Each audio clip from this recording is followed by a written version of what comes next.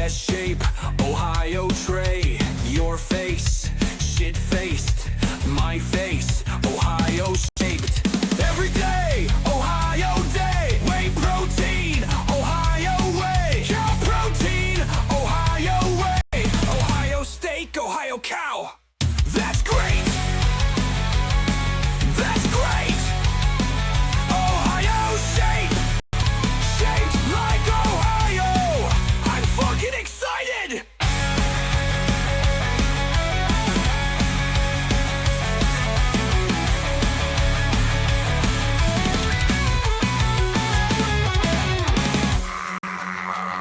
Oh, shaped like Ohio? I'm fucking excited. Streamer, I have created a second viewing account you of the dangers of smashing your balls with a mallet to test their endurance. Fuck you! Get banged! Wacky time! Eat food, Ohio plate. Stone roof, Ohio slate. Not pate, Ohio pate. Not flambe, Ohio flame. Move my piece, Ohio game. Horse head, Ohio made. Big cow, Ohio made. Small cow, Ohio shame. My car I'm rolling out of shape like Ohio. Ohio. My bar I'm rolling out of shape like Ohio. Ohio. My dog Ohio. Ohio. My hog Ohio. Ohio. My bong Ohio. Ohio. This song Ohio. Mods, kill this guy.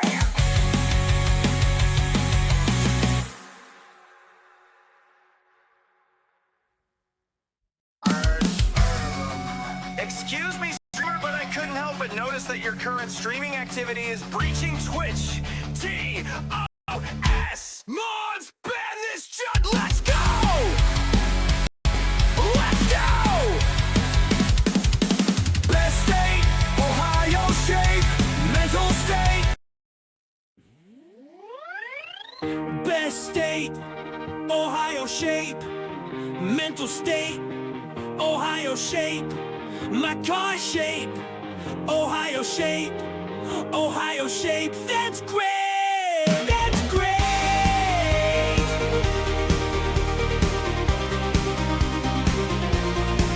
That's great.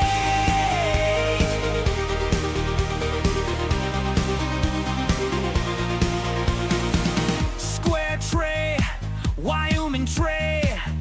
Best shape, Ohio tray. Your face, shit-faced. My face, Ohio shaped. Every day, Ohio day. Whey protein, Ohio way. Cow protein, Ohio steak. Ohio cow, that's great. That's great. That's great. Ohio shape. That's great. Mental state. That's great. Ohio shape. That's great. My car shape. That's great. Ohio shape. That's great. Ohio shape. That's great. That's great. That's great. That's great. Ohio shape. Shaped like Ohio. I'm fucking excited.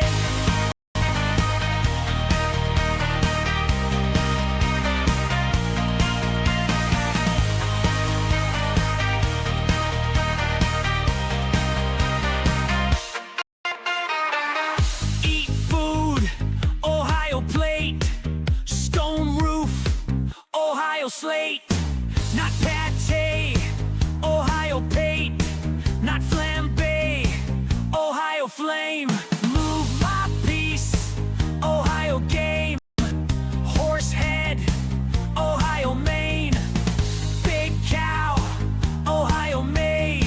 Small cow, Ohio shape. That's great. That's great. Ohio shape. That's great. That's great. Great. Ohio shape. That's great. My car shape. That's great. Ohio shape. That's great. Ohio shape. That's great. My car I'm rolling out, it's shaped like Ohio. My bar I'm rolling out, it's shaped like Ohio. My dog Ohio. My hog Ohio. My pong Ohio. This song Ohio. That's great.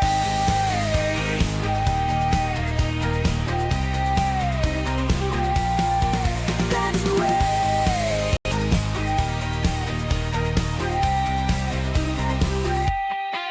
That's great. That's great. Ohio State. That's great. Ohio State. That's great. Ohio State. That's great. Ohio. That's great. Ohio State. That's great. Ohio State. That's great. That's great.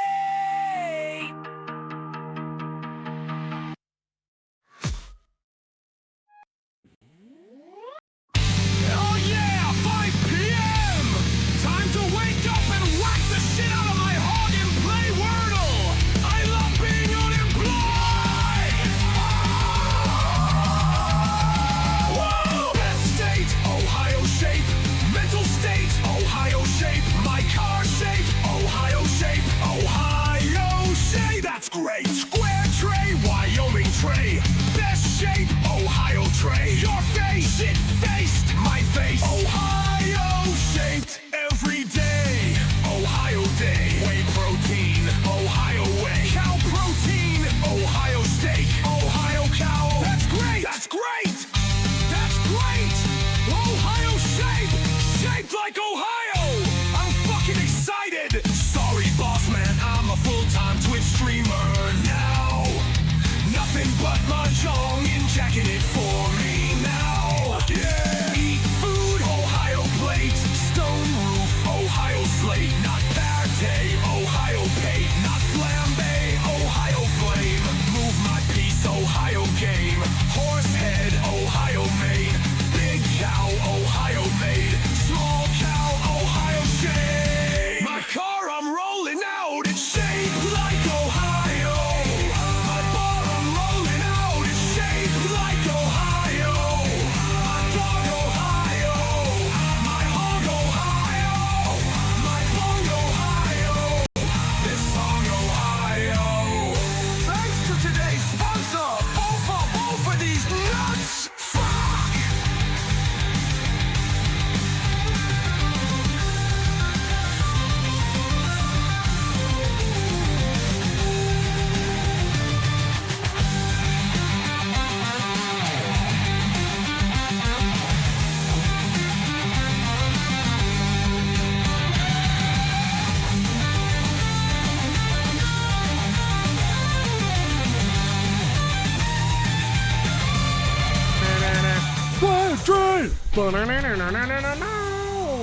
Hello, how's it going? Hope you guys got a good night's rest last night.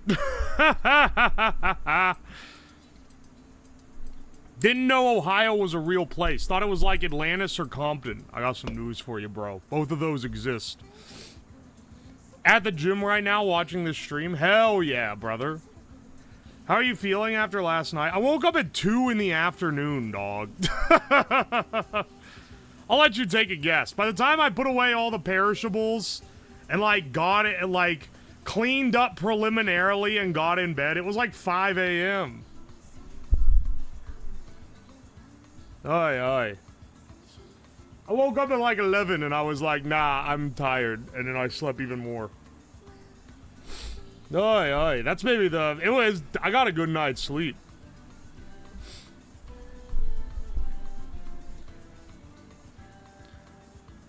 Aye. How long did stream go? Like 10 hours. I think it was 9 hours, 40 minutes or something technically, but it was like 10 hours basically. It ended after 3 a.m. Ended after 3 a.m. with a massive fucking mess. Aye. I spent most of today cleaning up and it's not entirely cleaned. But it's like cleaned enough that I can do my stream today without having food everywhere. Oi, oi. What all was made? The final roster of the top 5 Reddit foods. It was Simpsons cake first, then another Simpsons cake, but it was a cheesecake. Then another fucking cheesecake. Then a pie, and then finally a box of tacos as the final one. Hina denied you the crunch wrap. That was the real cruelty.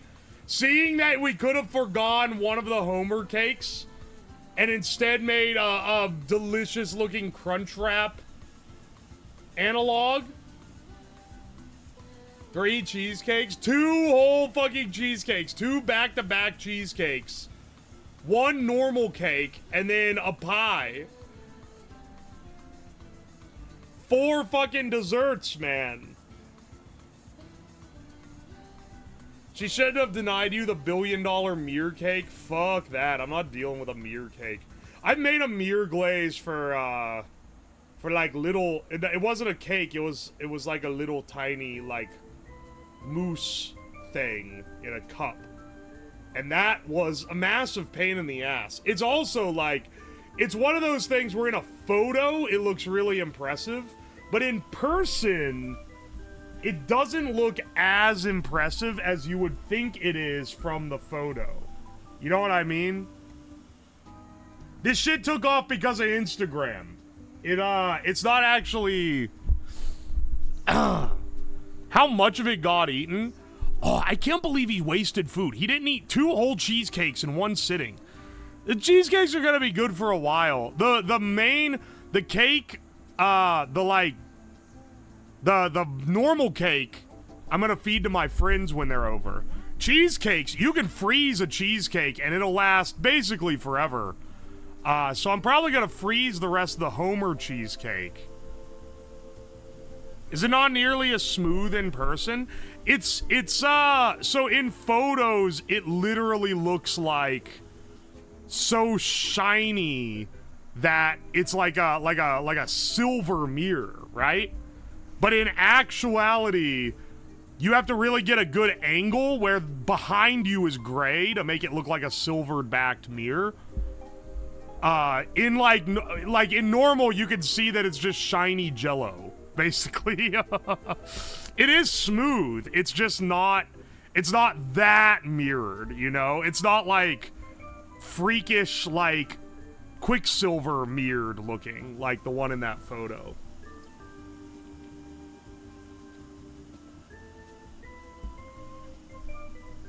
Which tower discovers refrigerators? Pie will be fine for a while.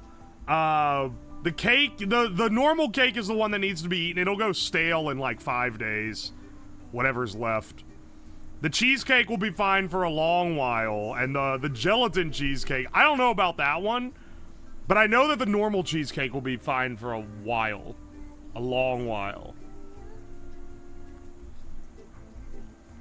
I didn't eat 2 entire cheesecakes. You lack conviction. A cheesecake is like 10,000 calories. I'm not eating 2 cheesecakes in a sitting. I think I'd die instantly. Bro's having to schedule out the desserts. I just have friends over, and then they'll be like, holy shit, you have a cheesecake? And they'll be like, why is Homer Simpson on it? And I'll be like, don't worry about it.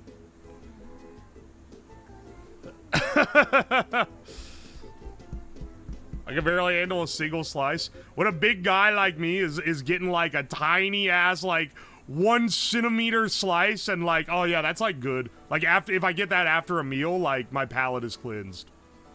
That's how you know it's a rich dessert. If you eat 10K calories, you don't have to eat for 5 days. I feel like I would feel compelled to eat during 5 days. But I don't know, man. I think it's packing a lot more than it looks like in a cheesecake. And speaking of something that packs a lot more than it looks like, let's start our Wordle with the penis meta. We got 2 greens. That's crazy. This is one of the most penis-aspected Wordle words of all time. We'll do warty penis to suss out more. Okay, penis dough to suss out more. We got a U and that's it. Menus.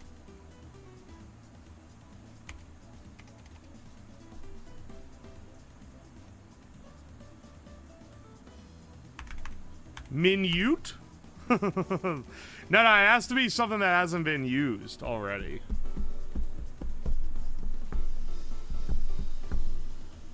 Venue is probably what it is. There we go. Okay, okay. Venues. Or sorry, just venue. That one I feel like was pretty discernible from the get-go.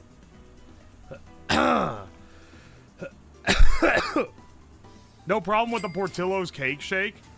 I don't know how to express to you how drinkable the Portillo's Cake Shake was. That was delicious. I think it's maybe more the delivery. Like, a cheesecake tastes so rich that you just don't want, like, you're just satisfied without having to have more of it. But like the Portillo's Cake Shake, that's rich and delicious, but like you want to keep eating it. Or drinking it, I guess. It's literally an entire cake slice ground up. It's pretty good. Getting a large was psychotic. I don't know what we were doing with that.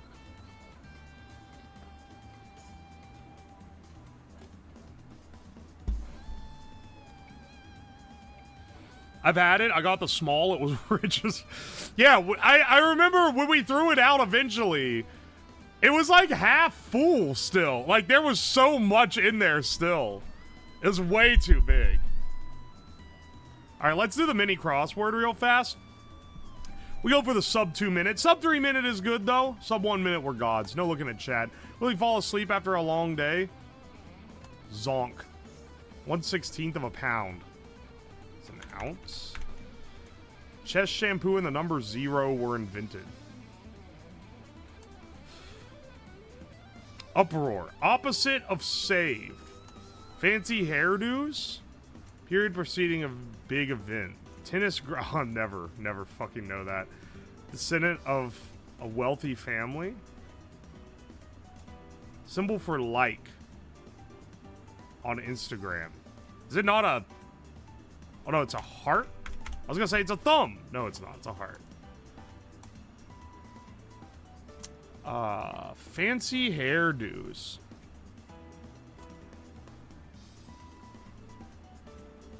Chest shampoo. Oh, wait. India.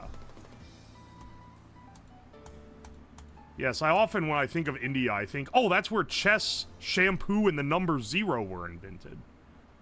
Quickly fall asleep after a long day. Opposite of saved.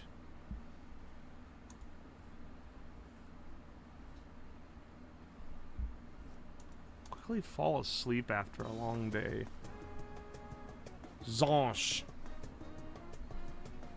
Probably crash, actually. Fancy hairdos? Coins? I don't fucking know that one. Preceding a big event.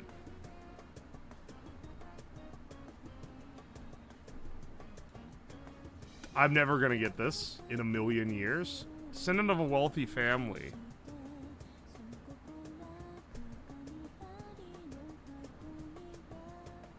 What the fuck is this? I think that this is one where, unfortunately, I just don't know enough of the words. I don't know what this is. I'd never in a million years know what this is. Tennis, great. Fuck off. Descendant of a wealthy family? I give it, it starts with an SCI? No clue. Is this the run-up?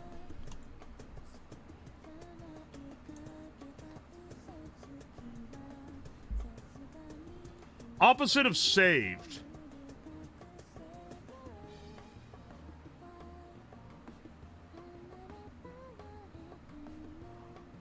Is it upset?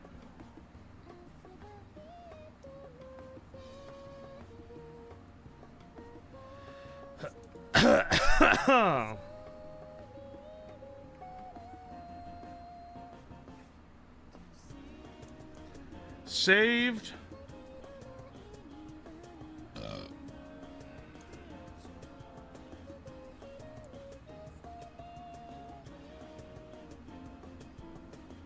Uproar.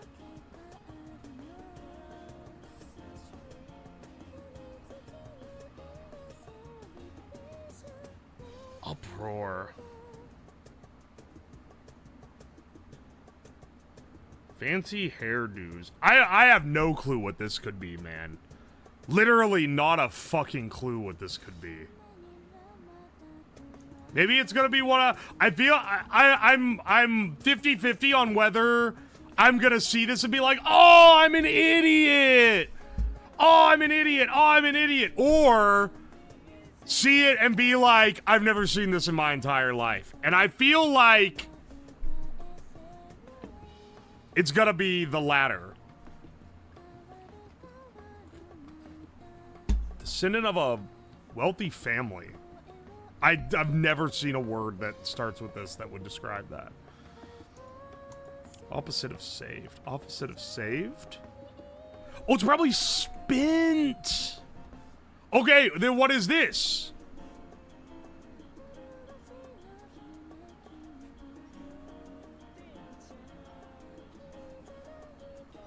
Okay, 3 down. I don't know who this is, but it's probably Andre, if I had to guess. Führer? It is Führer. I'm sorry. I'm sorry. I'm sorry. Coifs? What in the fucking shit is a coif? Coifs? That is a made-up word. That's not real. Scion? What the fuck is a scion?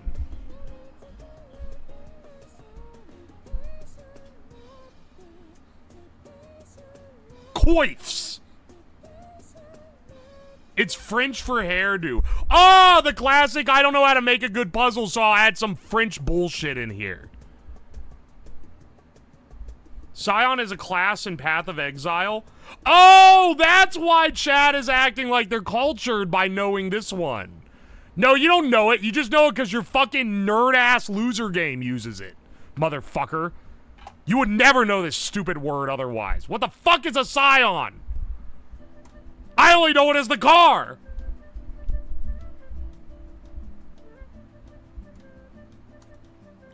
Tennis great, Agassi. Fuck off. Tennis great. You can be the best fucking tennis player in the world and not be a fucking great. We're going on the connections. Let's see what they got for us today. Yesterday was like a crazy, it was crazy all long. Long ass words. Today it's all short words.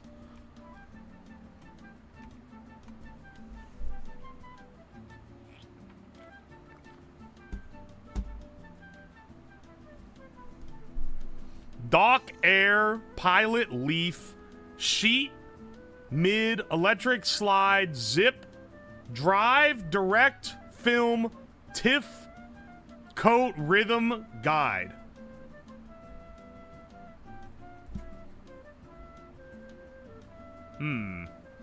Dock, mid, zip, and tiff. These are file extensions for media files.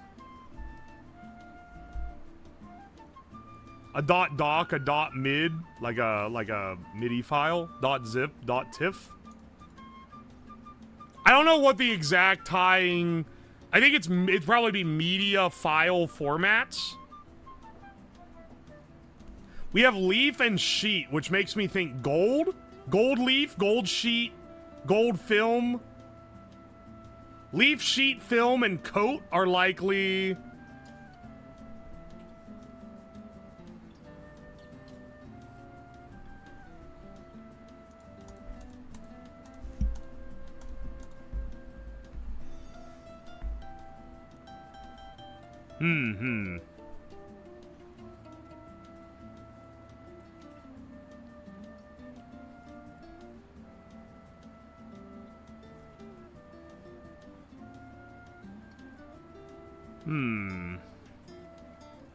Thinking about this one. I think this is probably what this is. It's like a thin coating. A leaf, a sheet, a film, a coat. Word cannot contain... Description cannot contain one of the words. I said thin coating. Actually, no. In the connections, they've had words that contain... They've had descriptions that contain one of the words, so... That's not even wrong. That leaves us with air, pilot, electric slide, drive, direct, rhythm, guide.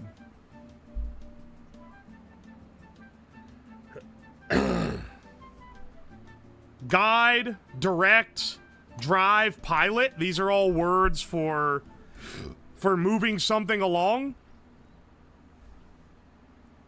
And that leaves us with air, electric, slide, and rhythm.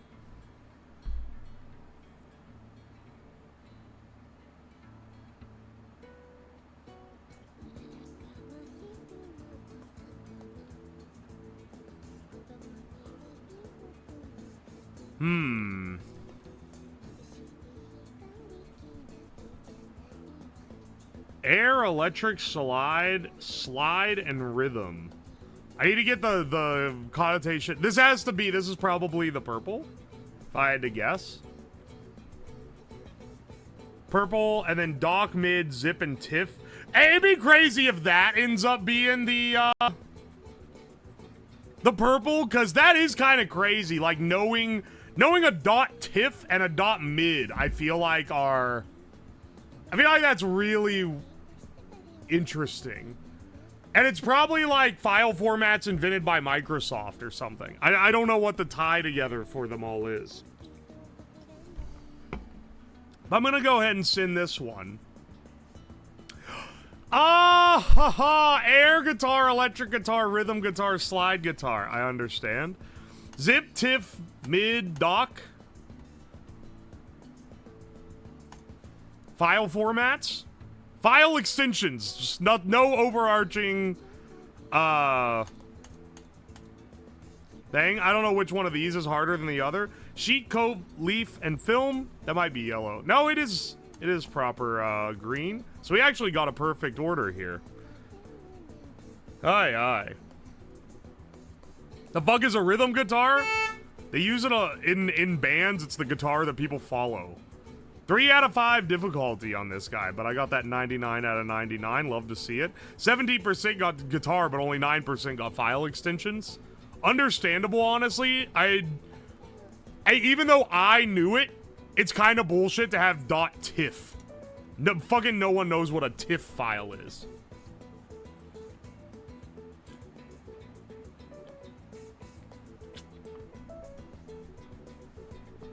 Reading through the chat daily is making me an ass.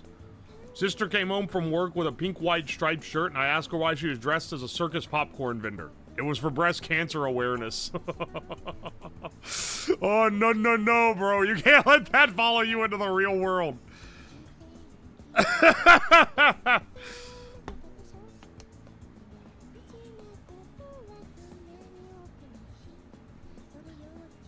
How is that fair, but Andre Agassi is bullshit? I literally just said it's not fair. Fuck off.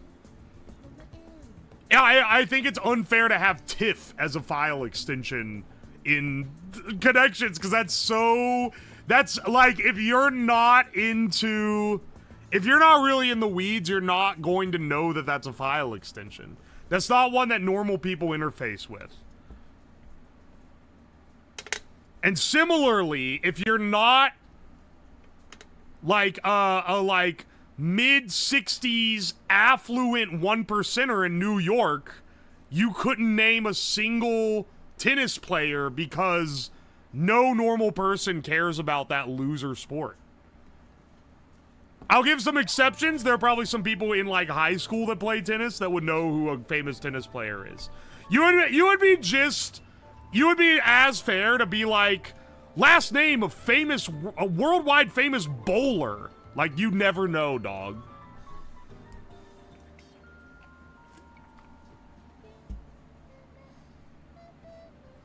Isn't TIFF a default format for scanners? Maybe in like 2004.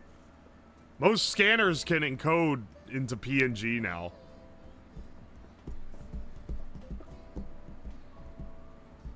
I played tennis in high school. Well, then you're the exception. I wasn't shitting on you. I said, okay, the guys that played tennis in high school would know. Worldwide famous bowler, the dude. All I know is Serena Williams. I've heard of her. What sports should chat follow then? Look at what, like, normal people watch, and then watch that. The fun of sports is not watching the sport. The fun of sport is bullshitting with your friends about what you think it's gonna be, and making little useless bets about it.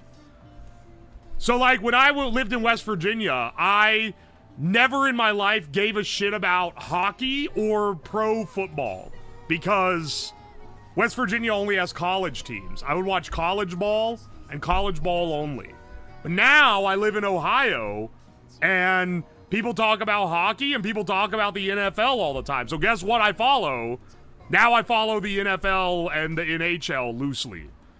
Just enough that I can be talking about it with friends and bullshitting about who's gonna be the best. That's the fun of sports.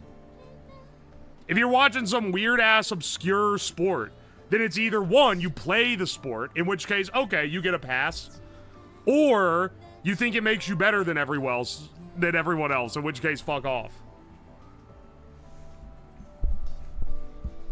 You only watch the fake football? Look, man, I'm telling you, the pro, it doesn't have the soul that college has. You see shit happen in college games that you would never see happen in a pro game, and it's really missing it.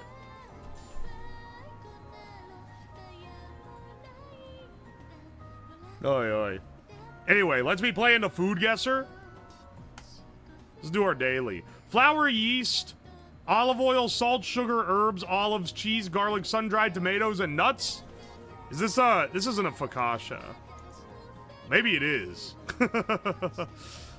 A type of bread known for its unique leaf-like shape, often compared to an ear of wheat. It's typically made using a basic dough recipe with flour, water, yeast, and salt. It can be flavored with various ingredients such as herbs, olives, cheese, or anchovies. This has got to be Italian, right? Or Greek, or like some Mediterranean country. It borders Italy. Wait, what borders Italy? Is it France or Spain? I think it's France. It is France. This shit French. It's fougasse. Fugazi.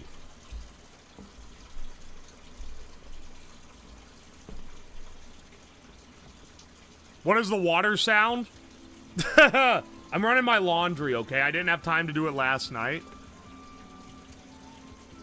Look, man, I haven't had time to do it last night or this morning because I was fucking grinding, bro. I'm gonna be after this stream is over, I'm gonna kick my feet up, put my balls on the desk, and play Minecraft for 2 hours to reset my brain to factory defaults.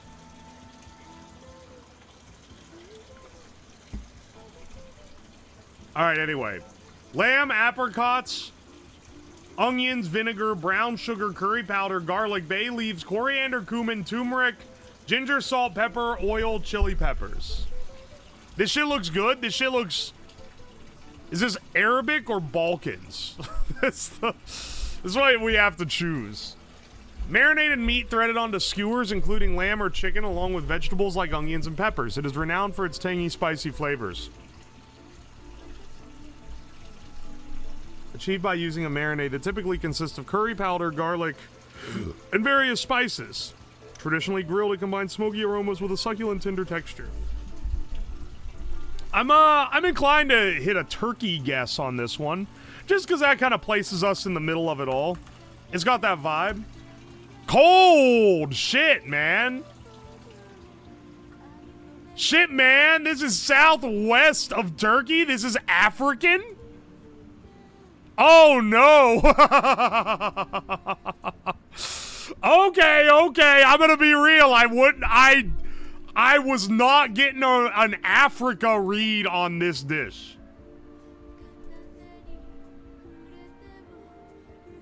It's more south than west, but it's still... Is this like... cold? Is this South African? Because it's cold. It's not cool. It's cold. Is this South African?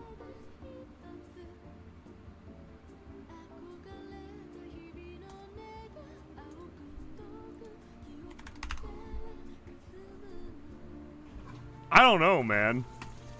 It is South African. Holy shit. I'll be honest, I didn't even have a clue on this one. It makes sense why it's kind of European and kind of not, though. Lamb and like, using lamb is like, okay, interesting. And it has like curry powder and you know, spices that Europeans are afraid of in it. But then it also, apricots, onions, vinegar, brown sugar, bay leaves. Like, that's all like, I don't know, interesting. I've never met a nice South African. I know a couple, I know like 2 people from South Africa who were quite nice. I think it's a little disingenuous to fucking typecast the whole country away. But I don't know, man. I've never met a nice Canadian, so hit me on that one.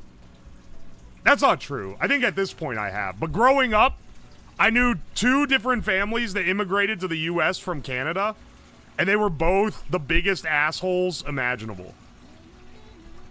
That said, now I know some nice Canadians, so we balance it out. Young Coconut, I've been listening to his SoundCloud a lot recently. Condensed milk, heavy cream, fruit cocktail, nata de coco, kyong, cheese, pineapple, tapioca pearls, and sweetened palm fruit.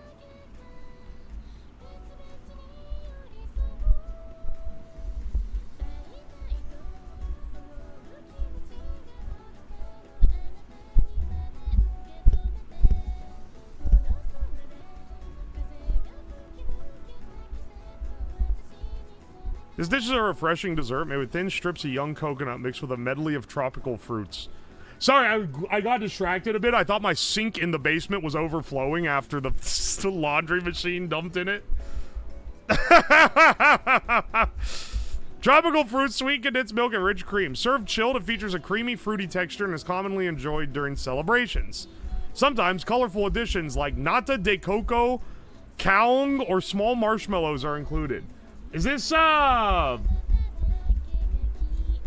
this is like Caribbean, I think. Fruit cocktail is crazy. If it's not Caribbean, it's gonna end up being United States, but it's like Hawaii, you know? Pineapple, tapioca pearls, sweetened palm fruit.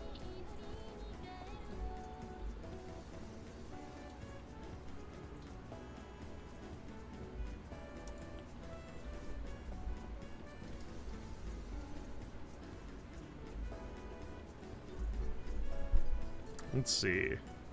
Do we swing a Jamaica on this?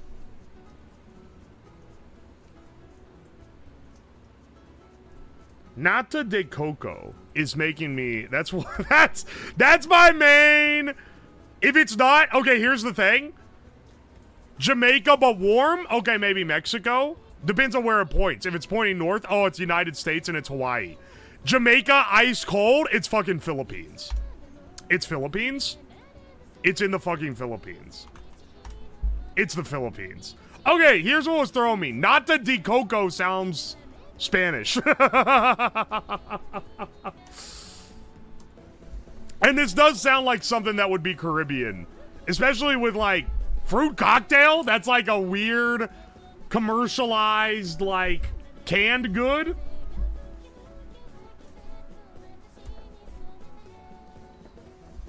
That was what was throwing me off. Other than that, yeah, it is pretty Southeast Asian. I got 13.5, 2,400 above average. I'm not going to complain too hard. Oi, oi. Spain colonized the Philippines for like 200 years or something? True. Kaung, I've never heard of that, so I didn't know what it was. I'm sorry. Sometimes just knowing ingredients really locks you in. Did you not know Spain had control of the Philippines? I really didn't. I'm scrolling up the song here. I'm scrolling up, sorry, I'm scrolling up the chat here and I just saw, I've never also met a nice Canadian, and then they said, it's a song, UO. Oh, it's a song. People come in here and be like, I hate demographic. Then I'll be like, that's not very nice. And they'll be like, bro, what are you responding? Like, bro, it's a song, dude. It's a song.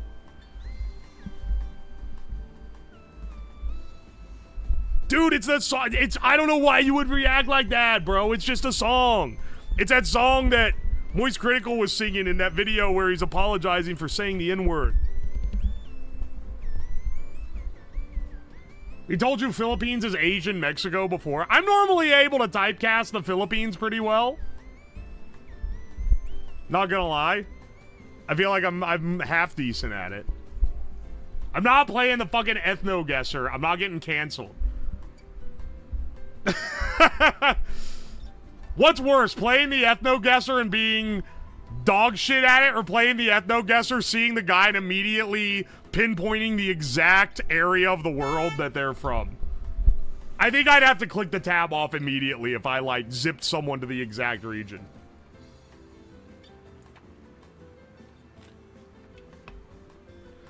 Fillion played it? Yeah, but she's been doing some weird collabs recently. I don't know if I want to be on that kind of grind set.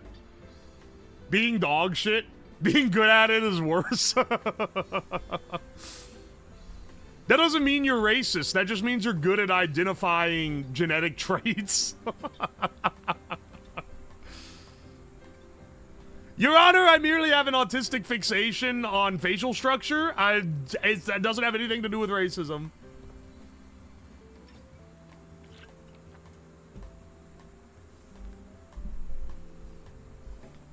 Let's get on the Scrandle. Dude, I literally got dead center on one of them. I'd have to close it out immediately. I just think that the clipping out of context potential is a little too high. Look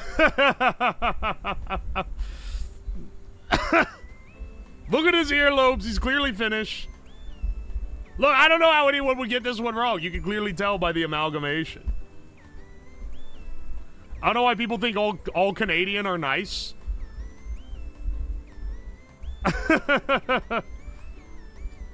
It's nasty, bad clipping potential. Whoa, racist. I bet he doesn't even bring his own calipers to the phrenology parties.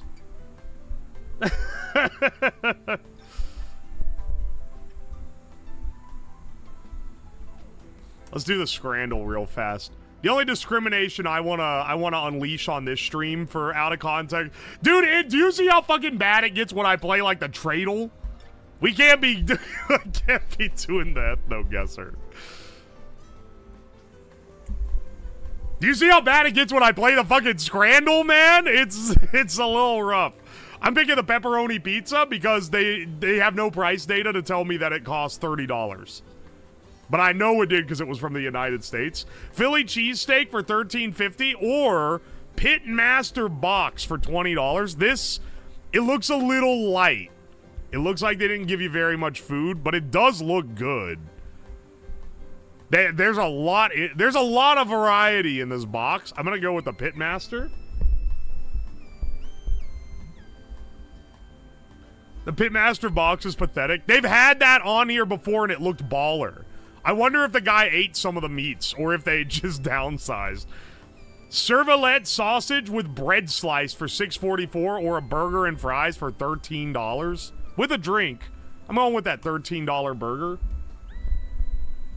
over the turd that they're holding down here. One token permits one dish. Samosas and mint yogurt. One token permits one dish. No price data. Now X Footy Scrands Premier League Kickoff 2022 or loaded chips for $5.25. I'd rather have the loaded chips if I'm being real.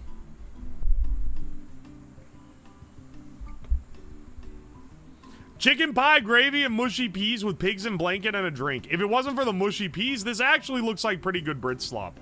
Chicken tikka dirty fries, though, that makes me come instantly. Like that one. Send that one to the like and subscribe section. Beef vindaloo with rice, $10.51.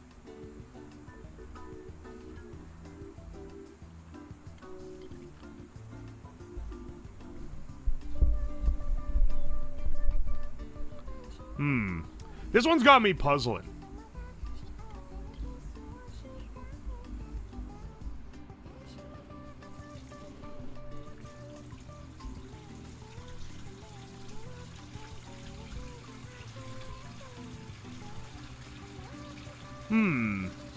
The sausage doesn't look cooked. That's what's throwing me off here. Actually, hang on. There's fucking beans. Wait. I was so distracted. I was sitting here contemplating the paleness of the sausage, and I just realized there's fucking beans on the fries. We're going with a beef vindaloo. I'm not ripping a fat piss. That's the sound of the... This is the sound of a washing machine. Blah, blah, blah, blah, blah, blah, blah.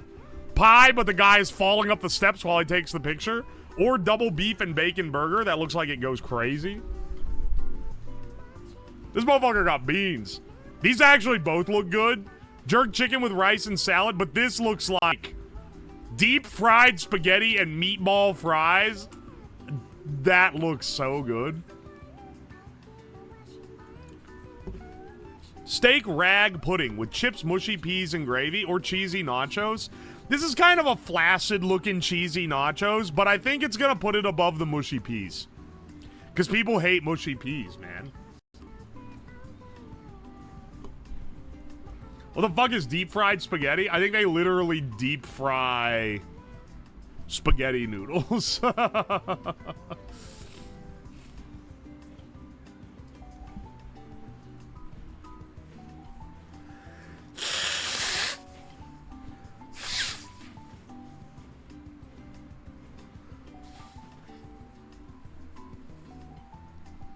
Salt and pepper chicken or carne asada loaded nachos in a football bowl. In a football bowl. Oh, it's the Los Angeles. Okay. It's the LAFC yet again with their overpriced slop. I think it's going to end up being the cheaper salt and pepper chicken. Because these both look pretty good. It's just that this is a better deal. Oh, Lord have mercy.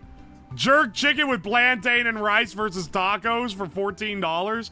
If it's not this, then people are actually stupid and they think it's burnt and not fucking delicious. All right, thank God. Dude, that was a perfect scran. 10 out of 10, perfect scran on this one, bro. It's been a while since we've had one of those. Jerk my chicken, that's good. I'm out here jerking my chicken right now, dog. I'll jerk my chicken this one. Let's do the bandle. See how we do. Ah, the laundry's pissing again.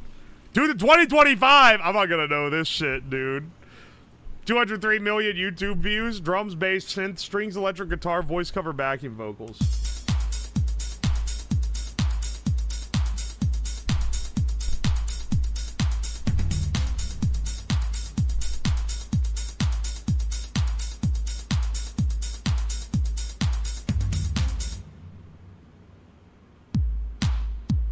What is this?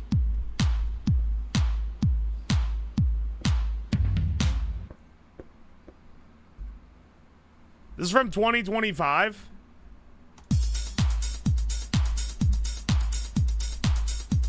I'm just trying to think of who's popping off in recent years.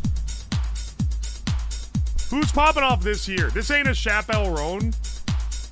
Is this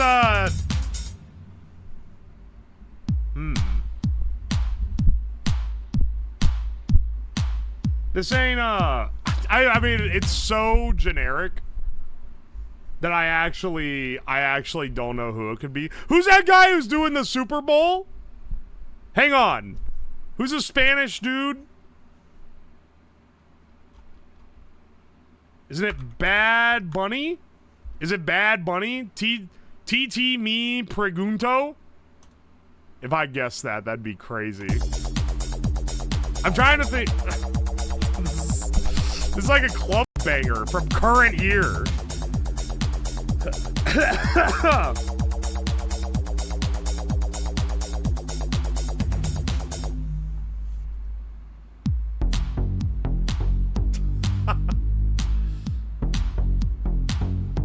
I don't listen to pop music in current year, man. I don't know what this is.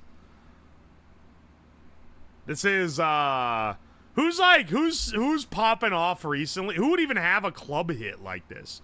Is this from that dog shit Katy Perry album? Or did that come out last year? I can't remember. I think that came out this year. Is this from Yeah, Brat Summer was also last year, so it wasn't from that album. Because I'll be real, I listened to some of it, but it wasn't really, you know, I'm starting to realize when music ain't made for me. That's all I'm saying.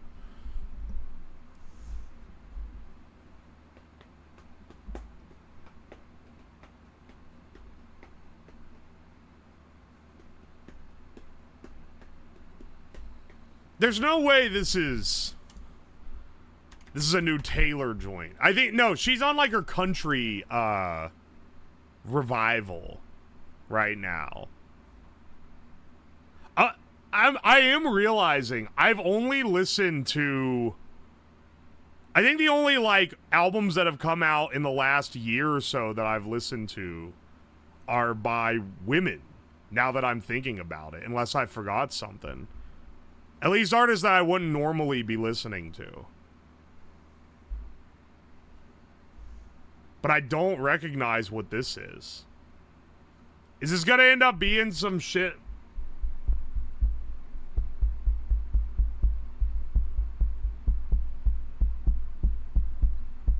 Basically, so what I'm saying is next time I get accused of being sexist. Nah, I'm joking. But it's because that's just like the interesting albums that are in the pop scene right now.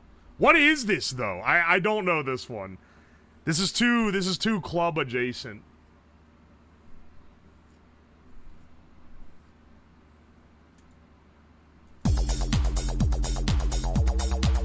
It's easy though. It's clearly popular. A lot of people know it.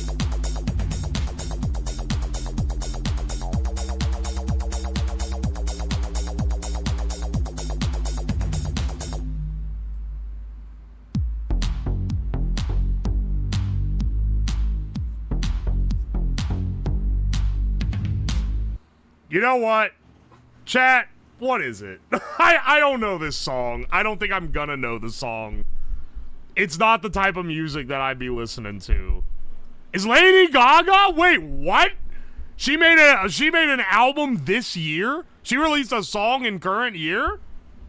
Are you serious? What the hell? What the hell?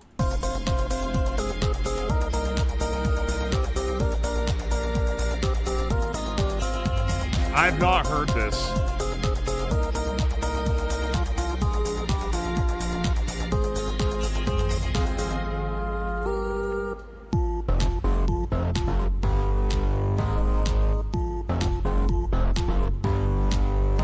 I've never heard the song. The Wednesday song. Did she make it for the show? I definitely wouldn't know it if that's the case.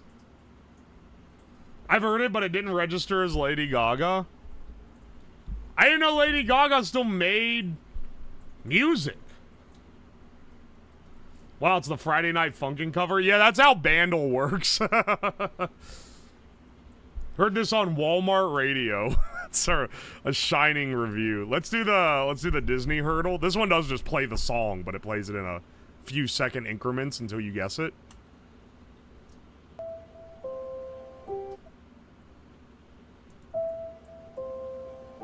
This is modern. That's clean. That clean ass audio. This is probably something from Frozen 2. This is When I Am Older from Frozen 2. If I nailed that, it'd be insane.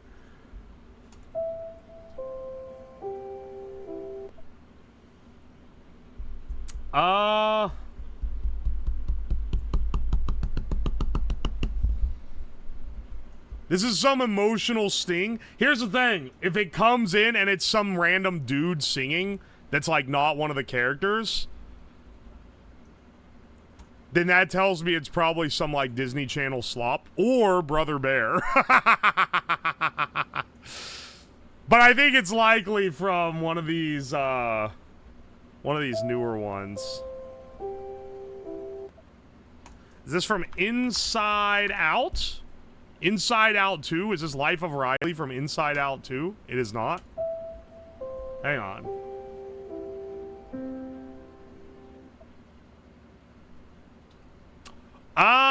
a modern Disney movie that's trying to be dramatic. This ain't from Encanto. It doesn't have a Mexican vibe. Sorry, it's Colombian. It's not Mexican. Doesn't have a Latin American vibe. It's something that's trying to be emotional. Surely this shit isn't from Wish again. We've already had one from Wish. That was ass. They call it Wish because you wish you were watching something else. Ha ha ha. Anyway, is this from... is this from maybe... it's not from... I'm guessing all these sequels. Because Inside Out would actually be, like, on point for this.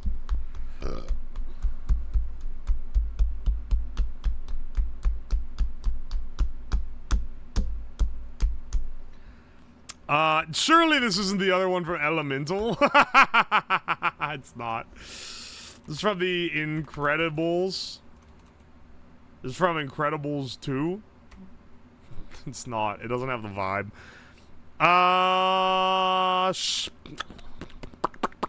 This is from The Good Dinosaur. Oh my gosh, there is a song from Good Dinosaur in this fucking category. That's crazy. This is from Up. It's not either of those, I don't think. There's only two on there that are even from it. Is it from WALL-E? I don't remember the songs from WALL-E. I'm just saying it wouldn't be out of the picture. This one's a little tricky so far. I'm just... What? Never mind. Maybe this is some fucking Disney Channel slop. My bad. My bad. I thought it was gonna be in a slow emotional song.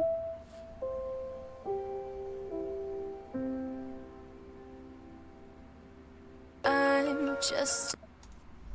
Is this from Wish? This is I'm a Star from Wish? It's not from Wish? I don't fucking know what this is. Is this from Descendants again? I'm gonna be so pissed. I keep getting these stupid fucking Descendants songs. I hate them. I'm just a girl, arms open wide. This song sucks! What is that? What is this from? It's definitely modern. It's definitely modern. Is this from Raya? Is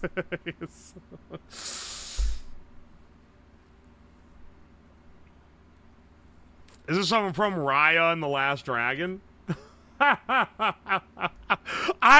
feel like whatever this is, it's gonna be like shocking that it's in here.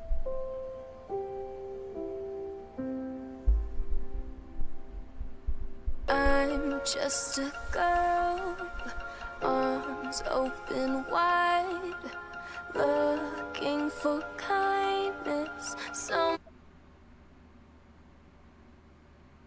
Dog, what? Okay, chat, what is this? Do you guys know what this is?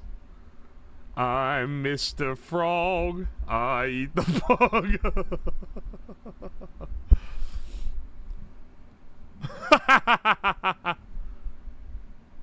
Genuine shifter. These are the worst lyrics of all time, dog. These are ass.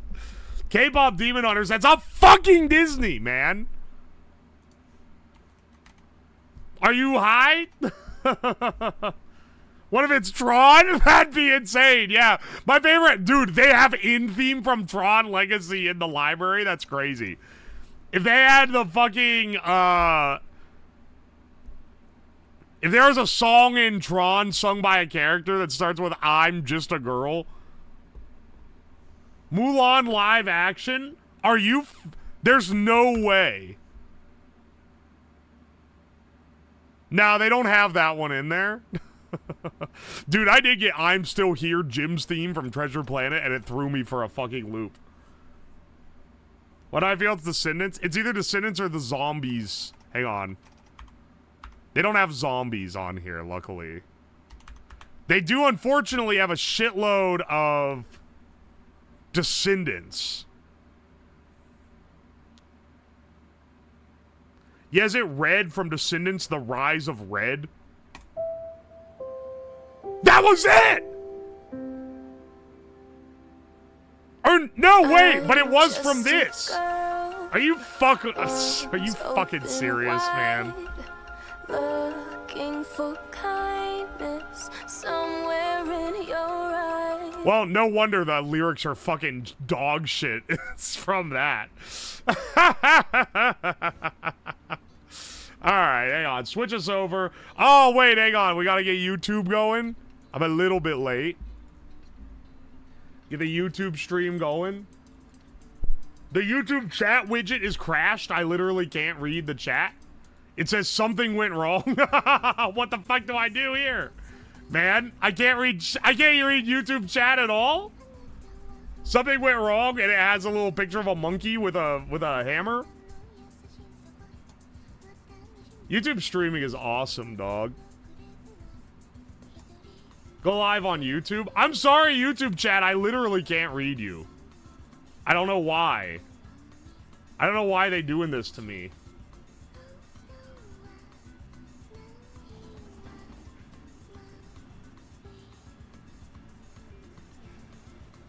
Aye. I just realized that the video that I thought was going up on the second channel, I accidentally scheduled it for tomorrow instead, so excellent work yet again from a professional streamer such as myself. Speaking of YouTube, I think maybe it does that when I'm logged out, when I'm logged into the second channel on a different tab. Hang on, let me refresh and see if I get the chat now. Yay! There we go. Now I can see it. Now I can see it. Okay, pop that guy out. And then we'll get going here soon. Smacked my face the other day and had to get 3 stitches. My condolences. How the fuck did you, like, hit yourself that hard, though? They always saying shit like, you don't love us. The Twitch chat claims similar such things, so I know it's full of shit. Anyway, welcome in, YouTube bros. Also, welcome in Koi by FPV. Thank you for the raid. Welcome Raiders to the stream. Do you guys know this game? It's called Perfection. Now, when I was a kid, the game was this big. And I ordered this from Amazon, and this is what showed up. Dude, it has the logos on it. Is this like... I think I might have got like a knockoff by mistake, though. Hang on, we'll go over this in a second. First things first. Thank you, Mitch DH99, for the fresh sub. Thank you, Q Queen Danny, for the 4 months. Hikiki no Moomin, thank you for the 4 months. Commander of the Wind, thank you for the 100 bits. Watchmakering, thank you for the 35 months. Holy shit. You've been around since the beginning. And I know, because I remember when you were around at the real beginning. Redstone Tech, thank you for the 11 months. And Bimbo for Cocoa Buffs, thank you for the 15 months. Hang on a second. Skewbika, I want to be coffee cup holder. Okay, thank you for the 500 bits. Here, I'll put you in coffee cup holder. See, look, in the YouTube chat, they're getting so... I said this last night, but people weren't around to hear it, so I'll say it again. If I treated the YouTube chat equally, they would remove the one thing that they all come together to talk about. Because one of the things that lacks in YouTube stream communities is, it's the community aspect. They just come in, they watch the streamer, and they don't really talk among themselves or have, like, unifying things. But, like... people who were there at the Void stream and complaining that I don't treat them equally are like the two things that they come together for.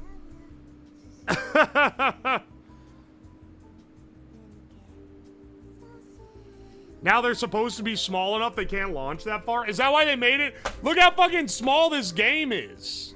So, I'll do my little intro here. Welcome in, guys. Today, what we're gonna be doing is making the game Perfection, this classic childhood jump scare horror game, into a version that's significantly more dangerous and significantly scarier, hopefully. You know, the problem is that it's just not jump scary enough. Now, I bought this one off Amazon, and I mean, like, it says Hasbro Gaming. It's not Perfection Junior or anything. But, like, did they, like, this used to have, like, 25 spaces on it, right? And was bigger and a little more strong? Hang on. Why is it so small now? Did they, like, cheapify it to make it less expensive? I think you got the travel size. Well, why doesn't it say travel size? Or why don't they call it... Before, when I was a kid, you could buy, like, Monopoly, or you could buy Monopoly Junior, which was the smaller, easier version of the game for younger kids. Why didn't they call this Perfection Junior? Also, how do you travel with a game like this? It pops the pieces everywhere. You're in your car seat or whatever. That shit ain't gonna work. Alright, hang on. I cranked it up a little too high. Okay. Alright, ready? Now, I'm not claiming to be an expert, but for anyone who's unaware with how the game works, I gotta show you what the normal game is. So you press that timer, and then you gotta try to fit as many pieces. You have to try to fit all the pieces in the slots before it pops and it shoves all the pieces out. You see how the game works though, right? Hang on, surely I can actually do this. I'm like a full-blown adult. Oh wait, I forgot to push it down.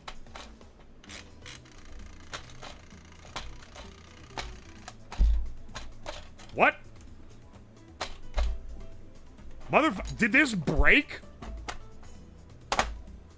Are you fucking serious? You press this and it starts the little timer on the top, and then you try to get all the... Dude, the dinosaur didn't want to fit easy. And then the idea is that when you get it...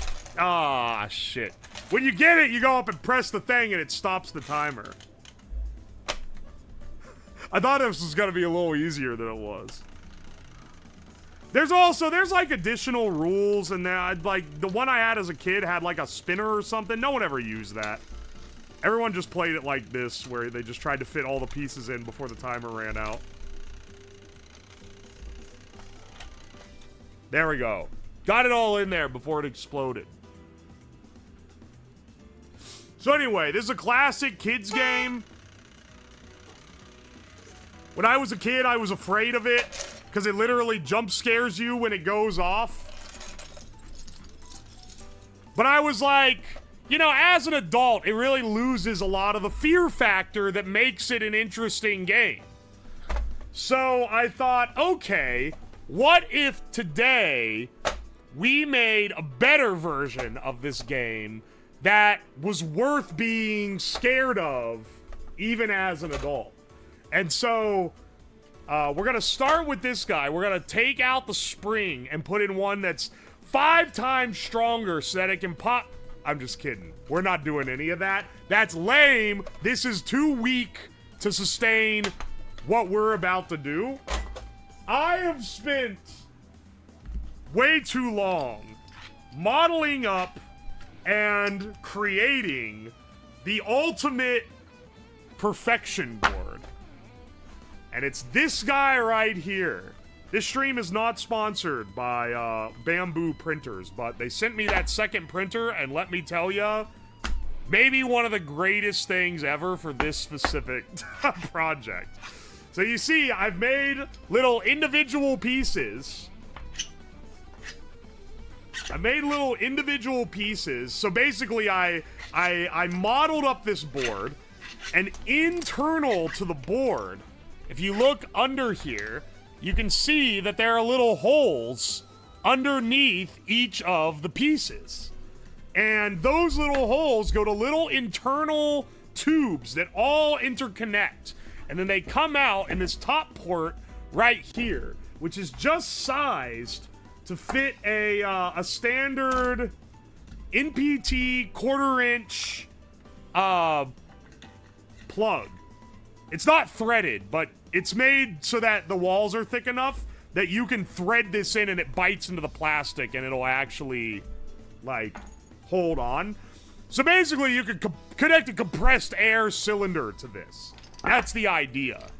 Or, if not, like, an air compressor with, like, 100 PSI, maybe we take a page out of our book from when we made the auto chugger and we use a CO2 cylinder at, like, 1,000 PSI. So, a few different options we've got here for potential. Alright, I can't tighten that in or it'll just blast the air out. We got a few different potentials here. The way that I modeled this also was I modeled all the pieces and then I put them into the mesh like this, and then I did a subtraction boolean on them to make the hole so that it's perfectly fitted. And then, because the print parameters are slightly different, I scaled all the pieces down to 0.98 their original size. So they're like just slightly smaller. I like the colors. Yeah, me too. I had the orange on the one printer and the purple on the other printer. So I was like, that's a pretty... I was trying to figure out which ones would make the best color combo. I also needed one of the filaments to make this to be one of the ones that I had the most of, because this shit took like half a spool. This is like a pound of plastic. Aye. 2,000 PSI should be good. I have some promise for this, because I was like, okay, but what if, like, the distribution isn't right? What if it doesn't blow out, like, one single piece if all the other holes are open? But if I blow into this, it blows the piece out. And me blowing in is way less force than what we can conceivably get out of this damn thing. So, I'm thinking we're looking pretty good here. I think that we got some pretty promising developments. And now we'll need to do a couple things. One is that the pieces need to fit like this. Basically, to where they're not loose, but they will fall out if you tip it upside down. Pieces that stick too much, like this fits pretty well. But it's a little too stiff, so we're gonna need to grind some of these down. And see, like, this guy, like, you drop it and it falls all the way in. This guy, you put him in and then you let go and it falls all the way in. Basically, if it doesn't do that, it's gonna probably need sanded down. Okay, this guy and this guy need sanded.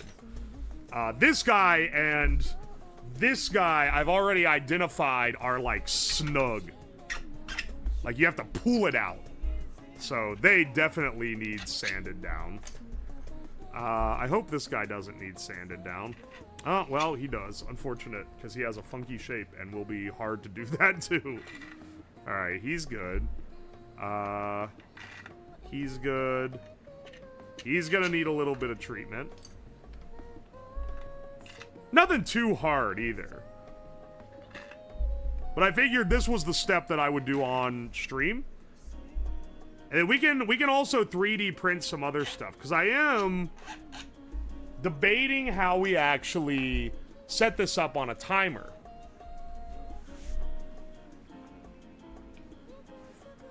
Why is the table charred? Welcome to the stream, brother. It's seen much abuse.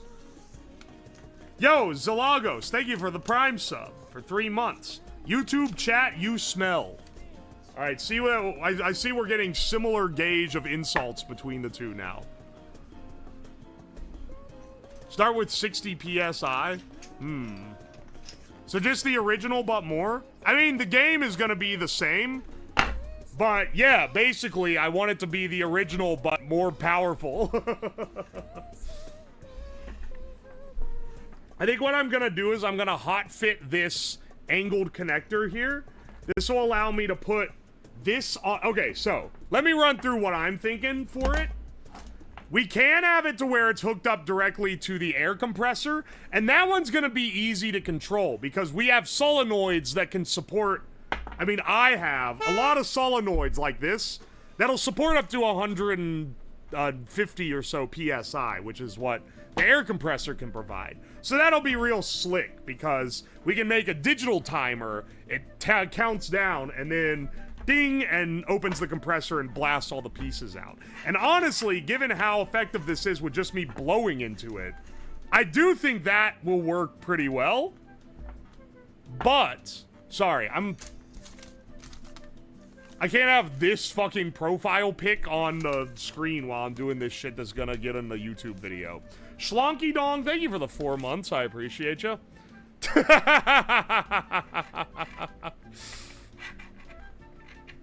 Anyway, we're going to, that's one option, but the ultimate extreme option that I would like to try out is fit this guy in here, or fit whatever grommet in here, and then, so the way this works is you put a CO2 cylinder in here, and then you get it started threaded, and when you thread it, and eventually you'll get to the point where it presses, and if you go and twist it the rest of the way, it punctures the seal on the top and releases this. Because I don't have a solenoid that can hold back, like, 1,000 plus PSI, right? And those are actually quite hard to come by, so good luck finding one. I have this needle valve that can hold up to 2,000 PSI, but that's slow. So even if I attached a motor to turn it open, that's not like the quick release that I'm after. So what I was thinking, and I bought the stuff to do this, is I got this little worm gear. And this is a more analog solution. So, you know, I'm running us through here. We have a couple different ways we can make this thing work, right? We can either do the electric way with the air compressor, or we get this worm gear, and this turns 10 rotations a minute. And that means it'll pop this in about 30 to 40 seconds if we just start the threading, connect this to the back so that this turns it in, and then that's your timer, basically. And then you just have a switch that turns the motor on and off. And honestly, I'm a little intrigued by that idea, and also this will be a lot more powerful, but I like the ability to explore options. Also, we'll have to come up with some way of securing this to this, but we can either 3D print something that won't take that long because it'll be small, or we can ad hoc together a stupid little jig, which we've done many, many times. So, that's what our project is today. We're going to be making scary perfection. And before we get into all that, also, I did just buy this to show it off.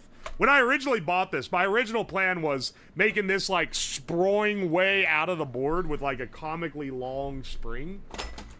But then I started thinking, it was, like, Sunday night. I started thinking, and I was like, you know what actually would be really cool is if I just made my own board and then had a self-contained pneumatic thing so it could blow the pieces out.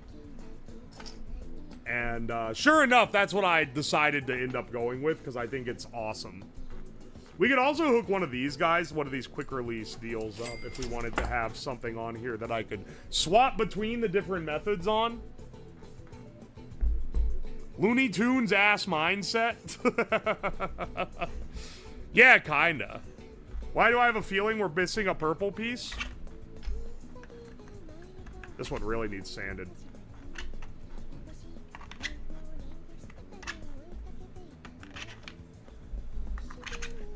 Wait, you're right. We are missing a purple piece.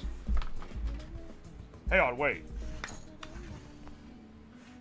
You think I should go ahead and start printing more pieces? Just in case we lose some when they blow out of the end. Wait, where did... Oh, it's over here. You're right. We actually were missing that. I was putting it together to prove you wrong.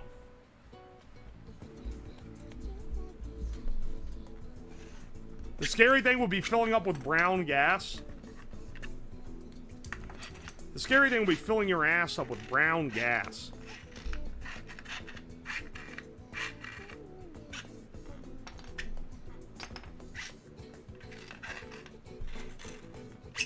one's a little iffy. Alright. First things first, though, we need to sand down the edges to some of these.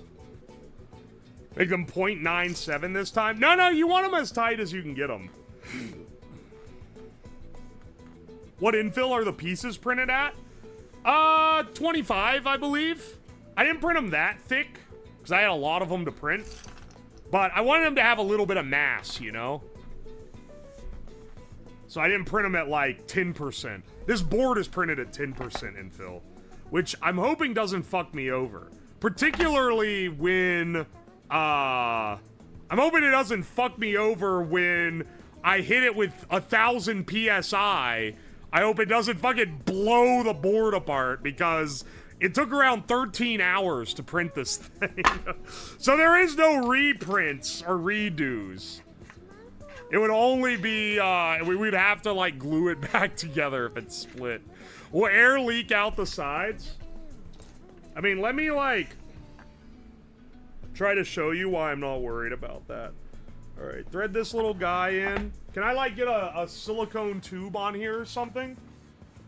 So air's gonna leak out of every hole where there's not a piece. Because, like, there's just a hole there. But the idea is that when I made this, here's how I was thinking, and maybe I'll be wrong on this. But how I was thinking is, it's not gonna matter that some air leaks out because the flow is limited through each individual hole, but the avenues that the air blasts through the bottom of the board at are really wide. So we can fit a lot more air pressure underneath than can escape through all the little holes. That's the idea, right? No way PLA is holding up to 1,000 PSI. It doesn't have to contain 1,000 PSI. It has release valves everywhere. It just has to, like, be able to to hold up long enough to expel the pieces. Path of least resistance should really be saving our ass here. So hang on, if I put this on here and then I blow, which my breath is not that high pressure, if I blow through this in.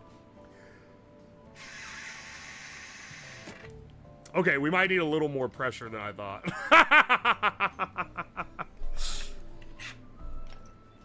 The more are in here, the more it will pressurize out the entire thing. It is a release valve. We'll see how much PSI we need. We'll do experiments once we've got these pieces sanded a bit. Hang on. Let me try again.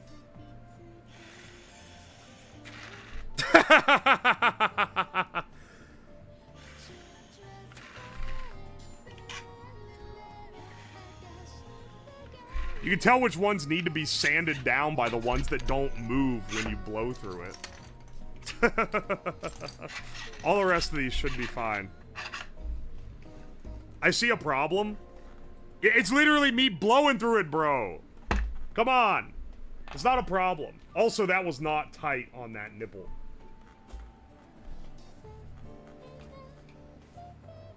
It's a good rattle. We'll see once we connect real air pressure to it, okay?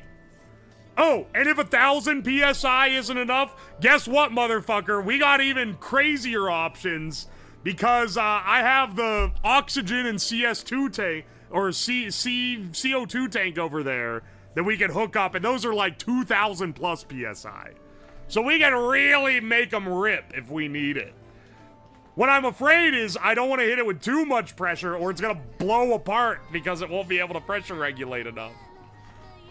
I gotta lube up the pieces? No, I'm just gonna sand the sides down a bit. The point that pinches on these, here, I'll show it in a second. Let me get my sandpaper out real fast.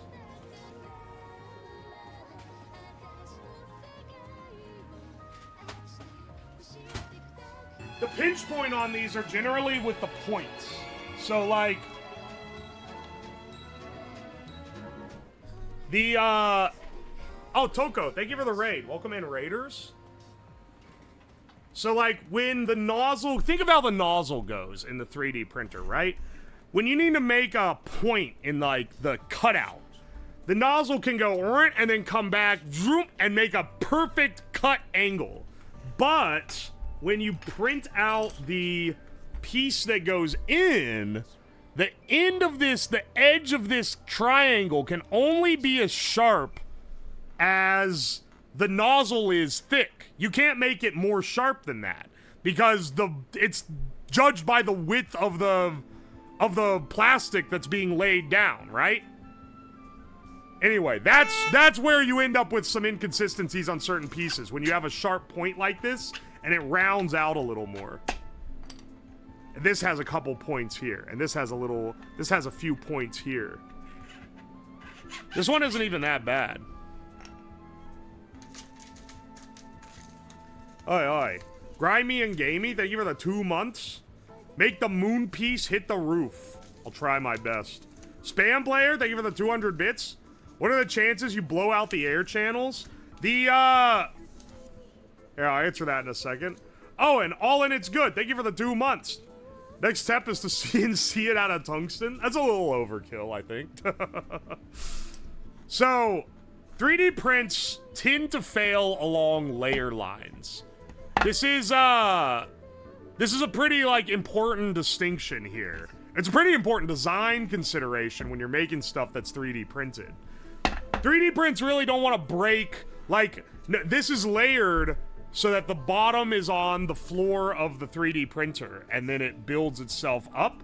So the weak line is this way. It's this plane. So if it split anywhere, it would split horizontally, like, down the side, and then open up the layers. 3D prints really don't want to fail in a way that blows sideways open, you know? It's really rare that you get a failure that's not along a layer line. You have to have a crazy amount more force to do it. Chances of missing piece, I'd put that as pretty high. How would you CNC that? If you were gonna CNC this out of metal, you would CNC it in 2 parts. So you would mill the top part here, which you would have all sorts of issues with the shapes that I chose because you end up with these fucking sharp angles that you wouldn't be able to actually mill. But let's assume you redesign the shapes to be something more millable, right? You would mill this out, mill out these. These would have rounded corners because you're using a bit in there. Mill these down until there's only like a millimeter on the bottom, and then 1 single drill pock through the bottom for the hole, and then you would have a second piece that you mill out your air routes in, and that is where you would have a little groove to mount your air inlet. And then you would have bolt holes around the edge, and you would bolt them down so that you could fit the 2 halves together. Probably have to put a big gasket in between them or something as well, if I had to guess. That's just I'm not a fabricator, but that's my guess. That's my guess if I was going to fabricate this. High pressure water jet? Okay, if you did it in 3 pieces, you could use a water jet. If you did it in 4 pieces, you could use a water jet. Because you could use thin layer on top to get this little, like, see how they're split into squares? Water jet or laser cut those out of thin steel. Then thick steel, water jet out your main holes for pieces. Also, if you're wondering... Alright, so another thing that was considered with the design. Notice how the original perfection pieces are really thin. And that's because it has to pop them out, and them being longer makes it take a lot more vertical force to pop them out. See how far out they jump? But when you're doing it pneumatically, and you're blowing air through the bottom, you get like a barrel length additive for having a longer slot for the piece to fit in. So if they were short, it would start accelerating, then exit the slot, and then it can't really accelerate much more. The arrow kind of blow it out of the way, but it's kind of lost its acceleration. With this, it gets to build up, build up, build up for a full, like, 1.5 inches of travel before it's free from its cage. So, that was an intentional design. It being thick as hell is an intentional design. Are we harming children? No children will be handed this. We're harming adults. Namely myself.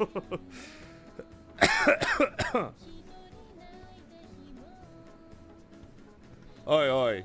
You can machine it all in one piece with a laser or jet, then cut the bottom and bolt it back on so you wouldn't need a second pass for just the pieces. There is no... Hell, maybe with a laser you'd be able to get a clean enough cut. It'd be a feat of machining to make this. Something that a lot of people need to realize, and this is a common, forgotten sentiment in the hobby world. I'll start sanding my pieces while I'm talking about this also.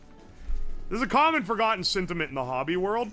CNC and 3D printing are very, very different manufacturing methods. And a lot of people who are like 3D printing bros who like, ah, yes, my solution to every fabrication problem is to just 3D print all the pieces. They'll buy a laser cutter or a CNC and they'll not realize how much they have to design their product around it being machinable. Because with 3D prints, you can like design around not having overhang or like, you know, trying to minimize your level of supports and whatever. But like with a CNC, you are way more constrained on what you can do. And like, yeah, you can make it out of like any substance, any material. That is really cool. But it's subtractive manufacturing requires a lot more engineering on the manufacturing end. It's not a matter of having like an idea of what you want to make. It's a matter of what you want to make and can you actually pull this off on a machine. And access limitations. You do it, yeah, you have to design around your tool passes. You have to design around the limits of your machine. You have to design around like the forces you can put on it. If you want a good like, and this was for me, this helped me understand a lot of subtractive manufacturing, but maybe it's not good for everyone. But look at how they make rockets. It's never just one piece where the that goes into like the big rocket cone, because the internal of a rocket engine, if you don't know, a rocket engine has liquid hydrogen, liquid oxygen as its fuel, like the most pure energy fuel imaginable. It's an oxidizer and one of the most powerful fuels that exists, right? And the way they tend to machine these is so that there's a nozzle on the inside that looks like a shower head type of thing with a series of holes, and you pipe in your liquid oxygen, your liquid hydrogen to the top, and in the nozzle they all come out alternating at angles. Hydrogen, oxygen, hydrogen, oxygen, hydrogen, oxygen, with an igniter at the point where they all come together. Because you don't want it to build up in the nozzle or it'll fucking explode like a bomb. You have to have it all come up and then hit and ignite and burn all out the end cone, right? I'm really going off right now, but it's coming around. Basically, try to think about how you would machine a thing that does that has all those alternating nozzles from two single input ports, and how you route that all around while taking like stress and material into consideration. That's a really good exercise, because it's not something that a normal person can't figure out. But it's something that really gets you thinking how you're going to actually pull it off, you know? Finding it hard to backseat this. Is that what was wrong with the Challenger? No, the Challenger exploded because the O-ring seals around... I think it was maybe on the part that input to the rocket engine. It was somewhere along there. They weren't rated for the low temperatures... on that morning that they were doing the launch, and the launch had already been delayed several times, and it was basically they have to get approval for the launch from all the contractors that built it, right? But there's this, and this is something you're gonna find a lot if you work with the gov or if you just work with, if you work in a big business, you're gonna find this out as a commonly recurring annoying little thing is they will ask you for specs. And if you say, no, this is not in spec to do it, they'll get mad like it's your fault, even if you built it to their spec. So basically, NASA was getting pissed because of how many times the rocket launch had to be delayed due to the weather. And the contractors eventually were getting a little greedy, and they decided they didn't want to tell NASA that they couldn't launch just because a couple of their parts weren't rated for being like 10 degrees Fahrenheit under whatever they were gonna run them at, whatever they were rated to run at. So they changed the rating internally. The company that was subcontracted did. And said, no, you actually can run it this morning. Then NASA was like, okay, excellent. Great doing business with you. And then they were like, oh, we have pulled off an excellent move, you know. They're well built to spec. It won't cause any problem. Anyway, the O-ring failed due explicitly to the fact that they were out of spec for their temperature and caused liquid hydrogen to leak, I believe it was, which then caused a massive explosion. Sounds very illegal. There was a guy, this was a case of whistleblowing, because originally it was deemed to be an engineering mistake. Oh, they said it was rated for this, but it wasn't. And then someone internal to the company ratted them out and said, nope, we knew it wasn't rated for this, and they changed it because they didn't want to disappoint their highest paying contractor.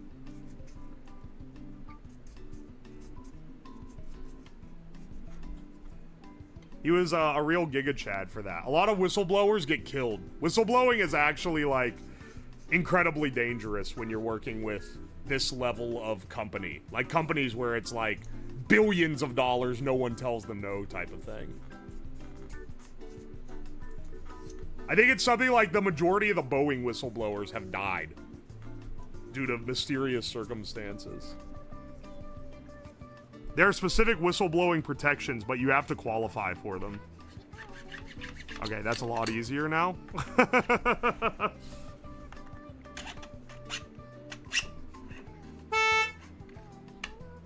There we go.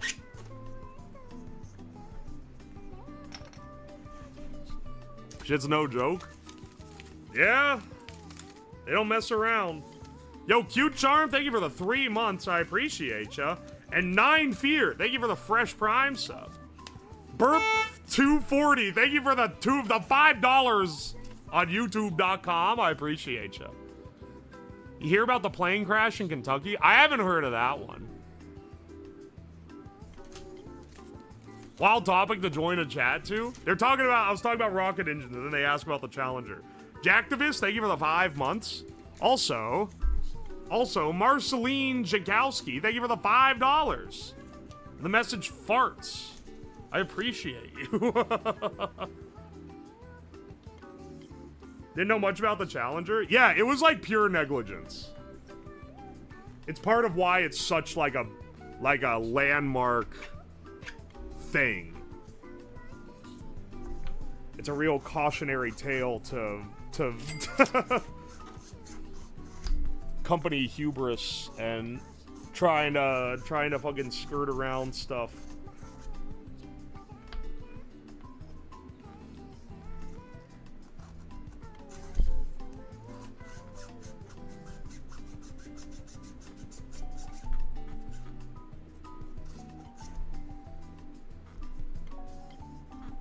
I hope I'm remembering the details right. I remember I had to take an ethics class for engineering, and they made us study the Challenger because it was one of these big ethics issues, right? Yes, Big Bird was almost a victim of the Challenger disaster. They wanted to send Big Bird from Sesame Street into space. Instead, they ended up sending a Russian teacher, I believe it was. who ended up dying in the disaster. This is the only time a civilian has died in a spacecraft. A spacecraft disaster.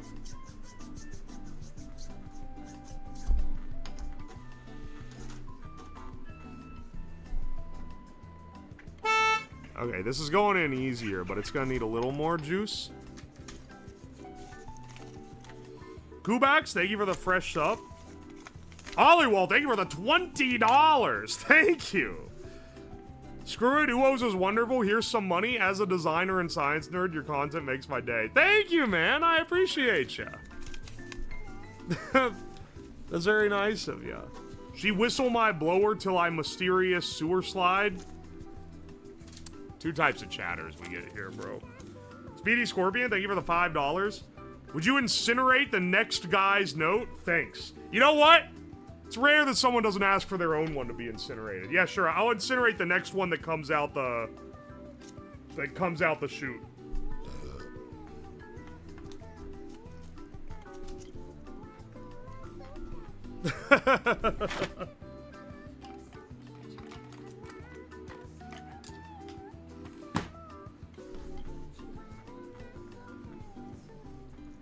Also, I think the chatter is right. Big Bird did know about the Challenger disaster was going to happen. That was why he didn't get on.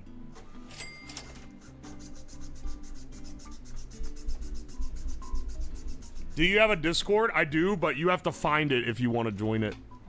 It's part of the challenge.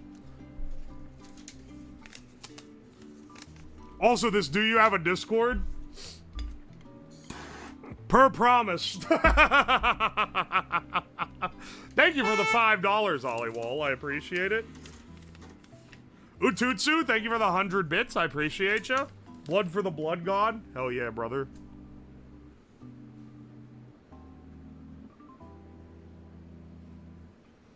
Wasn't the Flat Earth guy a stuntman on a rocket unrelated to his Flat Earth quest when he died? First of all, show the guy a little respect. He wasn't actually a Flat Earth guy. He was a stuntman who wanted to build a steam-powered rocket. This is a completely different story. He was a stuntman who wanted to build a steam-powered rocket and had attempted to raise funds multiple times, but had never been able to do it.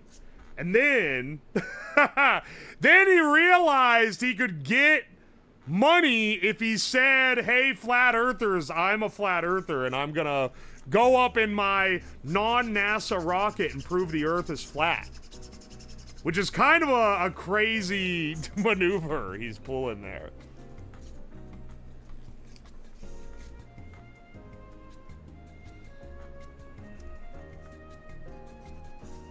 I'd rather deal with explosives than steam. Steam is scary. Steam is scary.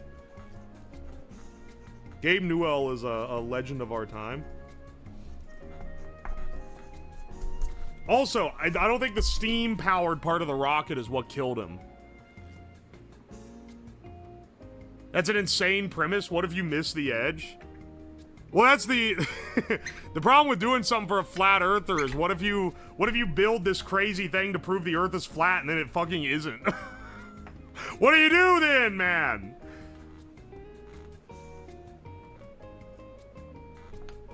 You gotta be really sure.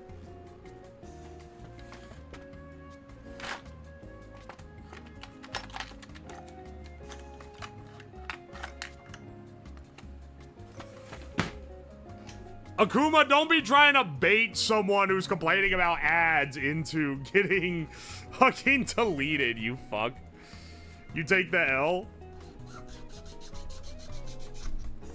It'll be like that episode of Smiling Friends where they see the glass dome and they're like, fuck, dude, we can't tell anyone about this. We have to take this to the grave. Except it's Flat Earthers and they go up and see the fucking curvature.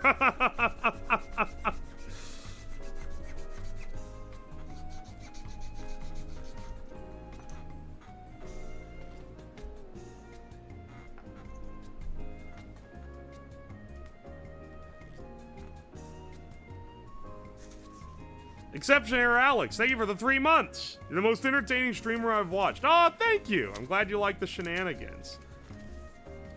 And Jungle321 Jungle, thank you for the 6 months. How explosive are we making these? I'm expecting some pieces to fucking smack the ceiling. I'm expecting a decent explosiveness here. The sanding part is a little tedious, but shouldn't take too awful long.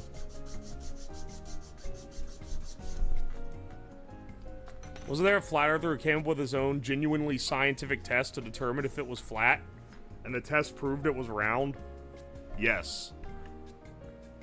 Was he the one he was on about the lake? There was like some lake where it was like it's so big and long that if the earth is flat, you shouldn't be able to witness a curvature over it, but then he did, and he was like, ah, shit. Didn't know this was a Globy stream. These fucking Globies,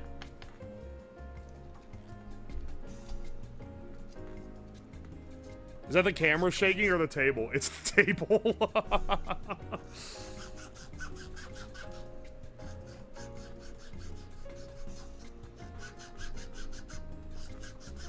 I don't know where it's catching exactly. I'm gonna try to sand down as much as I can. This is unfortunately a more convoluted part.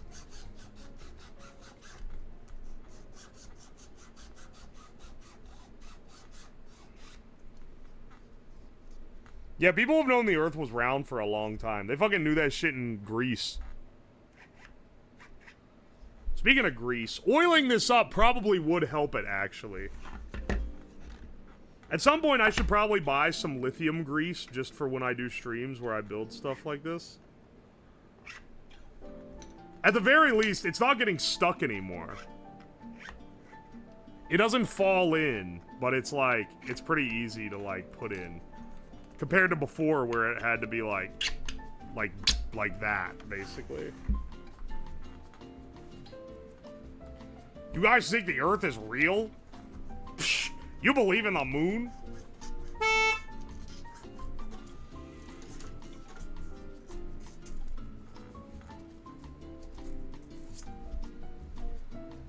They knew the Earth was round before America existed? They knew the Earth was round before, like, Jesus existed, man. It's one of the oldest, like... The idea that the Earth was the center of everything was, like, an alternate belief. But there have been people that have been like, dude, I think the Earth is round since, like, forever. Because a lot of math makes sense with it.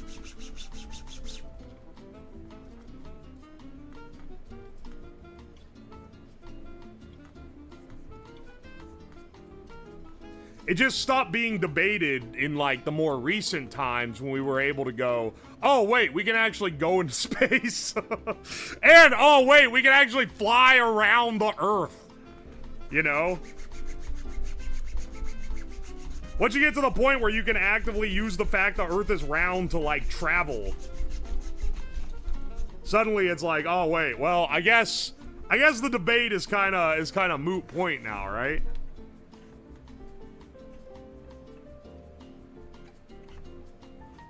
Alright, nice. That fits smoothly now.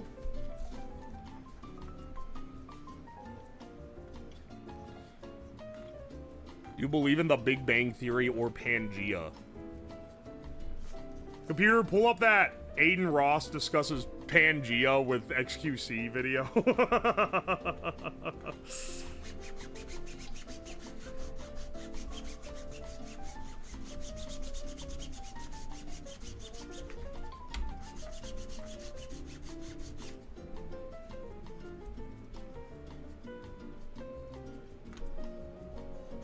It's Pangea. That was it.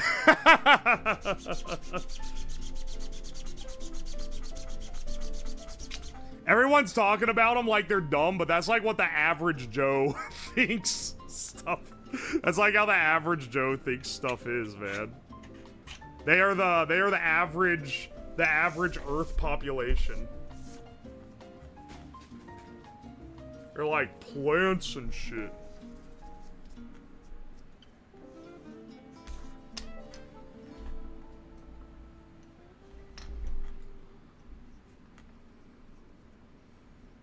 People have limited brain space. You know, I think that's maybe the most reasonable thing said about something like that I've heard. Yo, Gonzo Como, thank you for the 2 months. I appreciate you. Because a lot of people are like, wow, what a bunch of idiots. And it's like, it doesn't necessarily mean you're an idiot. Some people just like... Some people are just like, I don't care enough about this to fucking think about it. You know? It's kind of important to take that into consideration for a lot of people.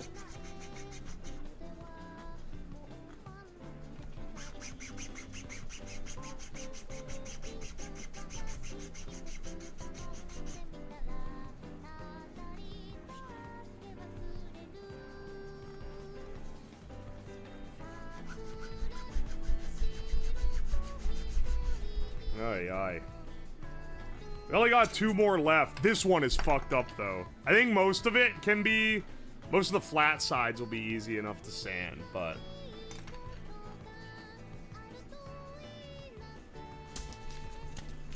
Oi, oi. Seabash, thank you for the 2 months! Panzinga. Panzinga is what the guy on the Big Bang Theory says. That's what he says when someone says something epic to him, and he goes, Panzinga. Anyway, like and subscribe for more epic jokes. Ah, yeah, baby, that's the hard edge that I needed to get up in the crevasse here.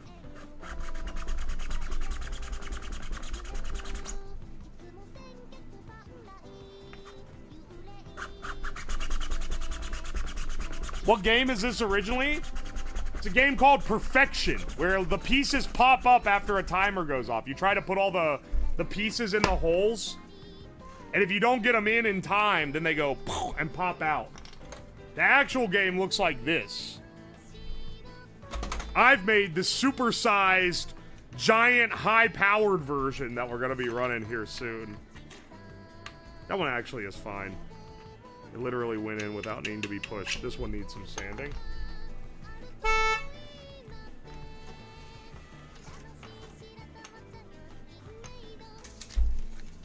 First found you on YouTube, and I'm glad to have made my way to Twitch. So much fun seeing the experience. So thank you, man. Thank you, Aces Wild, and thank you for the 2 months. Glad you're able to stop by.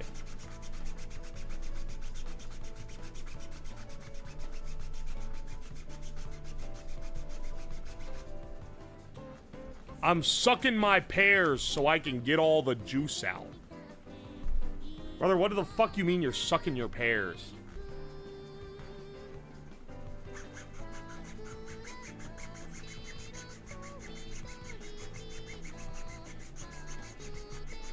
Have you tried smoothing PLA with mech? No, I haven't.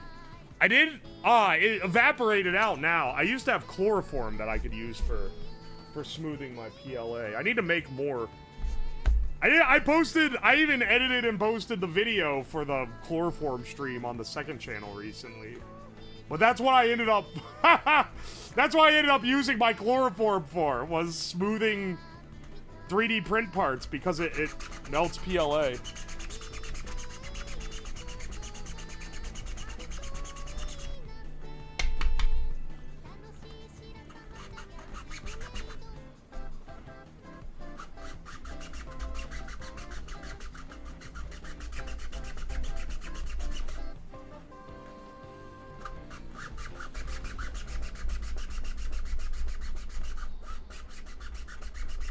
Only the pieces were razor sharp. Dude, is it not enough they're gonna launch into my face?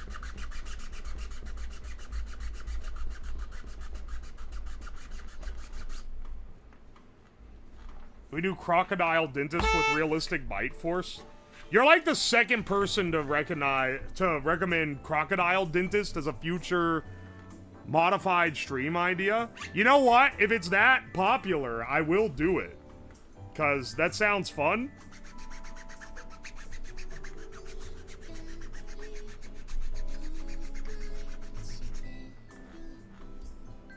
Do you know what I was thinking? I was like, if people like this one, my other idea for making a fucked up children's game that's more dangerous than the original is Operation but it has like an arc welder hooked to it. So if you touch the side, it'll blow sparks everywhere and spot weld to the side.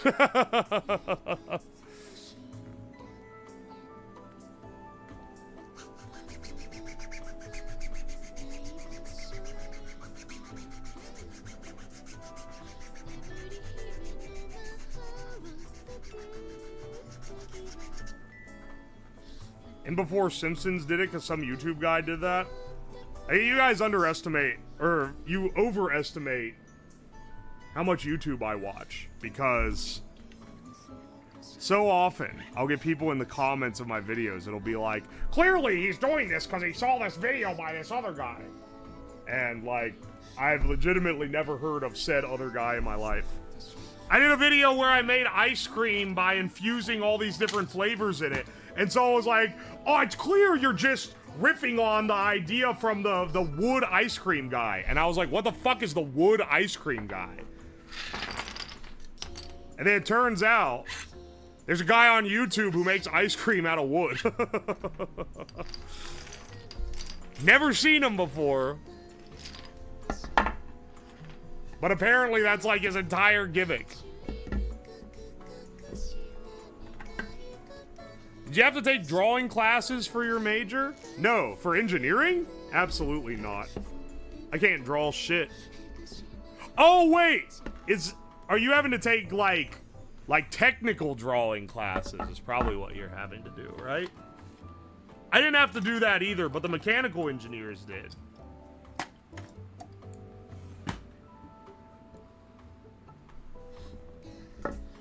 That ice cream video made me want an ultrasonic cleaner. The speed and fusion capabilities of the ultrasonic cleaner are unironically really nice. Alright, hang on. I think I'm gonna heat this guy up and heat fit him in here. Mostly because I don't want it to crack and blow the thing apart. We don't need that much heat to soften PLA.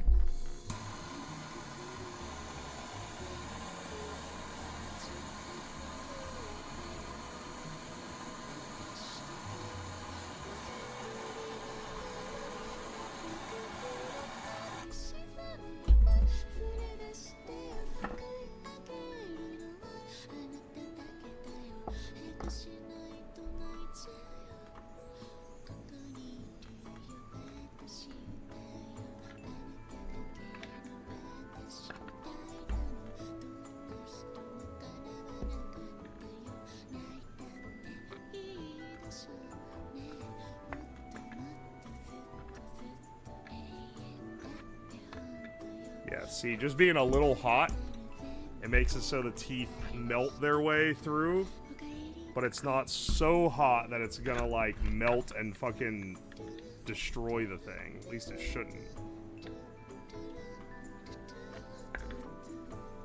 And then once we have this fitting in here, this is gonna be what we use to fit all the other pneumatics to it.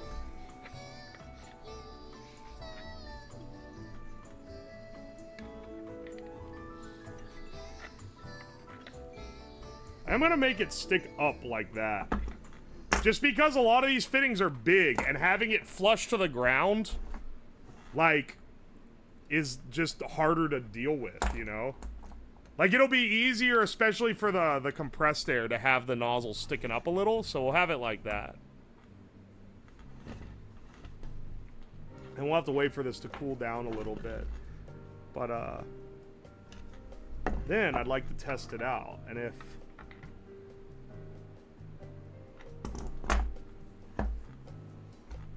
compressed air from like the compressor works, that's the best that's like the easiest case scenario. But I do want to also try it with the CO2 cylinder, because I think it's gonna be ridiculous. Also, when this thing pops, it blasts out frozen CO2 and literal fog comes out. Yo, Dark Egg Super, thank you for the fresh Prime sub. And Shamu Plays, thank you for the Prime sub. JT Wooski, thank you for the gift sub to Compressed Air. I appreciate ya.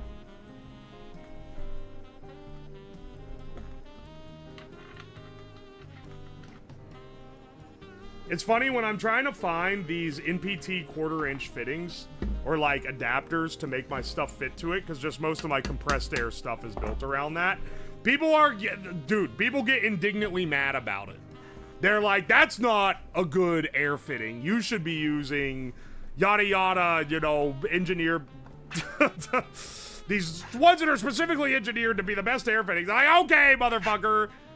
This is like the people that are like, oh, Torx is better. I can't believe you'd ever use Phillips head. Sometimes Phillips head is the choice for the job, bro. The CO2 is packaging friendly, easier distribution instead of relying on home buyers having their own air compressor. You're right. Okay, hang on. Here's how you sell this product to Silicon Valley jackoffs. You say, we've invented a new type of perfection for the modern era. You literally hot glue a module on the side that has AI integration that just tells you, wow, I think you did good on your game today. And then you open up a website, dipshit.io, and you go on dipshit.io to order your monthly CO2 deliveries subscription service that shows up to your house so that you can play it every day. And then, oh, do you think this is a good idea? Absolutely not. No fucking, oh, you'd have to be an idiot to buy this, but you could sell the idea to some venture capital angel investor for $5 billion, and then you don't have to give a shit about it anymore.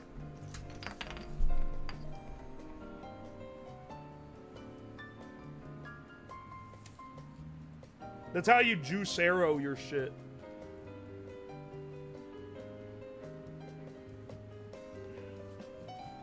Yes, it needs to be connected to the internet to work. The only mechanics in the entire game are ones that shut it off with no way of reversing it if it's not connected to the internet. Ender Cobra, thank you for the 26 months. That's a lot, man. Holy shit.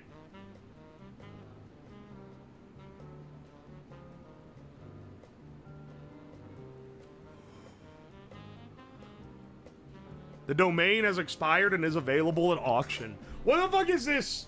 Domain is expired, available at auction shit. I've seen it on so many websites.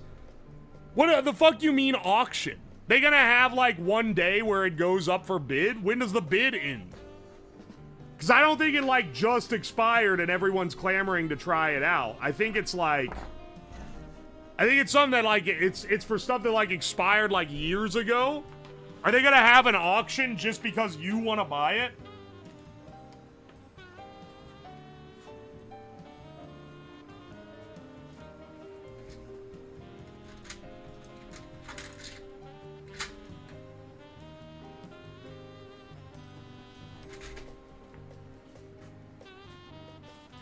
Hang on. I'm looking for the fitting I need to connect this to an air compressor.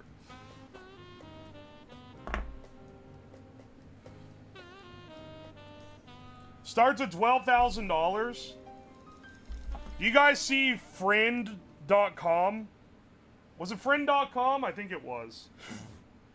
It was that AI, like, you like wear an AI badge around your neck that glows, and then you can fucking talk to it, and it tells you like the most stupidly lukewarm corporate safe answers all day, and somehow this guy that invented it has convinced VCs to give him millions of dollars for this dumbass, stupid idea. But they mentioned as like a bragging point almost that the major expense of the project so far was them buying the domain name friend.com, which I think they spent like $2 million on. And that was what they spent the majority of their VC funding for, man. That's crazy.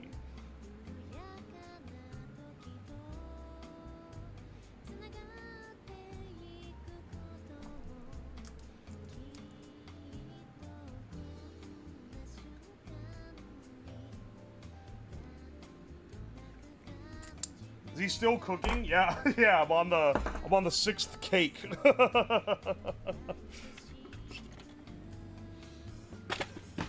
$2 million for a domain. I don't want to know what Elon Musk paid for X.com. Single letter domain name .com. Single letter .com domain has to have cost like $100 million, like ludicrous amounts of money.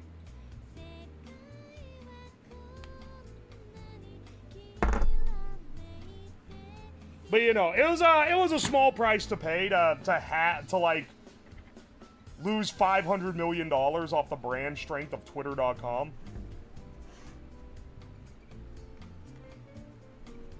That was way back. He bought it in the 90s? Okay, never mind. Never mind, he probably actually didn't spend that awful much on it. Wait, he bought it in the 90s? So he's just been holding on to that shit, just waiting until he can use it for something then, basically.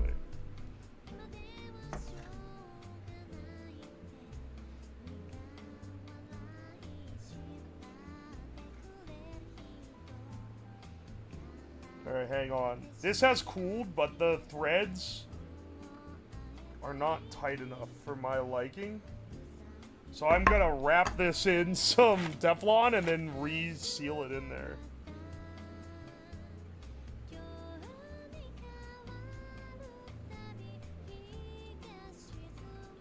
He tried to turn PayPal into X and everyone was like, no, you idiot. He has wanted that to be, because it is like such a powerful domain, and he probably spent, at the time, a lot of money for it. Like, I wouldn't be surprised if he spent a shitload of money to get X.com even in the 90s.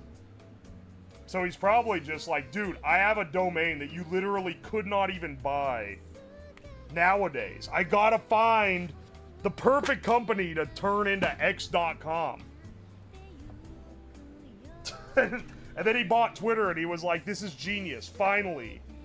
Finally, a company worthy of the X.com domain that I bought. And then everyone's like, this is the dumbest shit you could have possibly done. Alright. Alright, I now have the nozzle on here. I should put some, like, do I have some rubber feet? I have them somewhere. In 2008, Z.com sold for $7 million.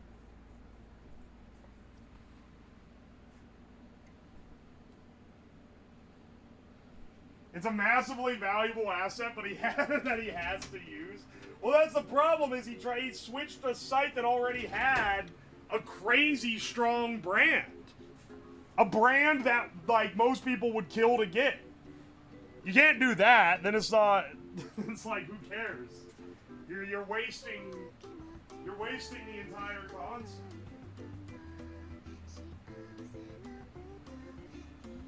Alright, hang on a second. I gotta plug in the air compressor.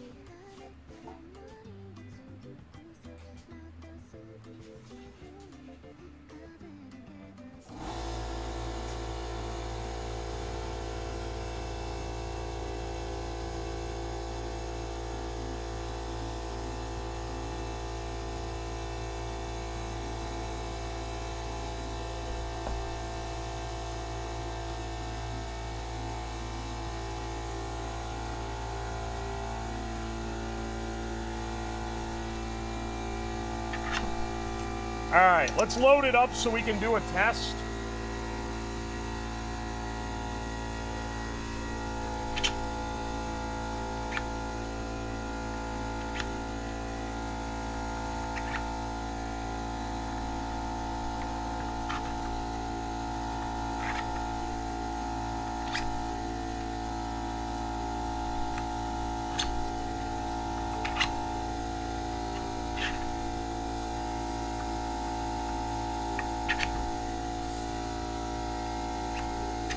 It is actually hard to tell where the, like, octagon pieces go.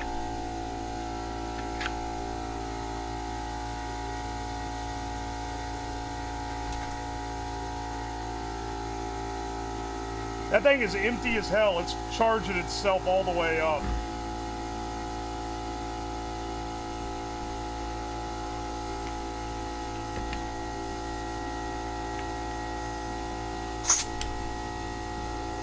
All right.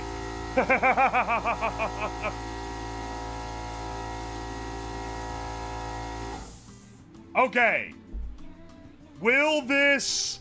I hope that this is, like, at least kind of powerful, because I don't know, man.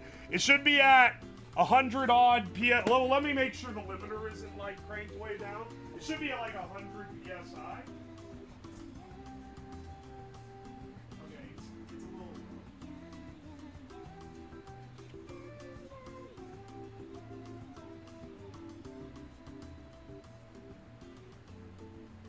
Now it's at 100 PSI.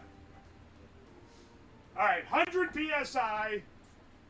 I got my safety glasses on and I'm standing back a little bit. Let's see if this works or not, okay?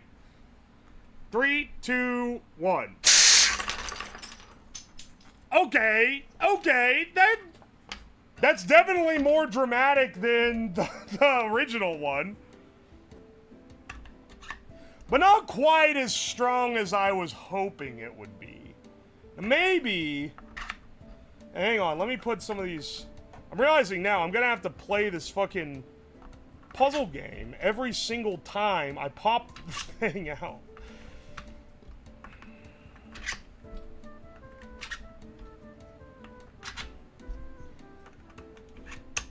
I think also the fact that I have to switch the thing on might also be causing it, because the instantaneous nature of the airflow is gonna be like part of what makes it really pop out. Oh, I lost one of my pieces. Also, this guy, I loosened him up, but he still didn't come out. One of the pieces went way over here.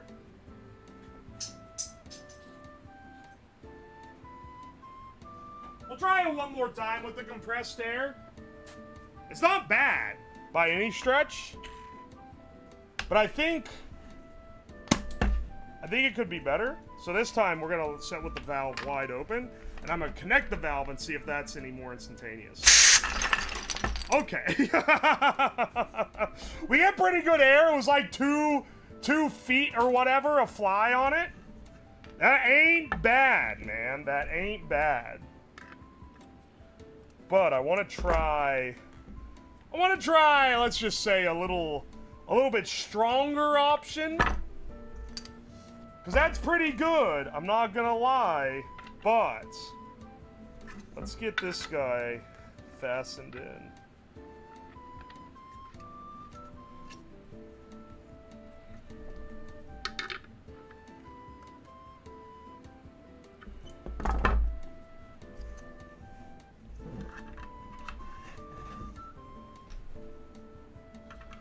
It does feel weird doing it this way. It does feel like this is the proper orientation for it.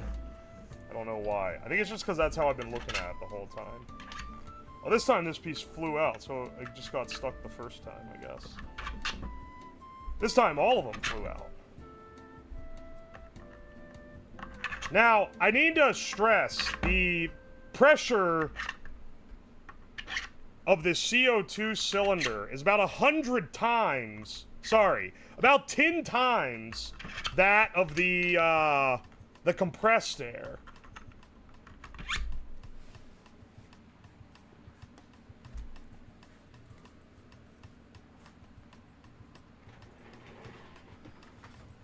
Type exclamation point to see the to see a chat replay with a measuring stick.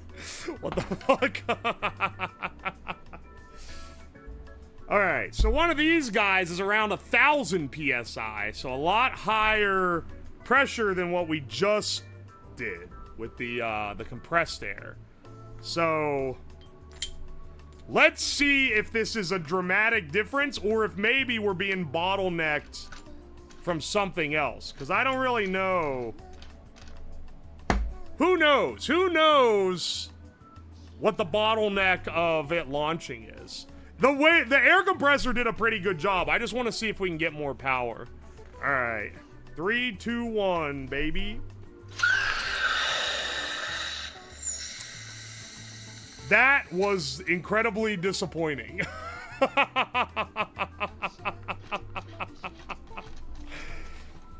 So that was worse. And they're all cold now. Also, it smells like ass.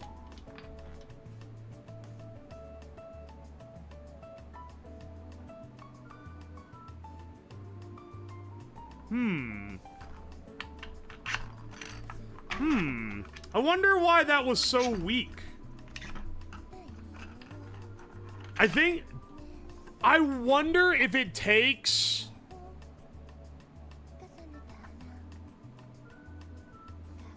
ice buildup in channels. I wonder if that contributed. That wouldn't be the only thing. I do wonder if it's the fact, because when I just hard connected, it did it a lot better. I wonder if the limiting factor on this is how instantaneous it is. Is that a Whippet crack? It's not Whippets. It's CO2 can. Maybe I screwed it on too slow. I'll try it one more time to see if I didn't just get unlucky.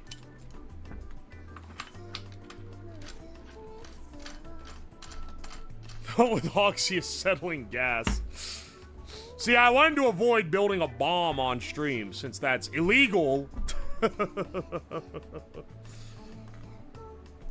Alright. Let's see if I do it faster, if it's more strong, or if just the start of the flow is, like, not good enough. Because that might be the bottleneck.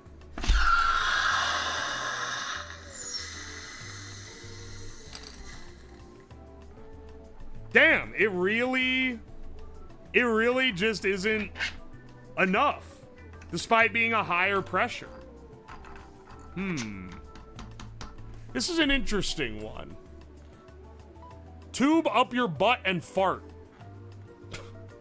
I don't know why I read some of these things, man.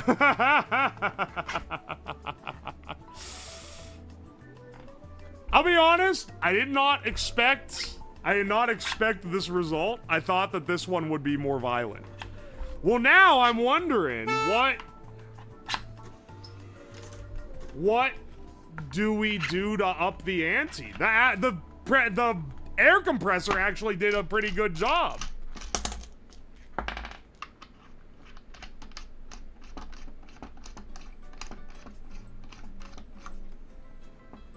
Time to give up and bake another Homer cake? Shut the fuck up. Also, we're not giving up. We have other options. We haven't run out of all our options yet.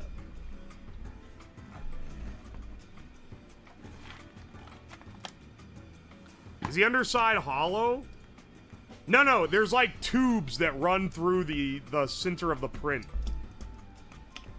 It's a very 3D printer optimized design. You can never cast this.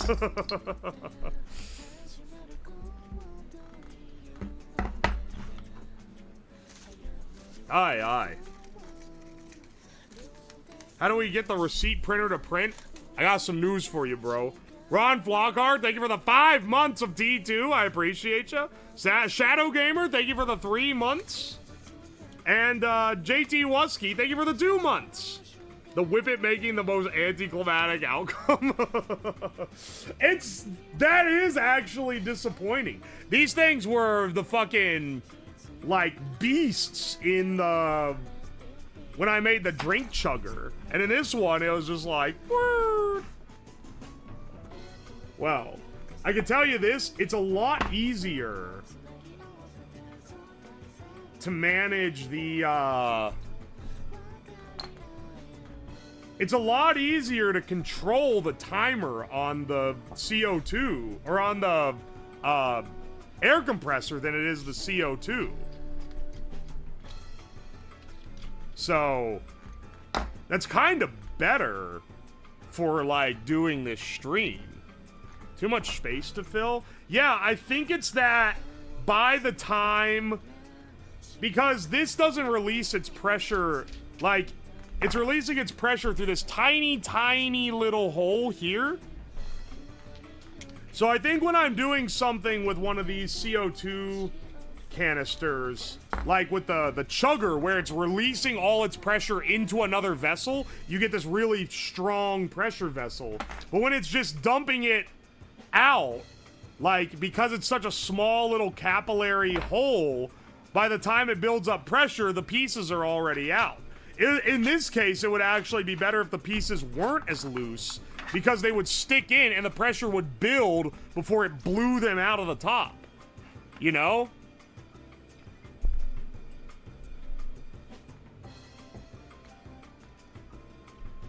I don't know. Generally, though, I didn't want them to be tight because I didn't want it to build up pressure and blow one out and not the others. Drill all the holes bigger. It needs a burst disc to quick release pressure. What is a burst disc? That's something I'm not familiar with if it's real. Sometimes people just make shit up or make movie references that I've never heard of.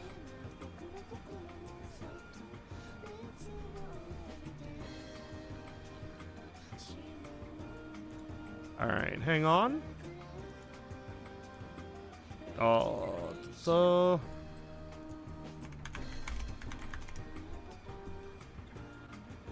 Rupture disc is a pressure relief device that fails as a predetermined pressure or vacuum. Ah, I see.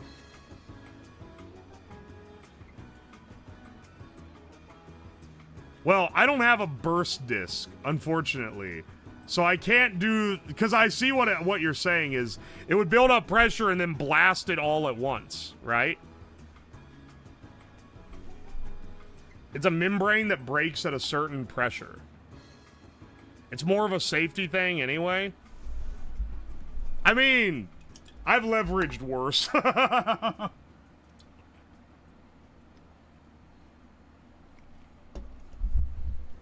Here's my burst disc. I'm gonna fucking put a balloon in between the canister and the ends. And then when it builds up enough to pop it, then it's gonna blow high pressure through the entire system. Now, some may say the setup is incredibly strenuous, but you know, I think that's a quitter's attitude.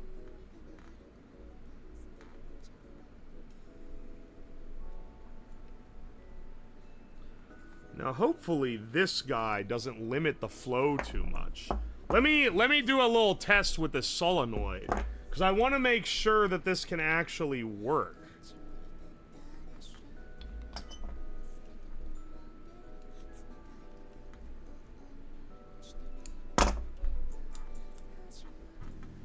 Hang on. If we have these solenoid systems, I'm pretty well familiar with these guys. Here's one that looks like it's been used for smoking shit. Excellent.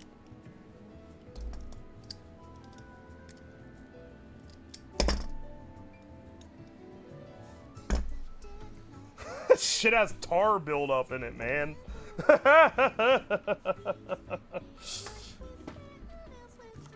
Some of the projects I do absolutely fuck up my equipment, and then I don't think to get new ones.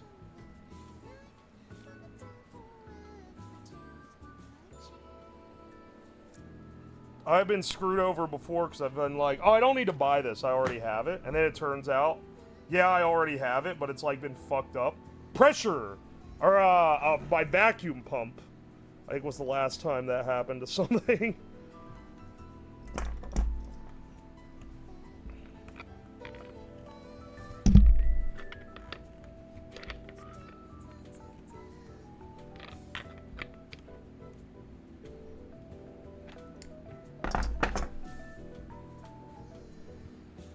Alright, hang on.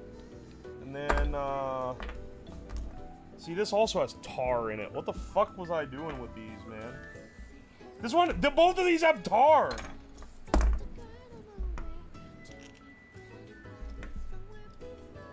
Try soaking it in isopropyl. I can tell you, because I have cleaned my fittings out before. I cleaned it after I did the cigarette steak video, the infamous cigarette steak video. I cleaned out a ton of my fittings that I used in that so I could reuse them, and it was one of the hardest cleaning jobs I've ever done. It was such a pain in the ass.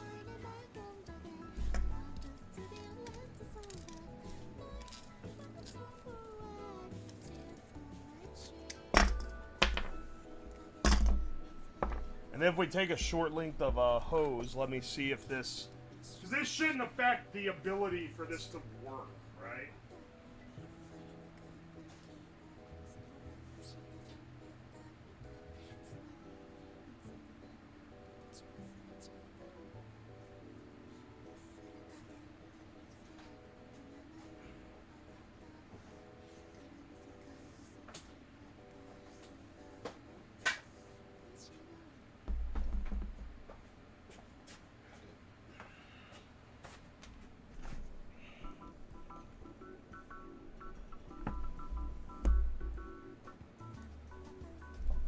Alright, and then when I press this...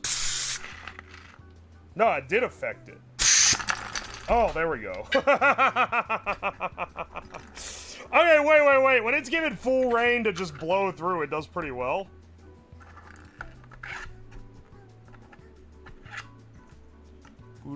Let's see how it does without all the shapes in there. Let's just reload a couple.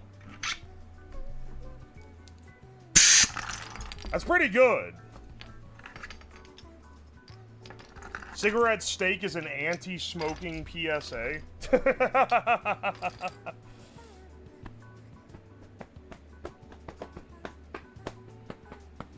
It really is. I think that might be why YouTube was fine with it. They're like, yeah, this makes smoking look horrible. We'll let that one pass.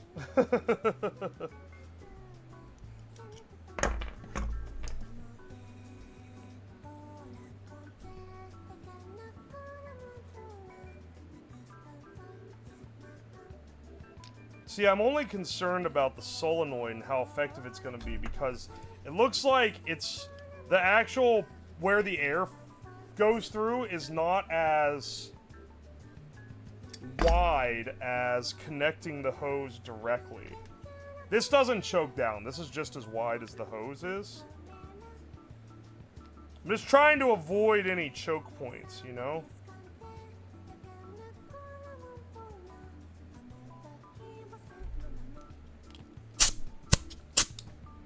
Okay, so this is sealed, normally closed. Connect this here. We'll load it up again so that we can get a clean test on this guy.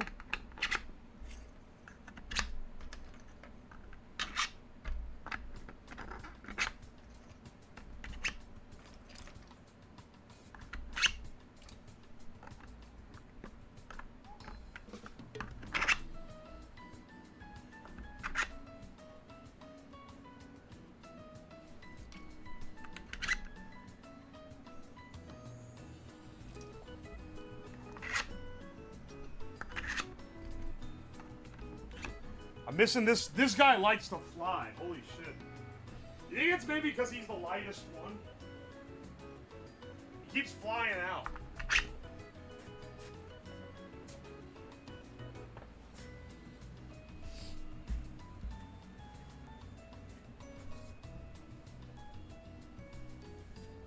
All right. 3, 2, 1. No, you limit the flow too much, man. Alright, hang on. That was weak as. What are they doing? Okay. There are other ways to get around this. Nah, that sucks.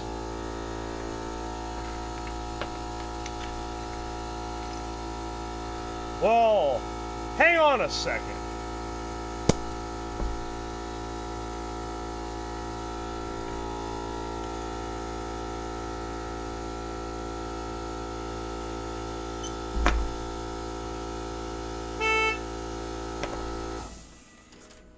Hang on a second. I've got... I know a couple ways we can increase the flow. Some would say that it takes unconventional methods.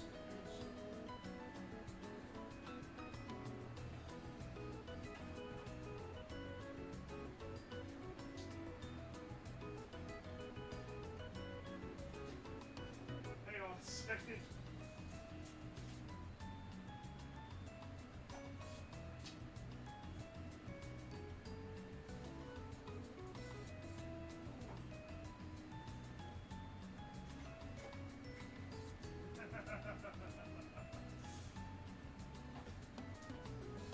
What if instead of one solenoid, which is limiting the flow a little too much, what if instead we broke out 2 more solenoids so it could release it all at once? That seems pretty epic, in my opinion. These both already have valves on them, too, now that I'm looking at it. Oh, also, you know what I didn't think of? Oh, wait, holy shit, this already has a...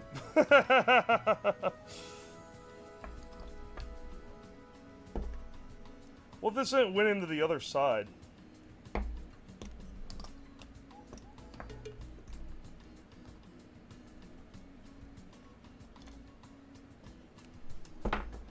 Yeah, hang on. Let's try what 2 of these are gonna do.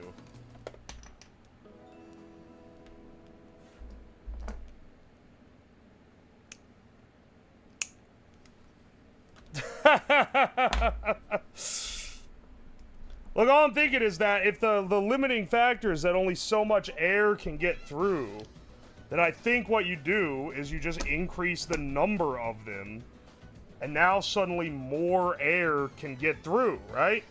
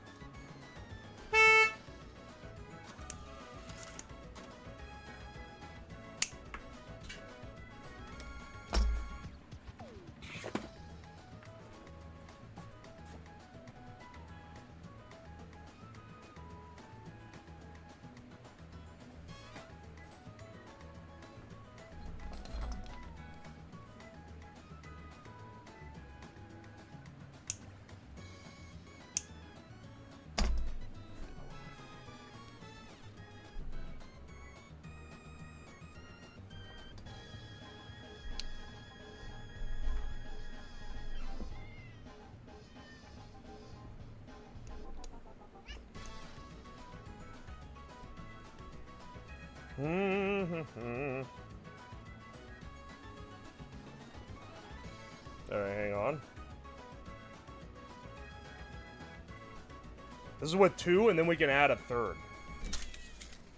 Yo, Ollywall, thank you for the $20! The original Ultra Lim made me laugh and promised $20 for it. Light this on fire too, please. For 20 bucks? Sure. Don't worry, bro.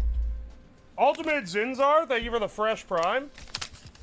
And Jimmy, thank you for the fresh prime sub. I appreciate you. Get out of here.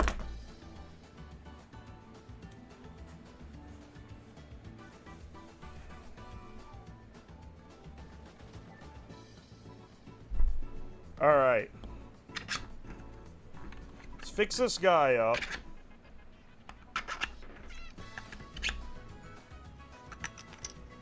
Good grief.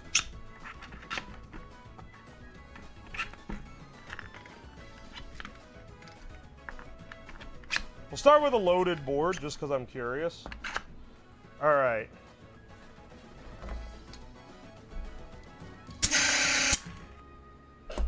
Are they in reverse? I think I ran them in reverse by mistake. Oopsie. Okay, well, hang on a second. That's not quite... That's not quite what we're after.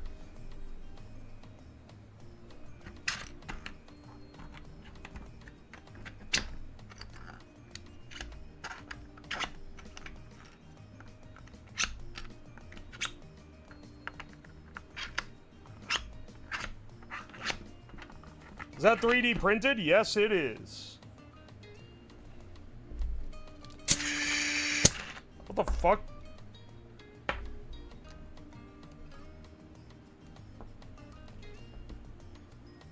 Oh, half of it was in reverse. Wait, what?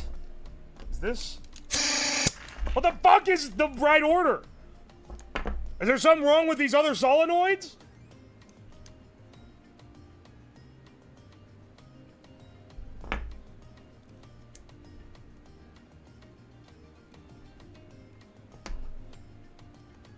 Alright, maybe this isn't the solution.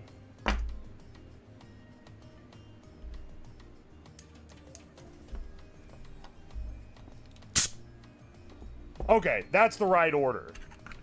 I see, I see. I had one of them swapped around. Well, luckily, half power wasn't enough to really blow him out of here. Let's try 2. Okay, that's a little bit better. Love to see it.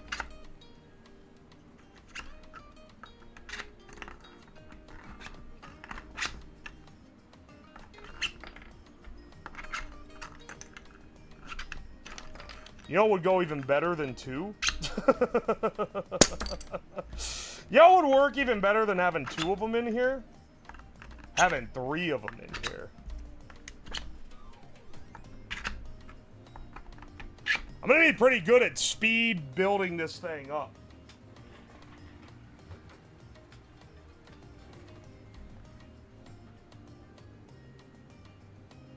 Adding more crap between the air source and the game theme seems like it's missing brain cells.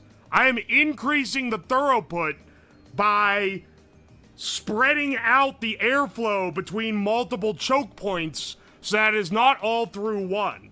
If you don't know what you're talking about, you are not obligated to speak.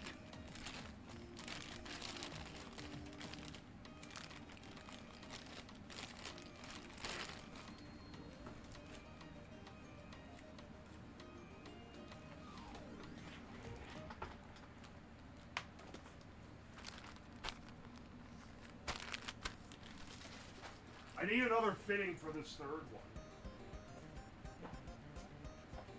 Missing one short.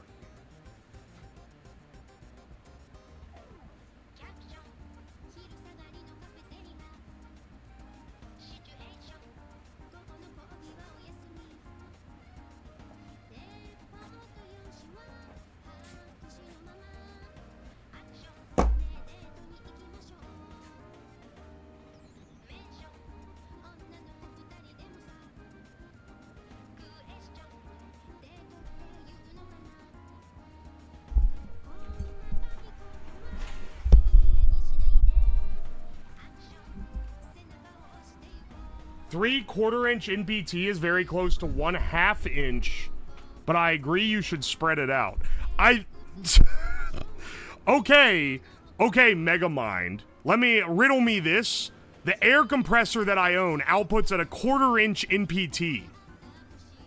That is the output of the source.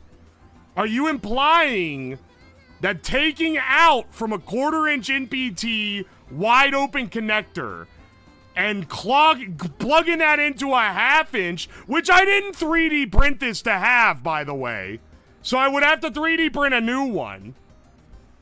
I'm rage baiting, please chill. Okay, well, I mean, you seem really dedicated to living the life of a rage baiter, so have an hour in the box, motherfucker. No, bro, you got mad. Bro, chill. I'm being disingenuous on purpose. Into the fucking box.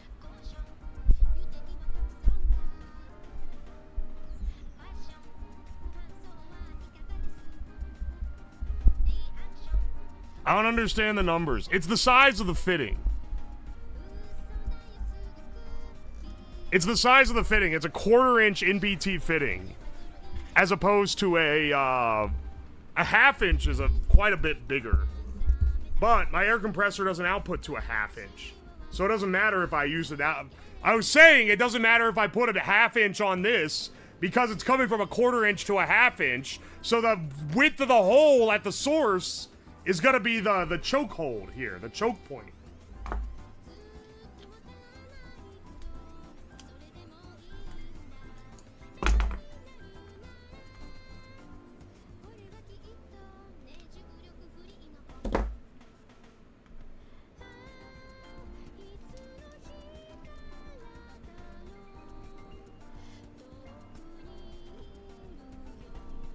see what we got here.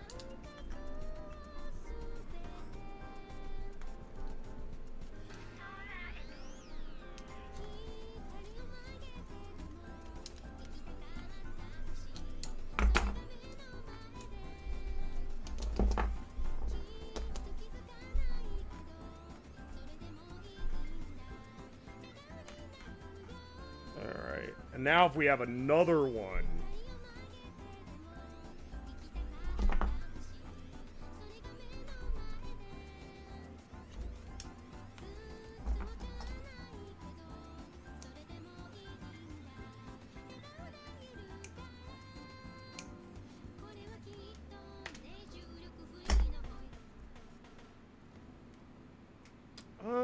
I think we're gonna do this little short around here. I don't want a bunch of... I mean, I'm trying to minimize the amount of interconnects I have here. But there is only so much I can minimize it.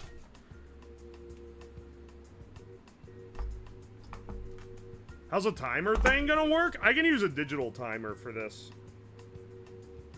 Also need another splitter.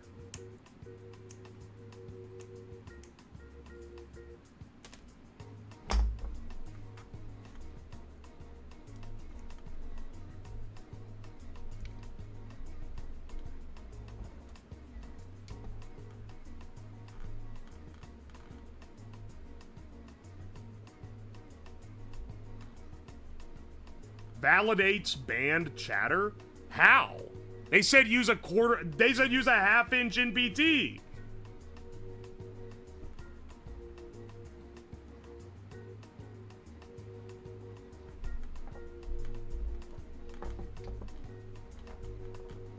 I don't have half-inch NBTs either, so I can't even fit to them.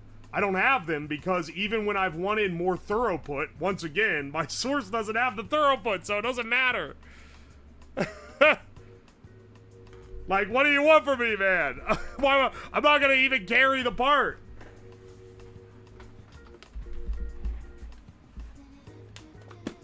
Now I have 3 fucking solenoids that all work in tandem. So they will all open their valve at the same time.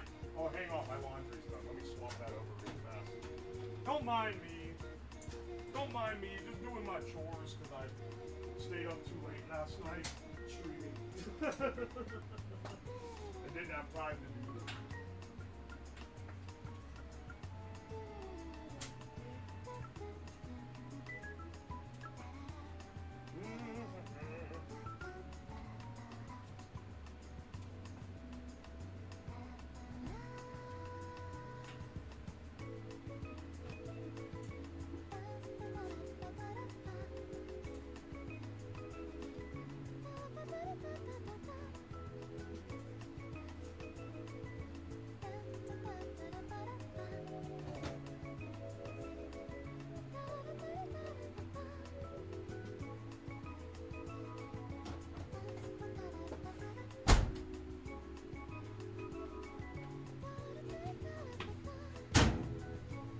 Alright, hang on. Now I get the others.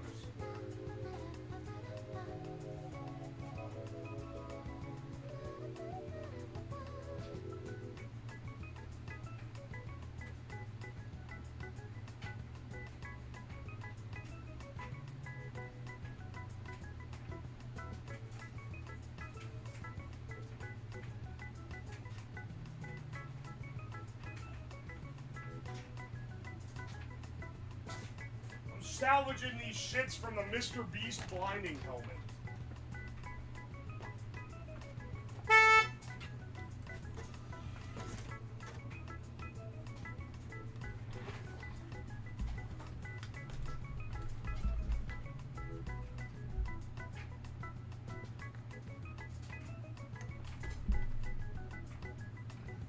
Alright, hang on a second.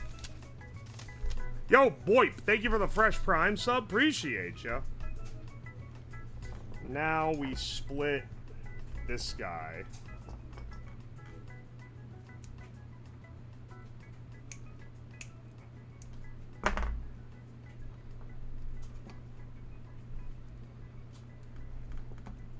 We had to split it to 3s on input and output. Oy, oy.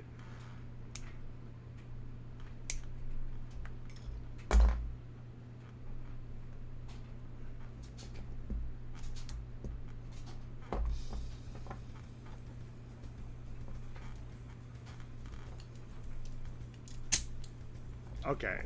Didn't have reverse polarity on that one. Let's see if this actually increased the throughput enough. We can check it out. Okay, now we're actually getting it flinging the pieces around. Nice, nice, nice. What if it's not a complete board and we just have some of them?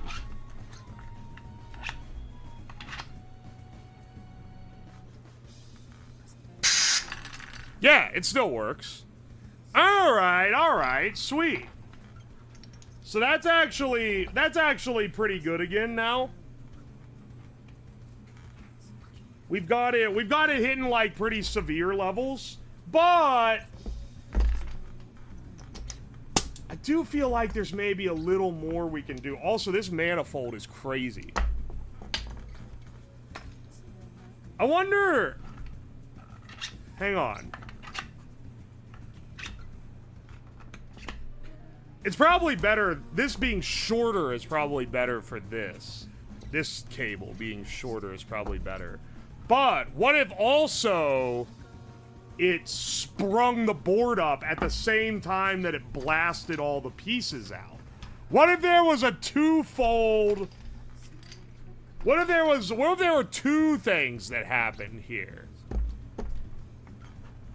I'm trying to think, because if we're doing this electrically, I was thinking originally, okay, PSIs of this is probably not going to be strong enough, but we'll be able to do it with the motor turning the CO2 cart in. But now I'm like, hang on a second. If we're doing this electrically and we're going to use an electric timer, then I'm thinking we can add a whole ass other thing. We can add other things to make it more dangerous.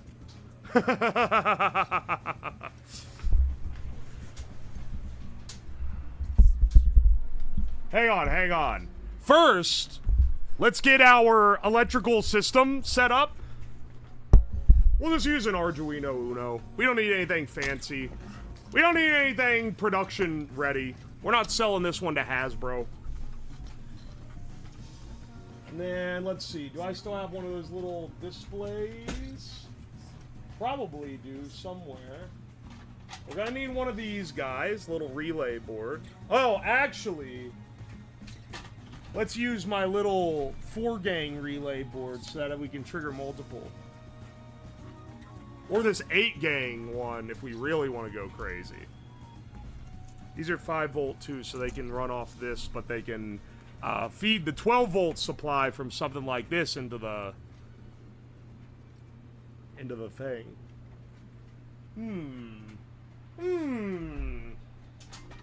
I could have all of these go to the same into the same thing. Yo, Oleander Designs, thank you for the 5 gift subs. Thank you. Gift subs to Kiwi Boy, Biom, Lily Factual, Massive Veal, and Billy the Possum. And Oleander Designs, thank you for the fresh sub. I appreciate you, man.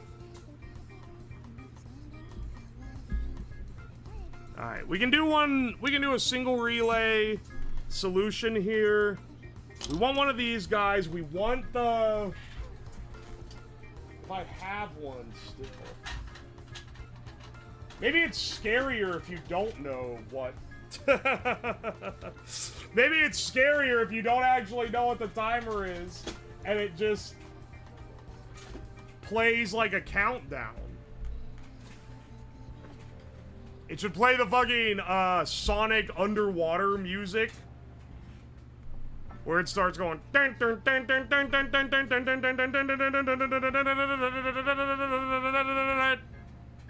then it explodes. If you hollowed out the bottoms of the pieces, would that allow for better results? Let me think about that one. Maybe? I'm not gonna physically hollow out these pre-printed ones, but I am thinking, well, maybe if I printed them with a hollow bottom. I don't know. I'd have to remodel all of them and then print them all out again. which is probably not gonna be in the cards for this. And I don't think it would make a huge difference. I think maybe it'd be fairly marginal. How do you know that? I thought you didn't play video games. It's crazy because I'll be like, oh yeah, you know, I'm like an adult. I don't play with toys anymore. And then so it'll be like, oh, but you literally said when you were 12, you used to ride around in a Power Wheels car. And it's like, yeah. Oh, so you say you don't play with toys, yet when you were a child, you seem to have quite a toy collection.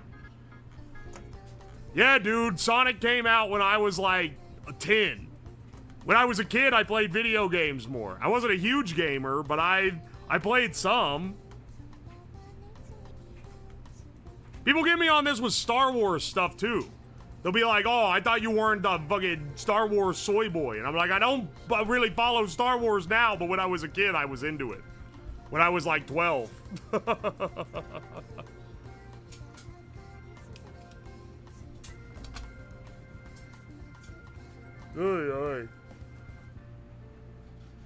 forgot Sonic is a boomer game. What are you fucking talking about, Naya? What do you mean you forgot it was a boomer game? It was made in like the early 90s.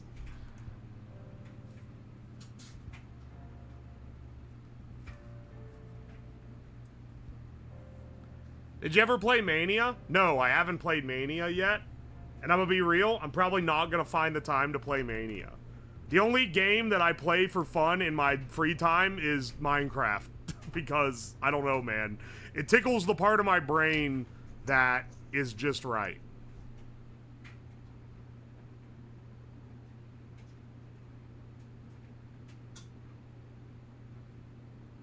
Unk Games SMH.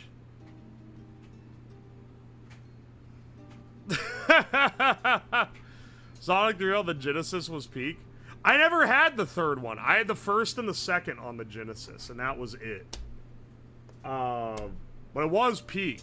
It was a lot of fun. Have you played the Create mod? Yeah, I have. It's real fun. I play on the... I play with my community. We have a vetted Minecraft server. But it is only people who have been in the community for a while that get let in. So, sorry, I'm not trying to discriminate the new people away. It's more just like, I don't know, new people who want to get in tend to be 15-year-olds who are like, I think it would be a really funny prank if I went and sabotaged people's stuff. I was like, nah. We just want to chill, bro. Be a chill guy and you too may someday join.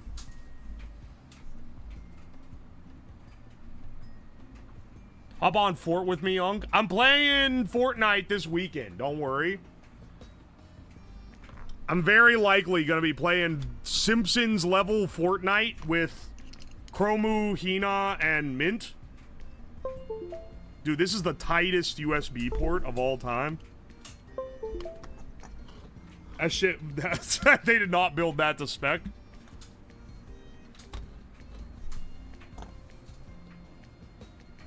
Not trying to be rude, how old are you? I'm 30. So, you know, out of the age where you should be playing, like... this is bait. You know what? I don't feel like baiting. I don't feel like rage baiting to this degree. Because one time I was like, yeah, I'm 30, so I'm like well out of the age where you should be playing like video games. And it's free bait, bro, because it gets everyone riled up.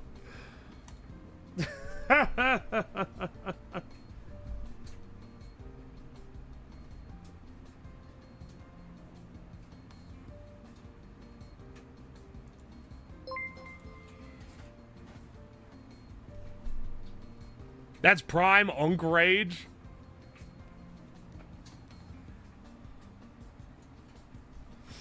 Wait 3 months for when everyone forgets you said that and whip it out again. In December, my birthday is in December, so I will soon be older than 30, which is fucking ancient. Lube USB with WD-40? I don't believe so. I'm not doing that. Coming from Mr. Minecraft. Minecraft is fun. Minecraft is fun. It came out when I was like a senior in high school, though. Or maybe I was a junior in high school. I was in high school when beta like started becoming popular.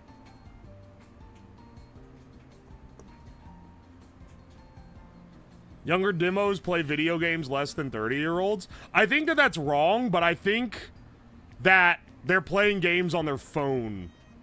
And older demos are playing, like, not even console. Like, the PC gamers, I think, definitely skew older.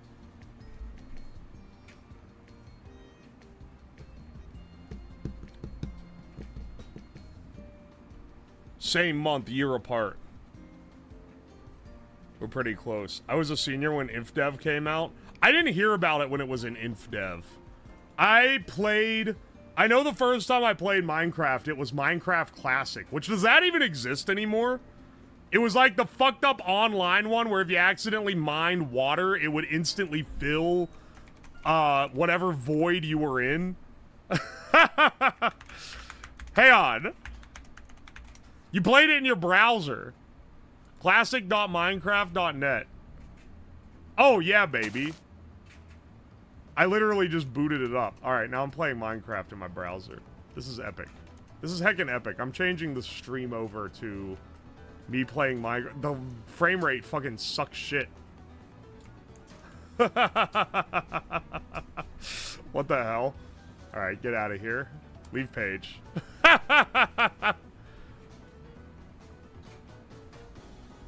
I'm just kidding, I'm not doing that. I plugged into Arduino to program it. The game is to turn this into a plastic claymore? Yeah, you're right, actually. Mine the water, do the glitch. I don't think it was a glitch. I think that was just how they made the game. I think that was just how they made it when they designed it. It's still up. It looks like it. It's on the official site.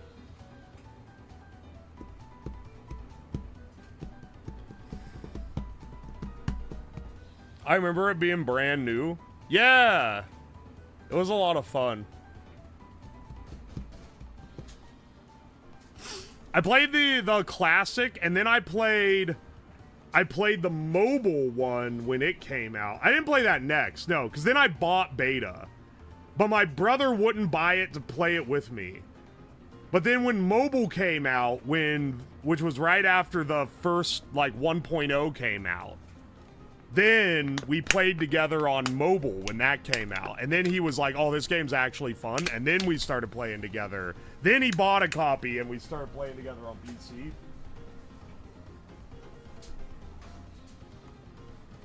You should have been 14 when it came out. It would have ruined my life. I did so much stuff when I was a kid because I wanted to build things. And, like, I did. I built so much stuff and learned all this electronics and whatever and how to program all these things. If Roblox and Minecraft had been, like, big when I was little, it literally would have ruined my life. I would have played Minecraft instead of learning shit.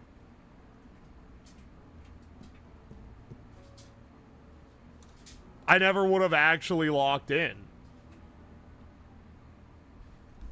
Yeah, I remember the Nether reactor. Did they get rid of that? I haven't played mobile since literally 2010 or whatever.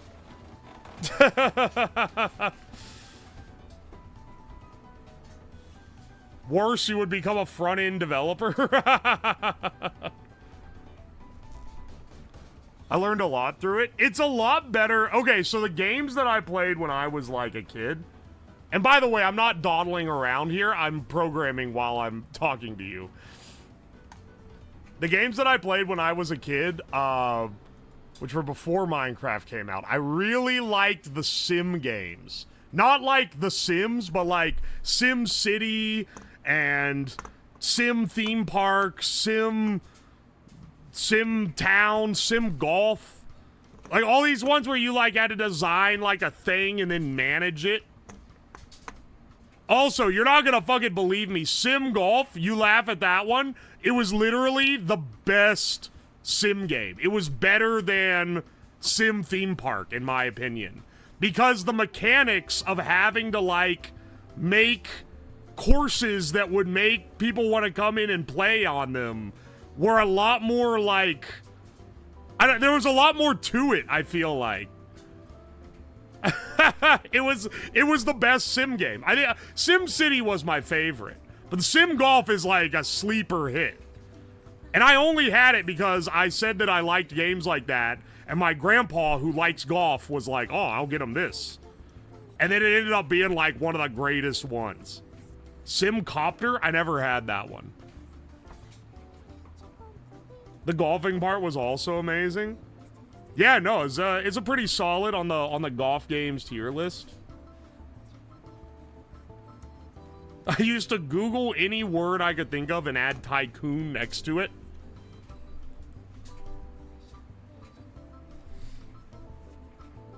Thrillville was tight. I wanted that one, but I never had that one. SimCity 2000, I played the absolute shit out of. I played that like crazy.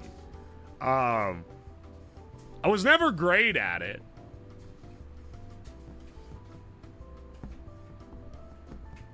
Bro, let me tell you something called Roblox. Roblox is like all tycoon games, man.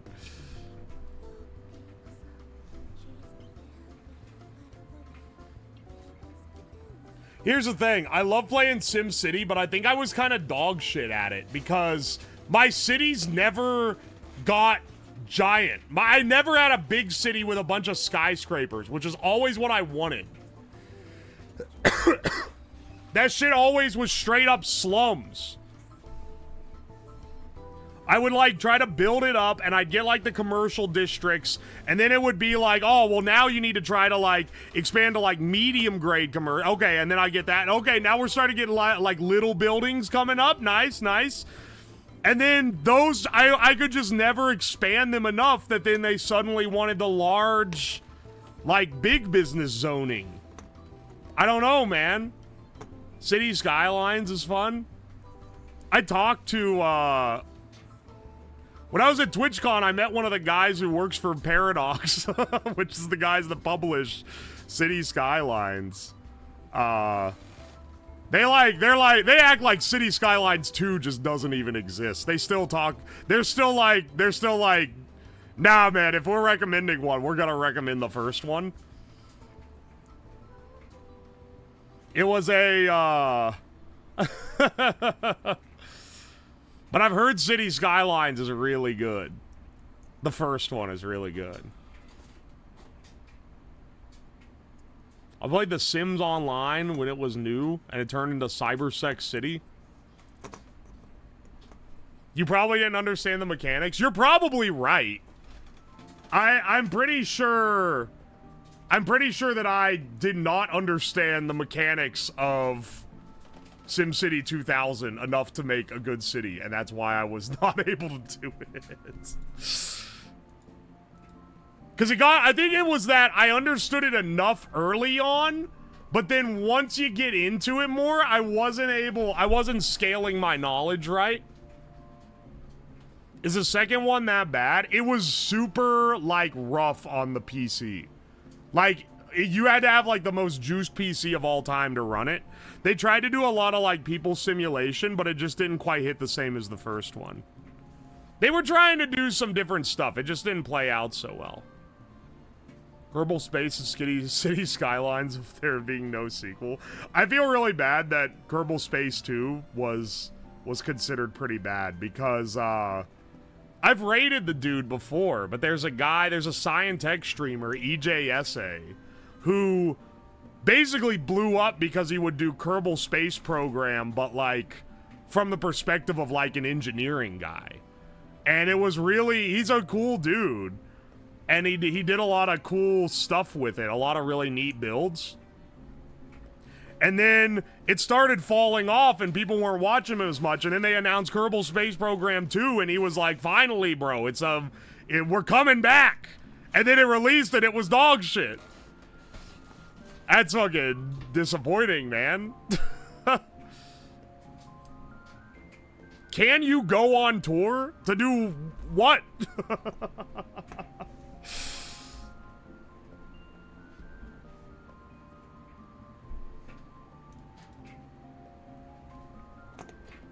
Oi, oi. Was it KSP2 also a Bitcoin miner? I hope it wasn't. The seeing. It was so bad it killed the company. I wish Spore lived up to the hype. I remember Spore. I remember playing the demo of Spore and being really impressed by it. And it is a little sad that it didn't come to be, you know? Fuck this programming. ChatGPT, write me a code. Write me code for an Arduino that, hang on a second. Do I still have those little displays? Because I could use one of those guys. I bought these a while ago. I wanted to play around with them. Not here. What do I do with them? Oh, here they are. I bought these little OLED displays.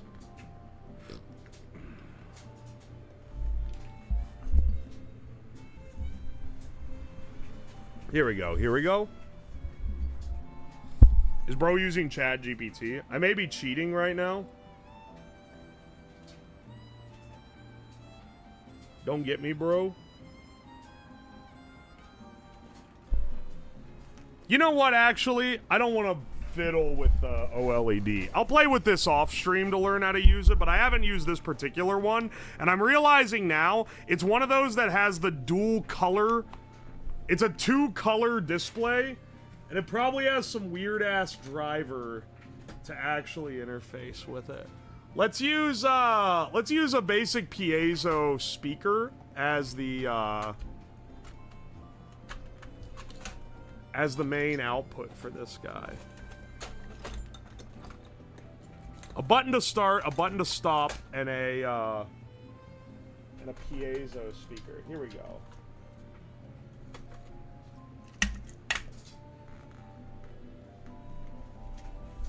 Alright, we'll use the... Yeah. Write me code for an Arduino that waits for an input from a push button, then starts a 30-second countdown. Beeping on a piezoelectric speaker connected to pin 7 every second. In the last 10 seconds, it should beep every 500 millisecond, and the last 3 seconds every 250 millisecond. Slab coding.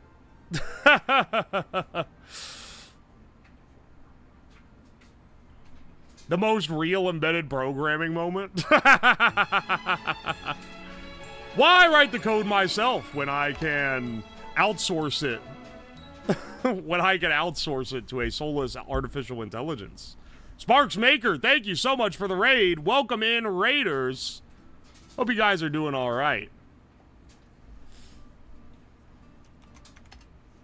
I should say a push button on pin 8. Oh, wait. I should say a piezo connected to pin 6, because that has PWM.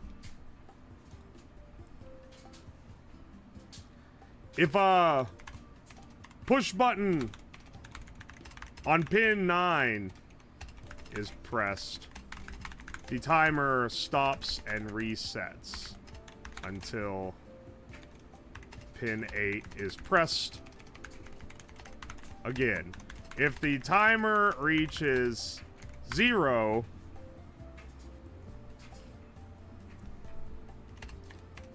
hold pin 5 high for 1 second.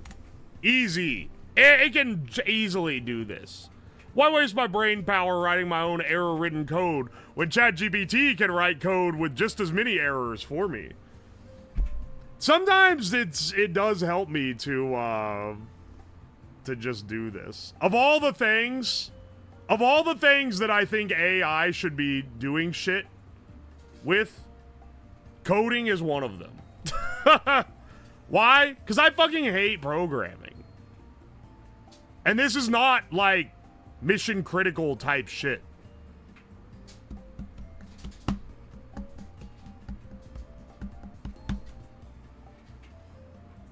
The guys that give me sponsors ask me if I would ever take a sponsor if the place that did it, or like the product, used AI. And I said only if the AI is being used for programming.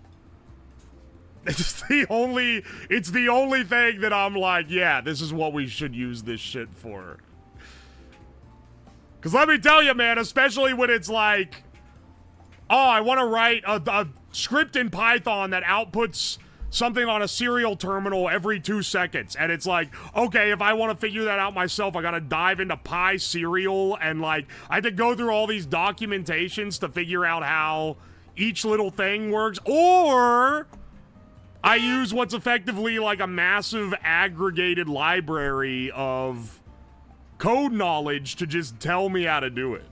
And then I can fuck around with it as is. EEs hate coding. It's true. That's why that's why I try to avoid it. That's half the fun. This is why I went EE and not CS. Buttons use input, pull up, wire each button to ground. It doesn't even need to tell me that, dog. I can figure that out. Tone is non-blocking. Stays responsive to the reset button at all times because it avoids delay, and use millis instead. If your piezo is an active buzzer, use digital write instead. It's not an active buzzer, it's a real piezo.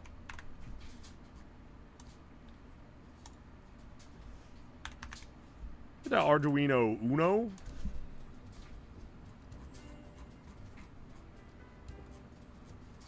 Guys, could someone find me that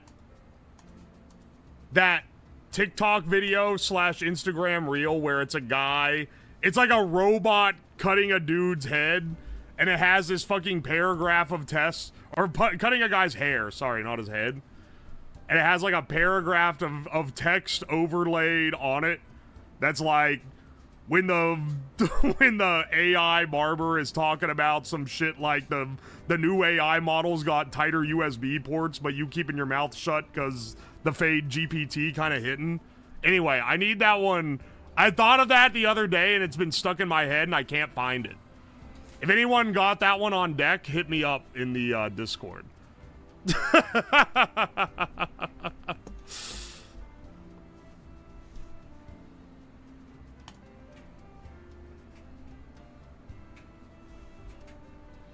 No one was able to find the stupid other one that I had stuck in my head, but I eventually went through my old likes and found it.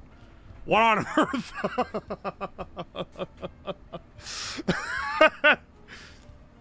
Once again, I'll say, you know, I'm not to act like I'm giga enlightened or anything, but you know, I'm not like those other streamers that react to videos on stream. You know, this is more of a Plato's Cave meme review type of environment, where I react to memes that I saw like yesterday, and then I describe them to you for you to imagine how funny they were without actually showing you the source.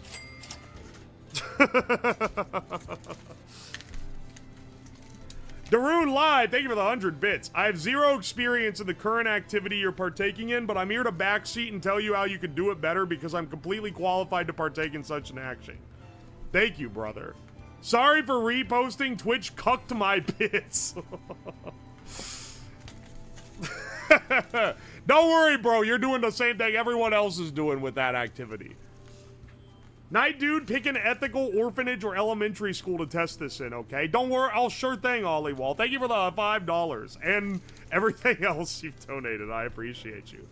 I thought I would jet. What keyboard do you use? The clickety-clackety is immaculate.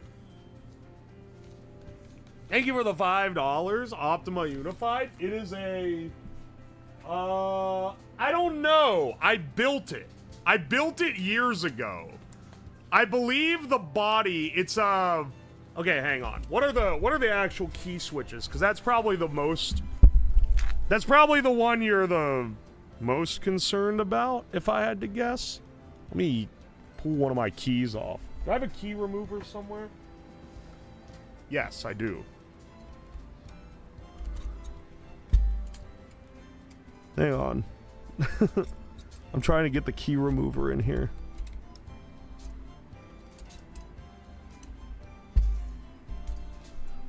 Oh, it's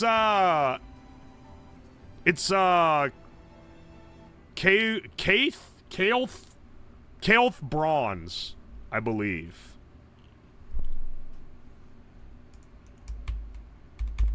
And then the body.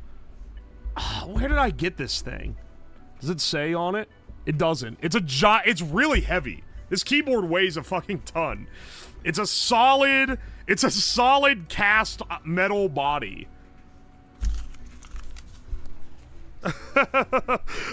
I have no information for you. I'm sorry. I don't remember. It was years ago that I built this. But it did cost me like $200, so it better be good. And it is quite good, actually. I really like my keyboard. Cast? Milled? Sorry, it's probably milled. I don't think it's a cast. I don't think it's aluminum cast. I also don't think it's aluminum. It's too heavy. I think it's something else. It's not bronze. Aye. Moog, thank you for the 2 months. Man made of spam, thank you for the fresh prime. Back again, Twitch chat snorts mayo. Got a jet. Blasts off by shitting. Thank you for the $2. James Matthews Jr., thank you for the $5. Just got here after watching K-pop Demon Hunter. Solid 8 out of 10. You should check it out. Dude, I need to finish Chainsaw Man so I can watch the movie while it's still in theaters. Lithium, thank you for the Prime sub. And Anon, thank you for the 420. When are you playing Be a Fish again? I've been watching every stream just to not miss it. Maybe someday, brother. I've lost enough money on Be a Fish, though. Kael'th Speed Bronze switches are one of the best sounding switches ever. There's a good chance the body is a Keytron. Okay. Fucking keyboard master logged in for this one. It is the Kael'th Speed Bronze. I remember specifically that the only reason I use bronzes instead of box jades, which are what I wanted to use, is that I needed the keyboard done soon, and the jades were on back order at whatever time when I bought them, because this was like right after COVID. And they had the bronzes at Micro Center in stock.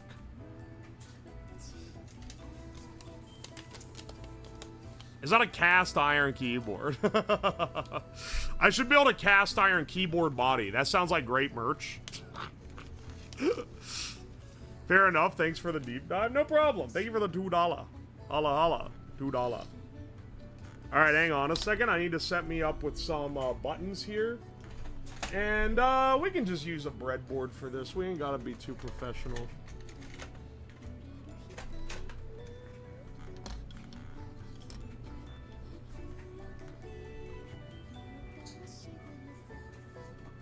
Give it a panhandle.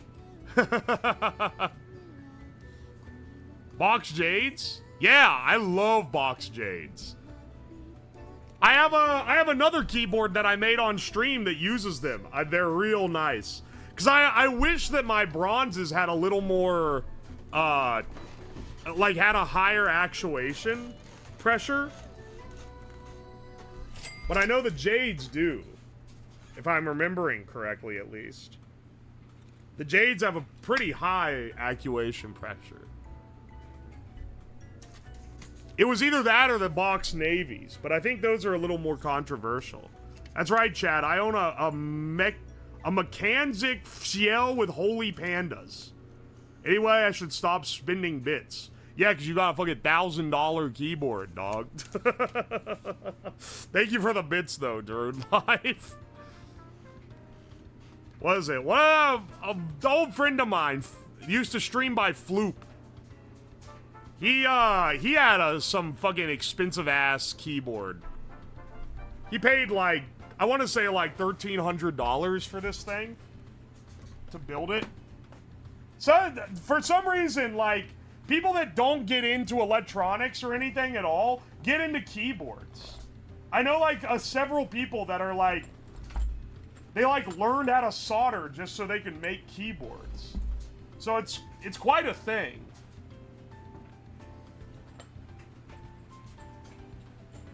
Which is kind of cool.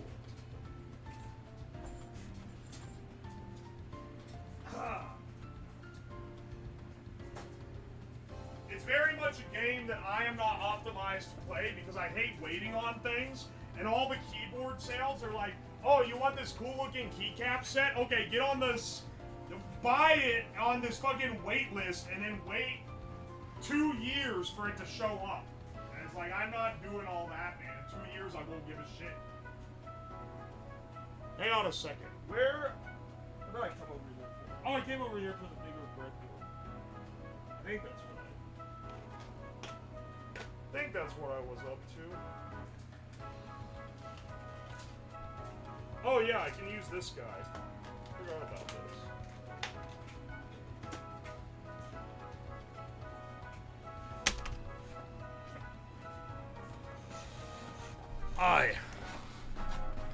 $1,300 for a keyboard. If I remember correctly, the body of the keyboard was cast bronze and cost like $900 all on its own. It looked insane. It was a crazy looking board. But I don't know, man. I don't remember details about it. Have you seen that Cherry almost went bankrupt? The same guy also told me that apparently Cherry keyboards are not actually that good. They're just like... or sorry, Cherry switches aren't that good. He was like, yeah, they're like the lesser end of like the Switch game in modern year, but they were like the first ones to really do good mechanical switches. So that's why they're popular.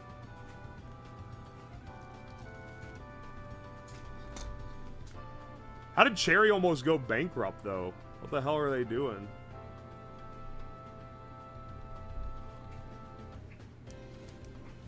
What is this even connected to? Alright, well, I'm going to set up 2 buttons on here as my... You know, we don't need anything too fancy. We're just prototyping. I was merely prototyping, sir.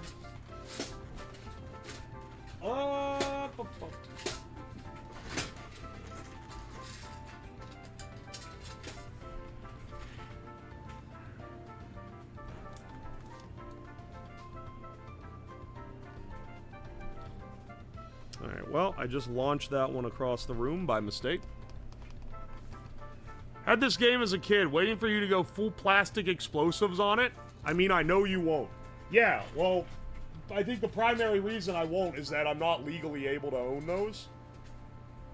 You guys, I appreciate that that some of you guys have such, like, a mythos about me that you think I can, like, get stuff that literally is not legal, but...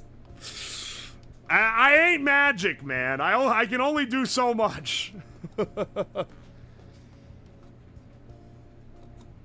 That's no BS. The alternatives are just priced better. They lost a ton of money because high-end mechanical keyboard market crashed because anyone serious uses optical keys. I like the mechanical keyboard because it makes click-clacky sounds. What can I say? But also, I'm not a hashtag gamer. I'm in fact a scrub. I'm a hashtag scrub.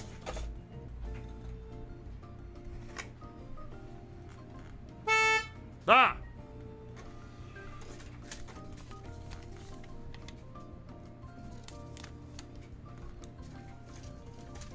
Alright. Modern Doggo, thank you for the gift sub to Red Rum and Ketchup. Red Rum and Ketchup. I like this little hat for this little breadboard because it has power rails on it and will make it a lot easier for me to set this up.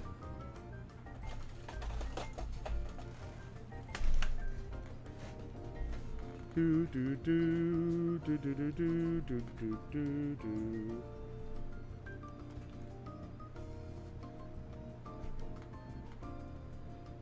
Start, stop, and then the other two will just be connected to ground.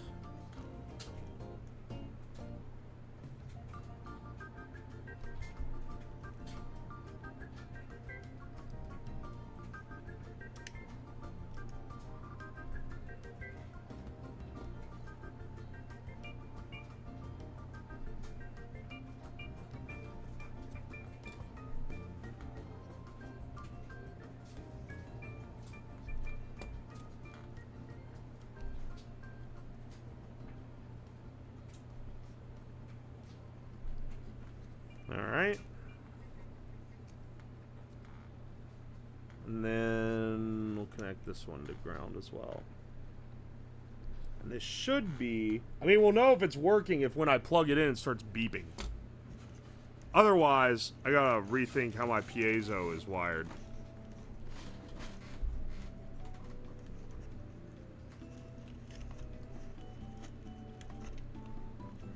Extract, aka soak something in alcohol for 5 hours. Great stream. I did speed extracts using an ultrasonic cleaner, which was a pretty cool stream, and that's kind of what you're after in an extract stream. Honestly, I could run it back. That was not only a fun stream, but people really liked the YouTube video for it. So, it's worthy of a run back if I had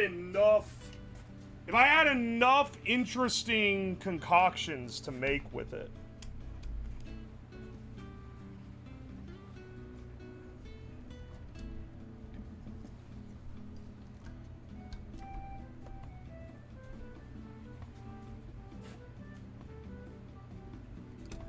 He's not beeping.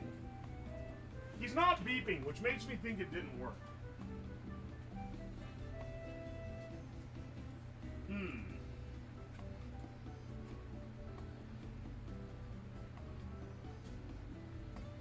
Buzzer should be on 6.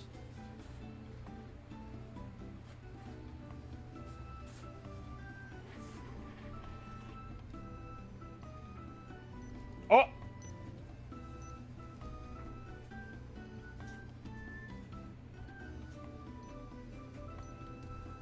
Alright, turn that off for a second. Hang on a second. I think that maybe I shouldn't have used a resistor in between it. I think it's making it too quiet. That shit is barely audible. Or maybe it's just loud in this basement.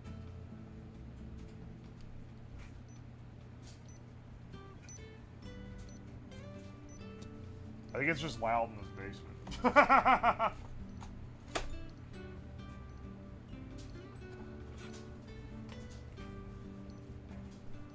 Yeah, you can hear it.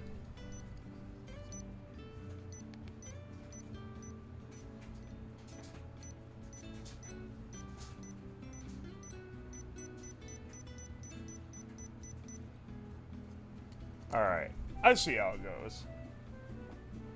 I heard a tiny beep. It's really quiet. I need to connect it to like an amplifier of some sort, or you guys won't be able to hear the beeping. I should also connect it to a an LED that can flash every time that it goes to beep. Hang on a second. I'm gonna go piss real fast.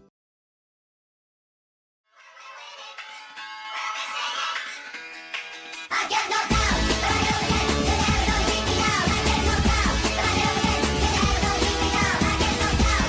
keep me down. I get knocked down, but I never get down, don't keep me down.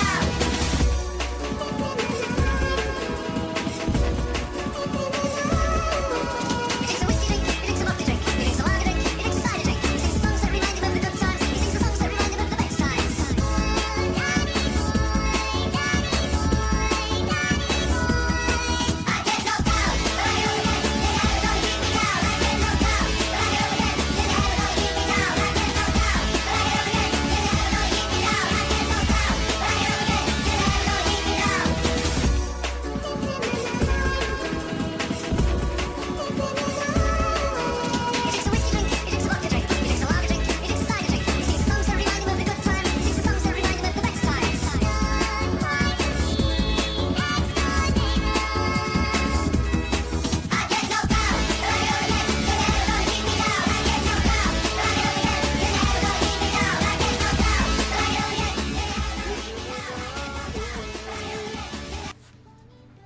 I get knocked down, but I get up again. Oh, you're never gonna piss for now. I get knocked down, but I get up again. Oh, you're never gonna piss for now.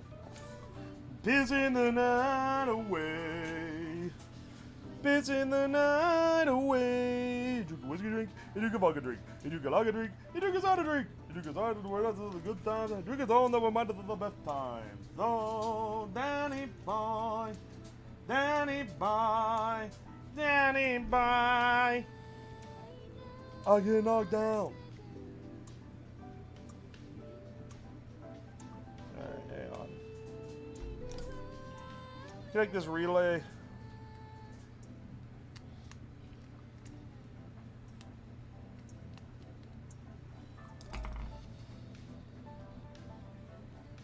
Yeah, this is gonna work pretty well, I think.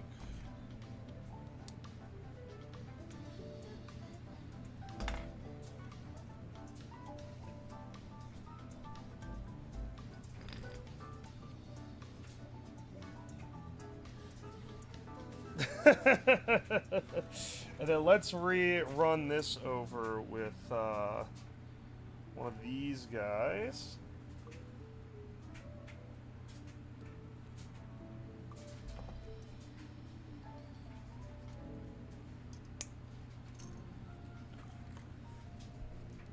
The fastest pisser in the Midwest area.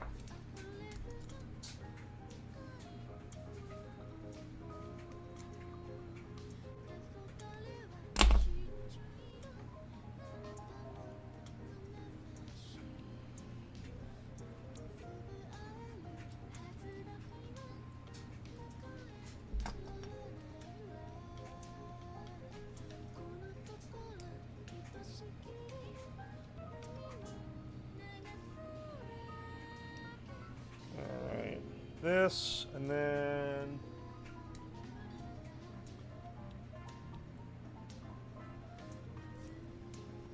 I'm using these softer ones for the direct interface because these things, if you use this bell wire, it fucking gapes the holes on the Arduino headers.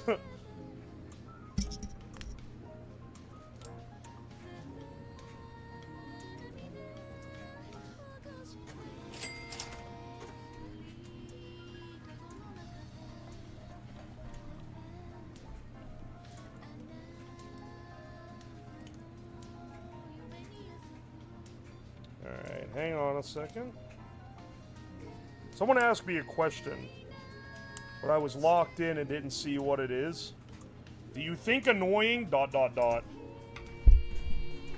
I'll be the judge of this one. Do you think annoying orange was someone's sexual awakening? Okay, you know what? I'll be real. I didn't think that was what the message was gonna say. I don't know, probably. It wouldn't surprise me. But that's because, like, nothing surprises me anymore because, dude, some of the people you meet on the internet they're into some crazy stuff just because I think they've been on the internet a little too long. Real ass dono. Tub thumping stream win. That would be trash, but I appreciate I appreciate you. I forgive you, last dono for the night. Bro was a liar. But thank you for the $2 and the $5. Thank you. DJ4 So Their Name. Thank you for the 100 bits. When are we getting the subathon version for piss times? What?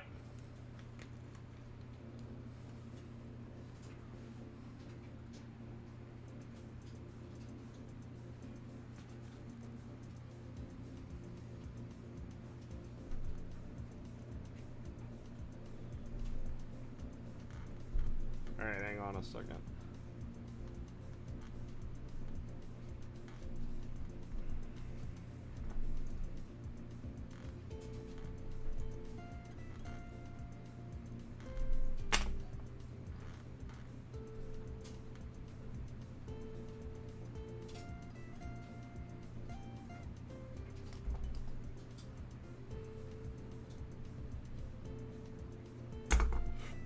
Tie this guy here. This one here.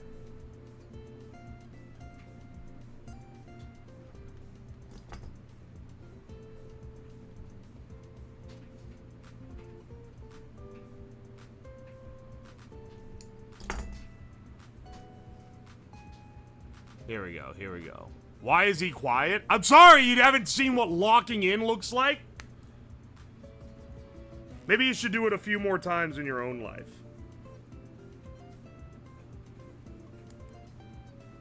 I'm trying to get the, I'm trying to get my shit connected up so that we can have a working prototype.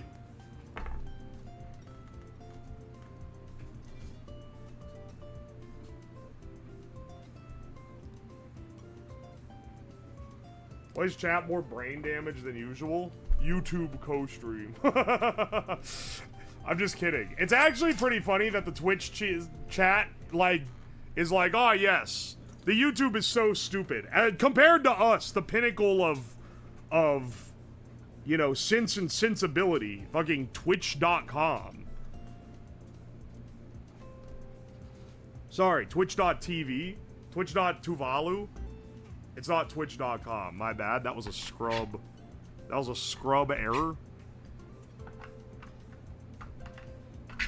Dude, I actually have trouble putting a shape in the damn hole.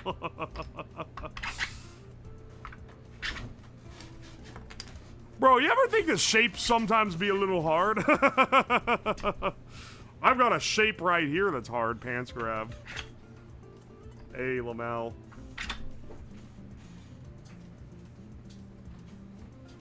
Update on the UPS plane crash. I want to know what goes through the mind of someone who posts this. Dog, this is the last place on Earth to be discussing a legitimate tragedy. This is the last fucking forum on the planet where you would be bringing this up, dog. What are you thinking? Alright, hang on. Let's see if this works.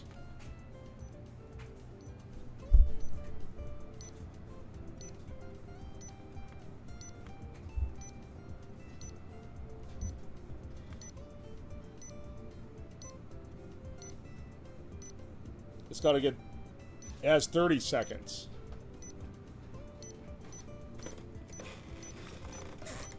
Alright.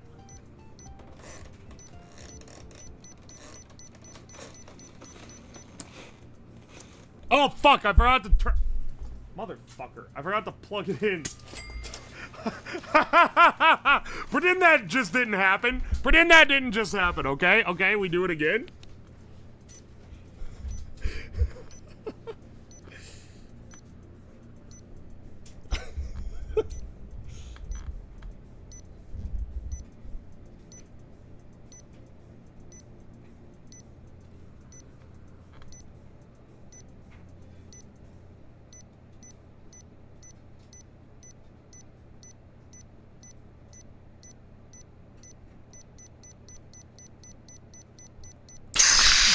That fucking scared me for some reason.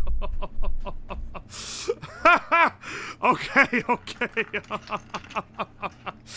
Jeez, man.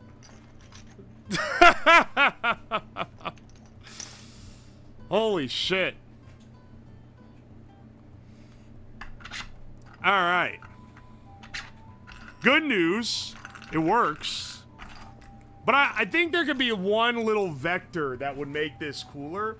And that vector would be if the thing fucking jumped in the air while blowing the pieces everywhere. The sound is scarier than the explosion. It's really loud. Compared to the beeper, especially.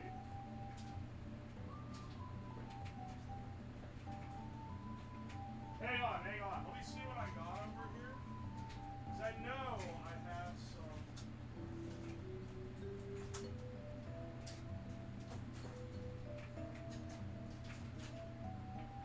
I know I have some small and really fast pneumatics.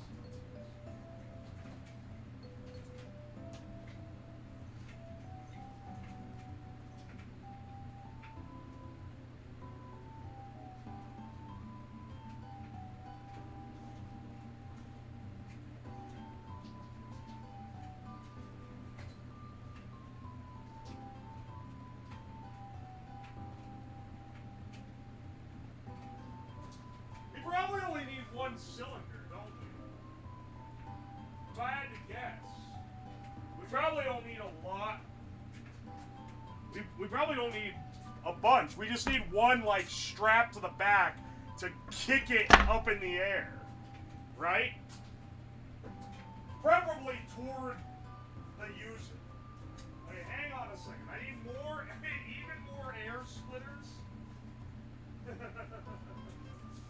Even more tubing and air splitters.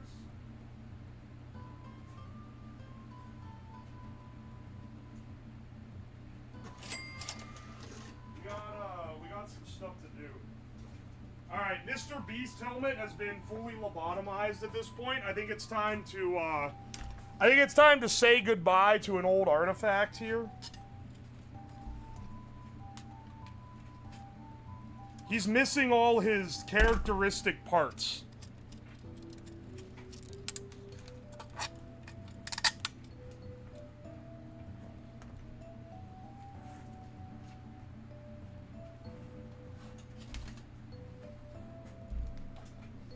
Okay. Another splitter.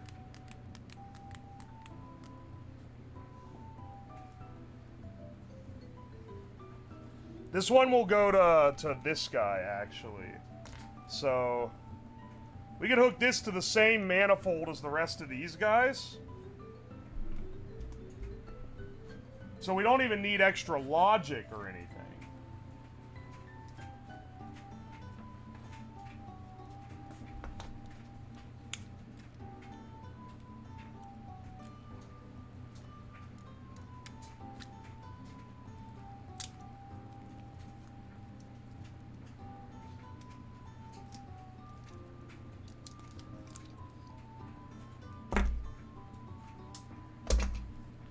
The artifacts exist to be stripped. It is. There's very few that have been deemed, like, too good to strip for parts.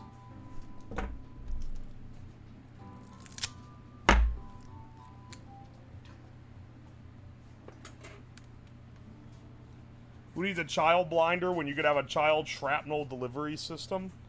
I'm trying to think, what is stuck around that I'm like, I will not strip it?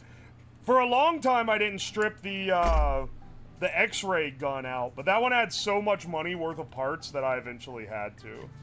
It's literally too good to not strip out.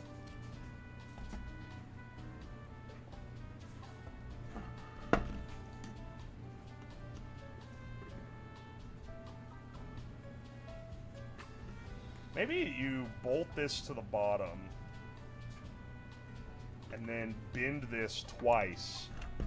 You bend it up and then you bend it out and then you attach this to the bent out part. If you got the boost, I'm never gonna gut the boost compass. It's way too cool and nothing on it is that valuable. Everything in the boost compass is parts I already have, like, excess of. It's literally that. You're right. That's one that I haven't ever gutted.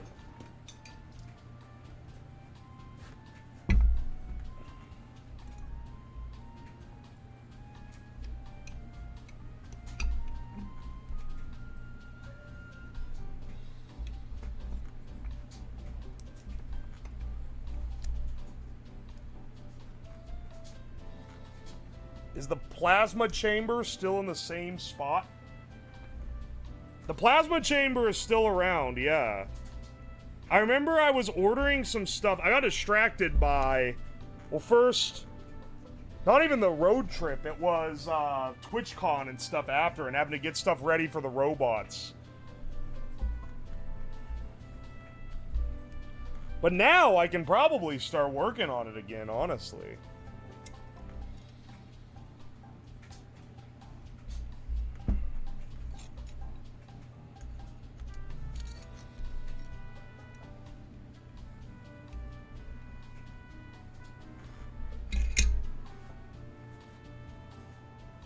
The alcohol vape, that'll probably end up getting scrapped out at some point. It hasn't been yet, but it's really unwieldy. It's literally still on the damn desk. I don't know what to do with it. Because it doesn't stand upright on its own. I don't know, that one's more likely to get just, like, thrown out because I don't want to store it.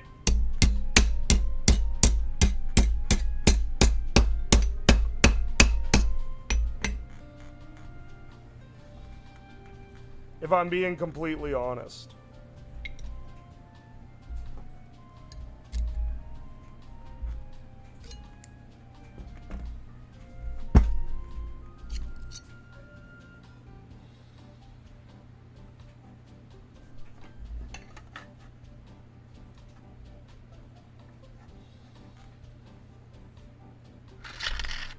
Ah.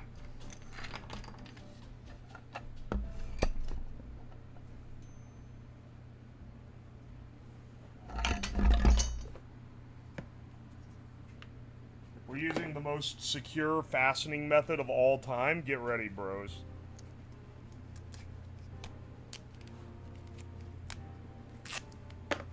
The alcohol vape is too dangerous to have it fall into the hands of evil. You're right about that.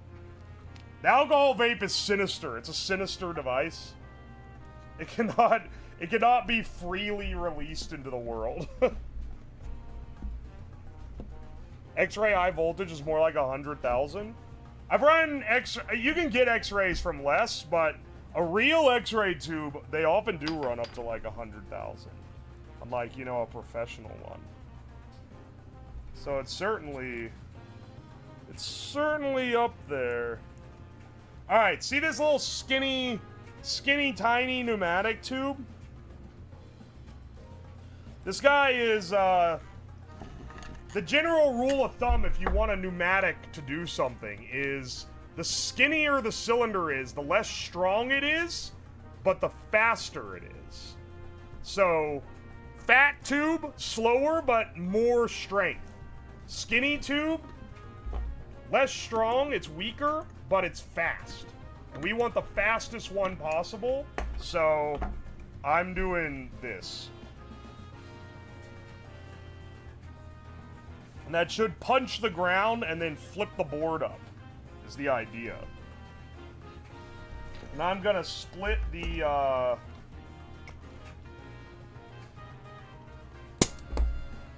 gonna split this off. So here it splits. And I'm just gonna split it again, basically. Double split it.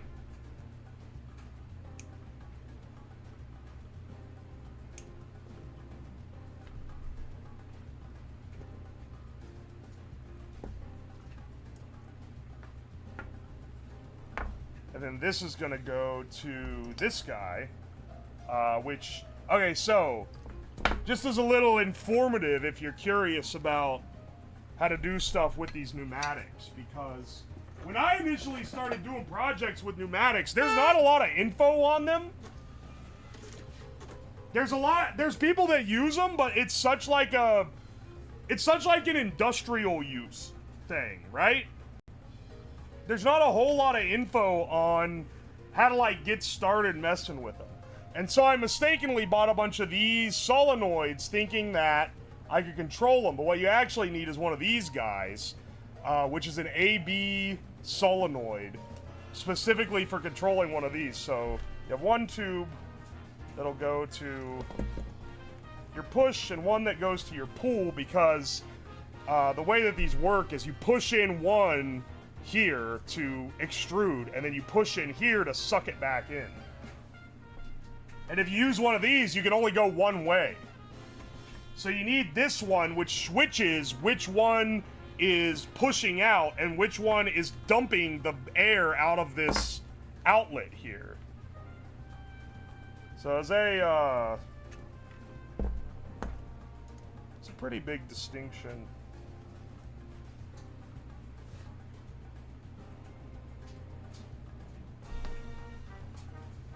So that's why I have to have this different looking solenoid. I don't know. I used to do stuff with pneumatics all the time because it's really strong. It's a good way to do stuff that's like robot controlled or like chat controlled with like a lot of physical strength without needing like crazy expensive motors and stuff. It has the con that you need to have compressed air to run it, but it has the advantage that you can get a lot of power out of it. All you need is an air compressor. Disadvantage, you need an air compressor. Advantage, all you need is an air compressor.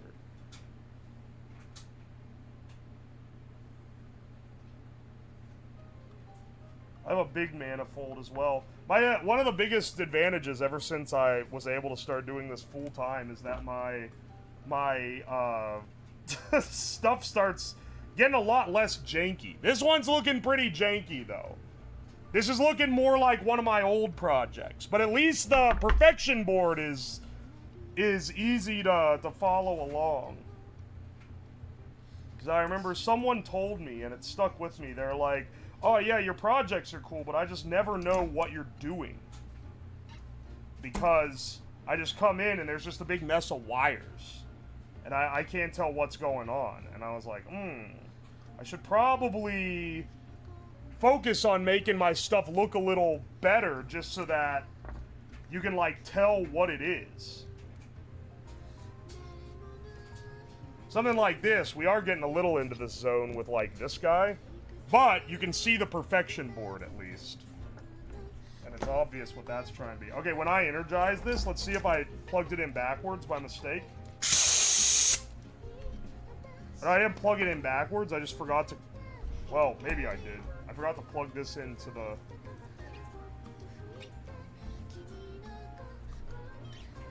Hang on. I think this guy's probably a pretty good length for this. Forgot to hook up my solenoid. Alright, didn't connect it backwards. Alright, let's try it out with this one. This should be a more... That is not the...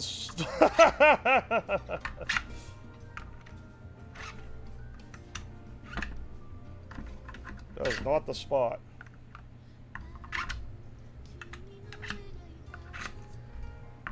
Not to smack talk the original perfection or like overstate my 3D design, but mine literally is so much more satisfying to use than the original.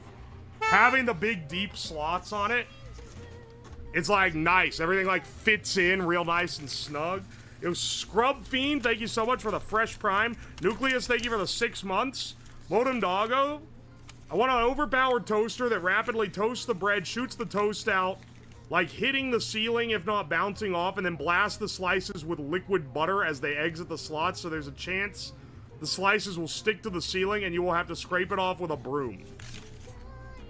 Epic. Turtle Taco, heard you're working on a prototype, as in you're the prototype of person to be awesome. Ayla Malgam, thank you, Turtle. You're always sending wholesome fake outs instead of the usual your mama jokes. When are we getting the subathon version of tub thumping for BRB? Wait, I think I read that one already. I don't know what that means, man. Anyway. Subathon version. Alright, guys. Now, remember, don't be scared. Let me put my safety glasses on. Don't be scared when it pops up.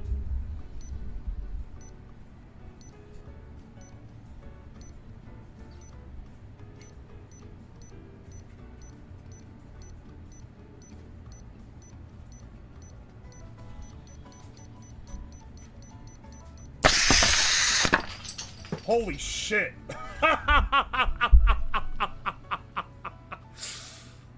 Ah, the pieces went everywhere, man. Okay, that is more dramatic. I'll give it that. That actually is better.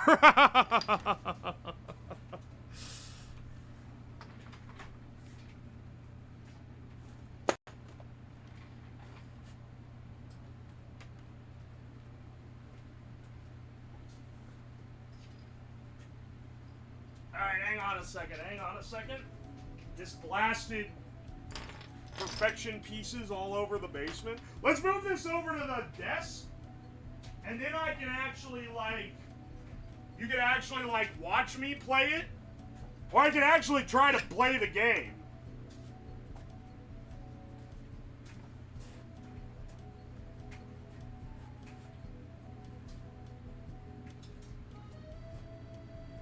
You gotta tape the board down so the pieces go further?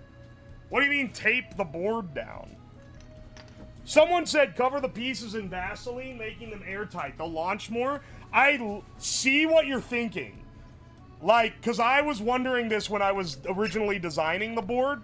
But the problem is that if you have pieces that are more airtight and, like, harder to expel from the hole, because you want that's the thing, that's the trade-off, right? You want there to be a little bit of force so that it has to lift them up out. It can build up enough pressure that it launches them. But the problem is that if your board looks like this, and you're putting them in, you still want the pieces that are in there to launch out, even if the other ones aren't.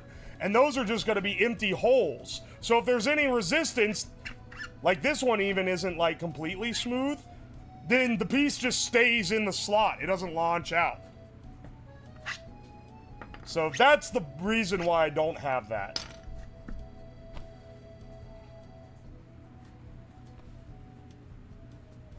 All right. Let me move this over. Yeah, bro, it's easy. It's portable. You just gotta move all this.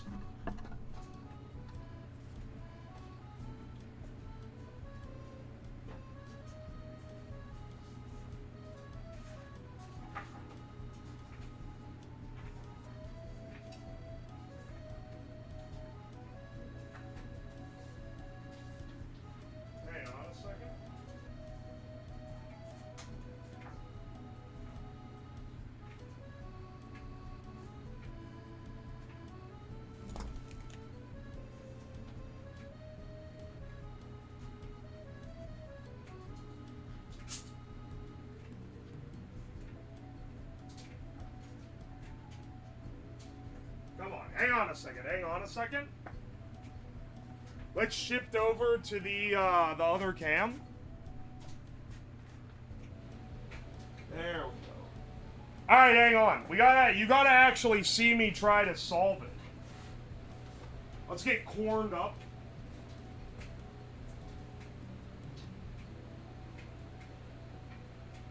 Does he ever finish the green drink?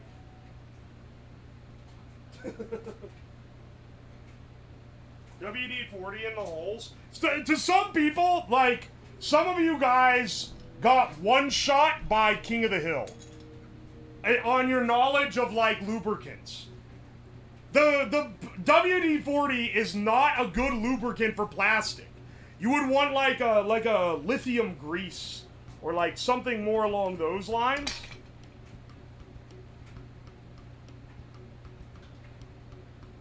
For plastics, you don't tend to use WD-40 just because it's not very good. It's not good at the job of actually, like, lubricating the plastic.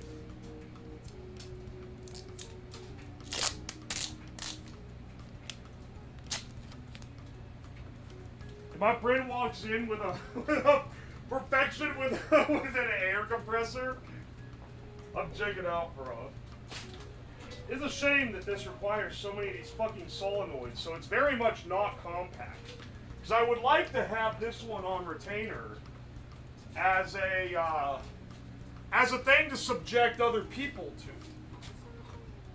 Because, you know, it's not that dangerous or anything. Well, it's a little bit dangerous. But it's not, like, dangerous enough to be like, terrible.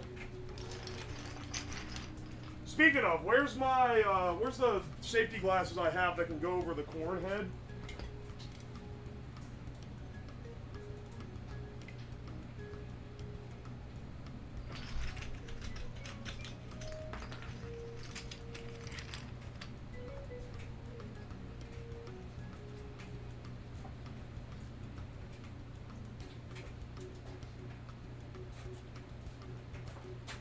All right, fellas. Alright, fellas, it's time for the most dangerous game. Did I turn the mic on over here?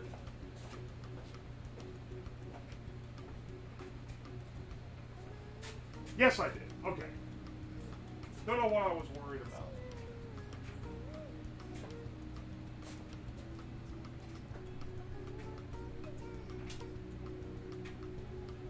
Alright, here we go. Let's see. This is way too close to my head. Lower this desk. Lower this motherfucking thing. Slab plays perfection, indeed. I just realized, you know what I forgot? Power tape. Ah!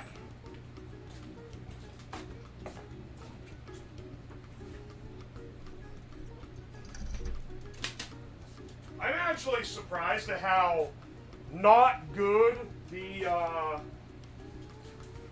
the other stuff works.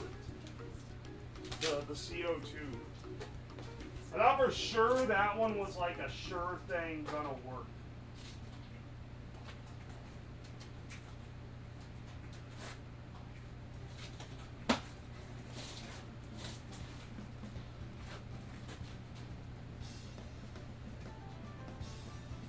OSHA thanks you for wearing safety glasses. I got things to see, okay? Alright. Ready? Let's see if I can even knock this out. I haven't tried it before.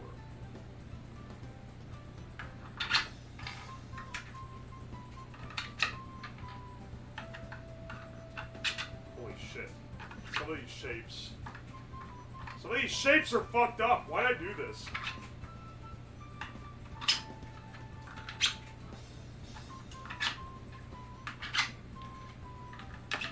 Shit, it's beeping faster.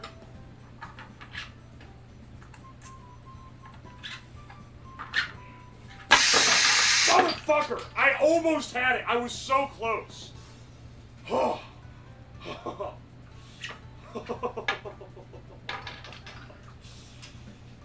hang on, hang on. Am I missing a piece? I think I'm missing a piece. I'm covered in pieces, man. I'm covered in Reese's Pieces. Am I missing another? I feel like there was a piece missing. Am I missing another piece?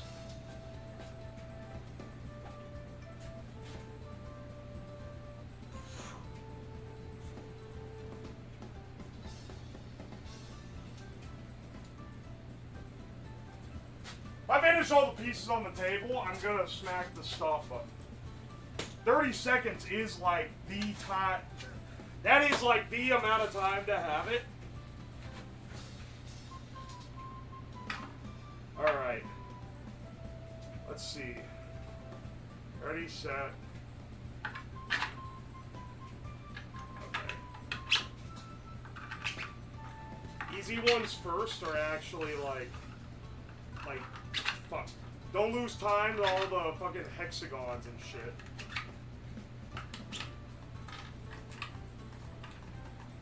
Motherfucker. Come on, come on, come on. Come on, bro. Come on, bro! Come on, bro! Motherfucker! Oh, and wait, I was missing this guy. I was missing the triangle.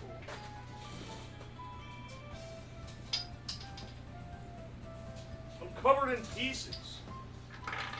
You know, I feel like this isn't that unreasonable of a reskin of this game.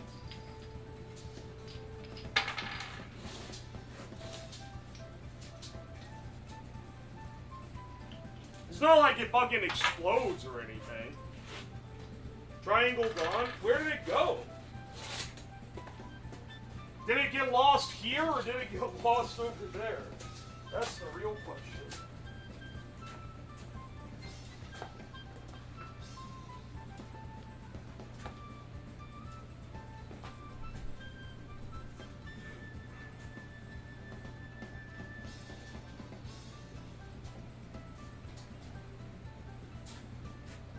Oh, one of the pieces is here. The diamond piece is over here.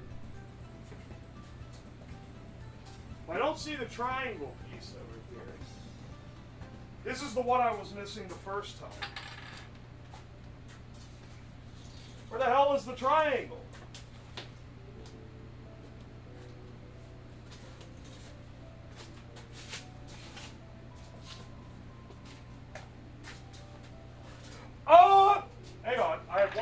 in my pocket. Is the triangle in there? I wasn't even in the triangle. Shit. Alright. I'll try run with everything but the triangle.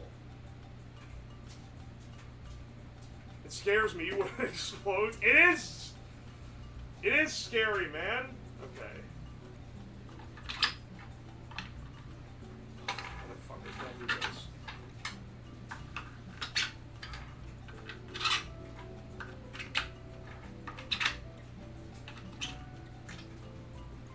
I'm surprised at how hard it is to actually do this.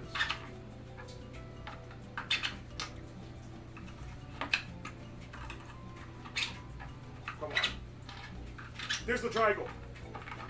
Oh, shit! I had it, man! I had it! If I was just a little bit closer, it would have been fine. If I was just a little closer, it would have been fine. Also, ow!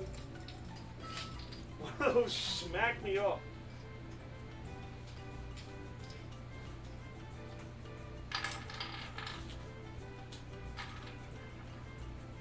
Four, 1, 2, 3, 4, 1, 2, 3, 4, 1, 2, 3.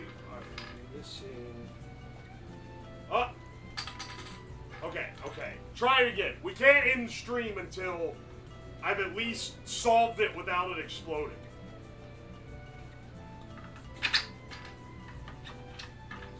It's literally so close.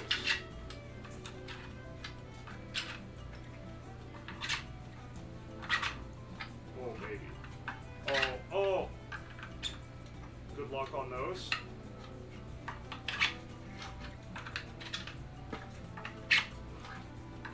It's beating faster. Yes! Yes! We solved it. We got it.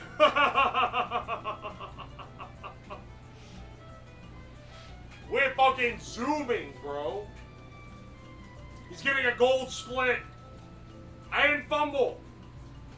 Some of these are like, you have to think about them more. I turned it on again so we get one more run of it.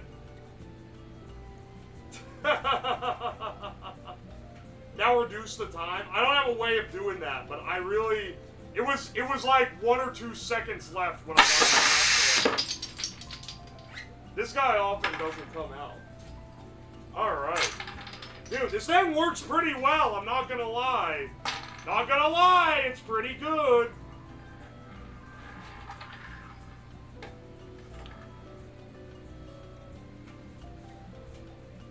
Play it drunk one day. This one's gonna go in the collection for future shenanigan games.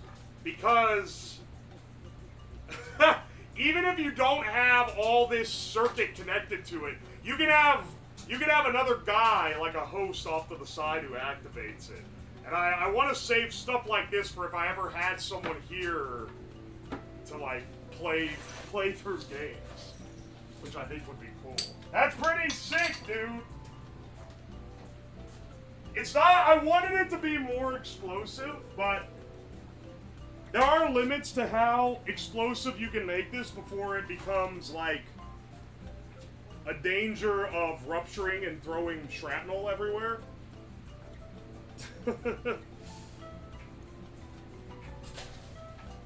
Unfortunately, there is that limit.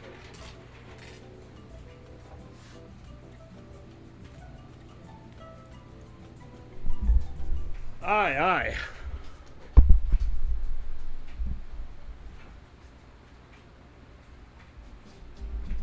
Gunpowder tips? HHO generator in the base. See, I like these ideas, but the problem is... Okay, see, this is the opposite. Here's how this happens when I plan streams like this. There's an element of risk. There's an element of risk in whether or not it's gonna be cool, because I don't want to just do it all, like, on my own, right? I don't want to do it all off stream, because that's lame. Like, then I already know if it's gonna work or not. Did you say I had an idea for operation with an arc welder? Yeah, I think that one will be fun too. So like with the drink chugger, I was really afraid that it just wouldn't be that powerful, and then it ended up being like ultra powerful. And I was like, actually, that thing was gas. This one, I was like, I don't know if it's gonna be that powerful. And though we did make it work pretty well, I do wish that they like fucking launched to the damn moon. But yeah, I don't know. It wasn't quite enough for that. I know the camera is going crazy with the focus. I can see it on the preview. Oi, oi. Have you tried 500 pounds of tannerite? Dude, you're supposed to have like 100 yards of distance for every, or 100 feet of distance for every pound of tannerite you detonate. I'd have to be in the other fucking state, dog. The fun is fucking around and finding out. Oh yeah, that's the thing, right? Sometimes it goes insane, and sometimes it's like, oh yeah, that works. But it's not like crazy. I thought for sure that cooking it up to the high PSI one would be more crazy, but something about like the influx is not quite the same.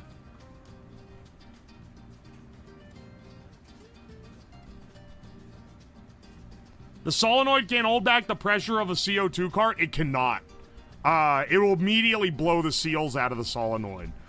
The CO2 cart is 10 times stronger than the highest rating of the solenoid. The solenoid's only rated for 110 PSI max. So that's what we had to deal with.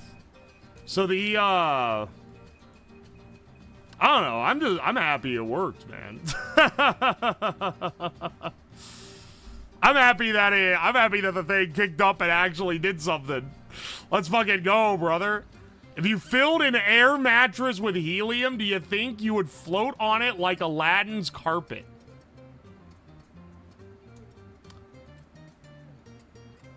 Interesting. 1,000 PSI seem weaker than 110. Yeah, and you know what I think it is? I think it's because 110 PSI through a hole that's like a 1/4 inch in diameter is more available pressure than 1,000 PSI through a tiny pinhole.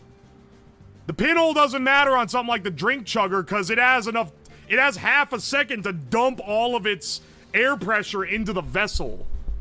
But the something like this, it doesn't.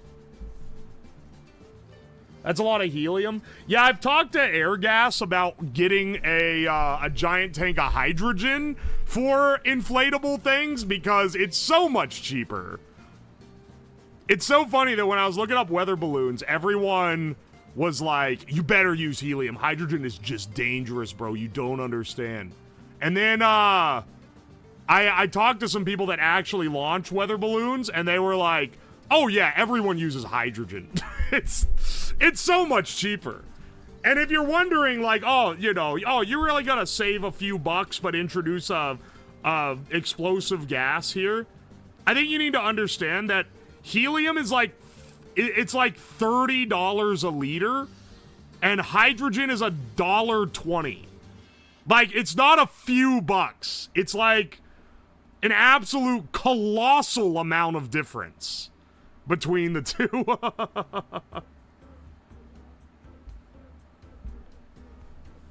You got fooled by Reddit? I did. Hindenburg with air mattress. Destroying the world's helium reserve because a bird might get exploded. I don't think that was the concern. That'd be really funny if they were afraid the bird would explode. I think they're just more afraid of like random people having a big tank of helium gas. That's more what I'm guessing. I'd risk a Hindenburg for that difference. That said, I can get a big tank of hydrogen, and it would be useful to have hydrogen for other things, so I think that would be pretty cool. The noble gases are expensive. Dude, why is a CO2 refill like... They quoted me at the local air gas. They quoted me like $80 to refill my... You saw the size of my tank. I can't remember what the grade is off the top of my head, but it's not a huge tank. It's like $80 for CO2? And they're like, oh yeah, this used to be like 30. I'm like, yeah, what the fuck, dog? You're the one selling it. Bro, why are you acting surprised about the prices? You are the one who's selling it to me.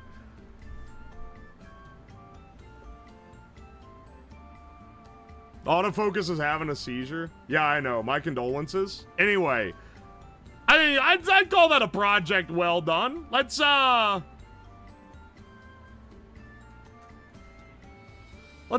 raid out right now. Let's raid Hina. She's playing. What is she playing? The European Union tried to ban this game in 2007, but But the day I let a oh, I know. But the day I let a European tell me what to do is the day I am dead and buried.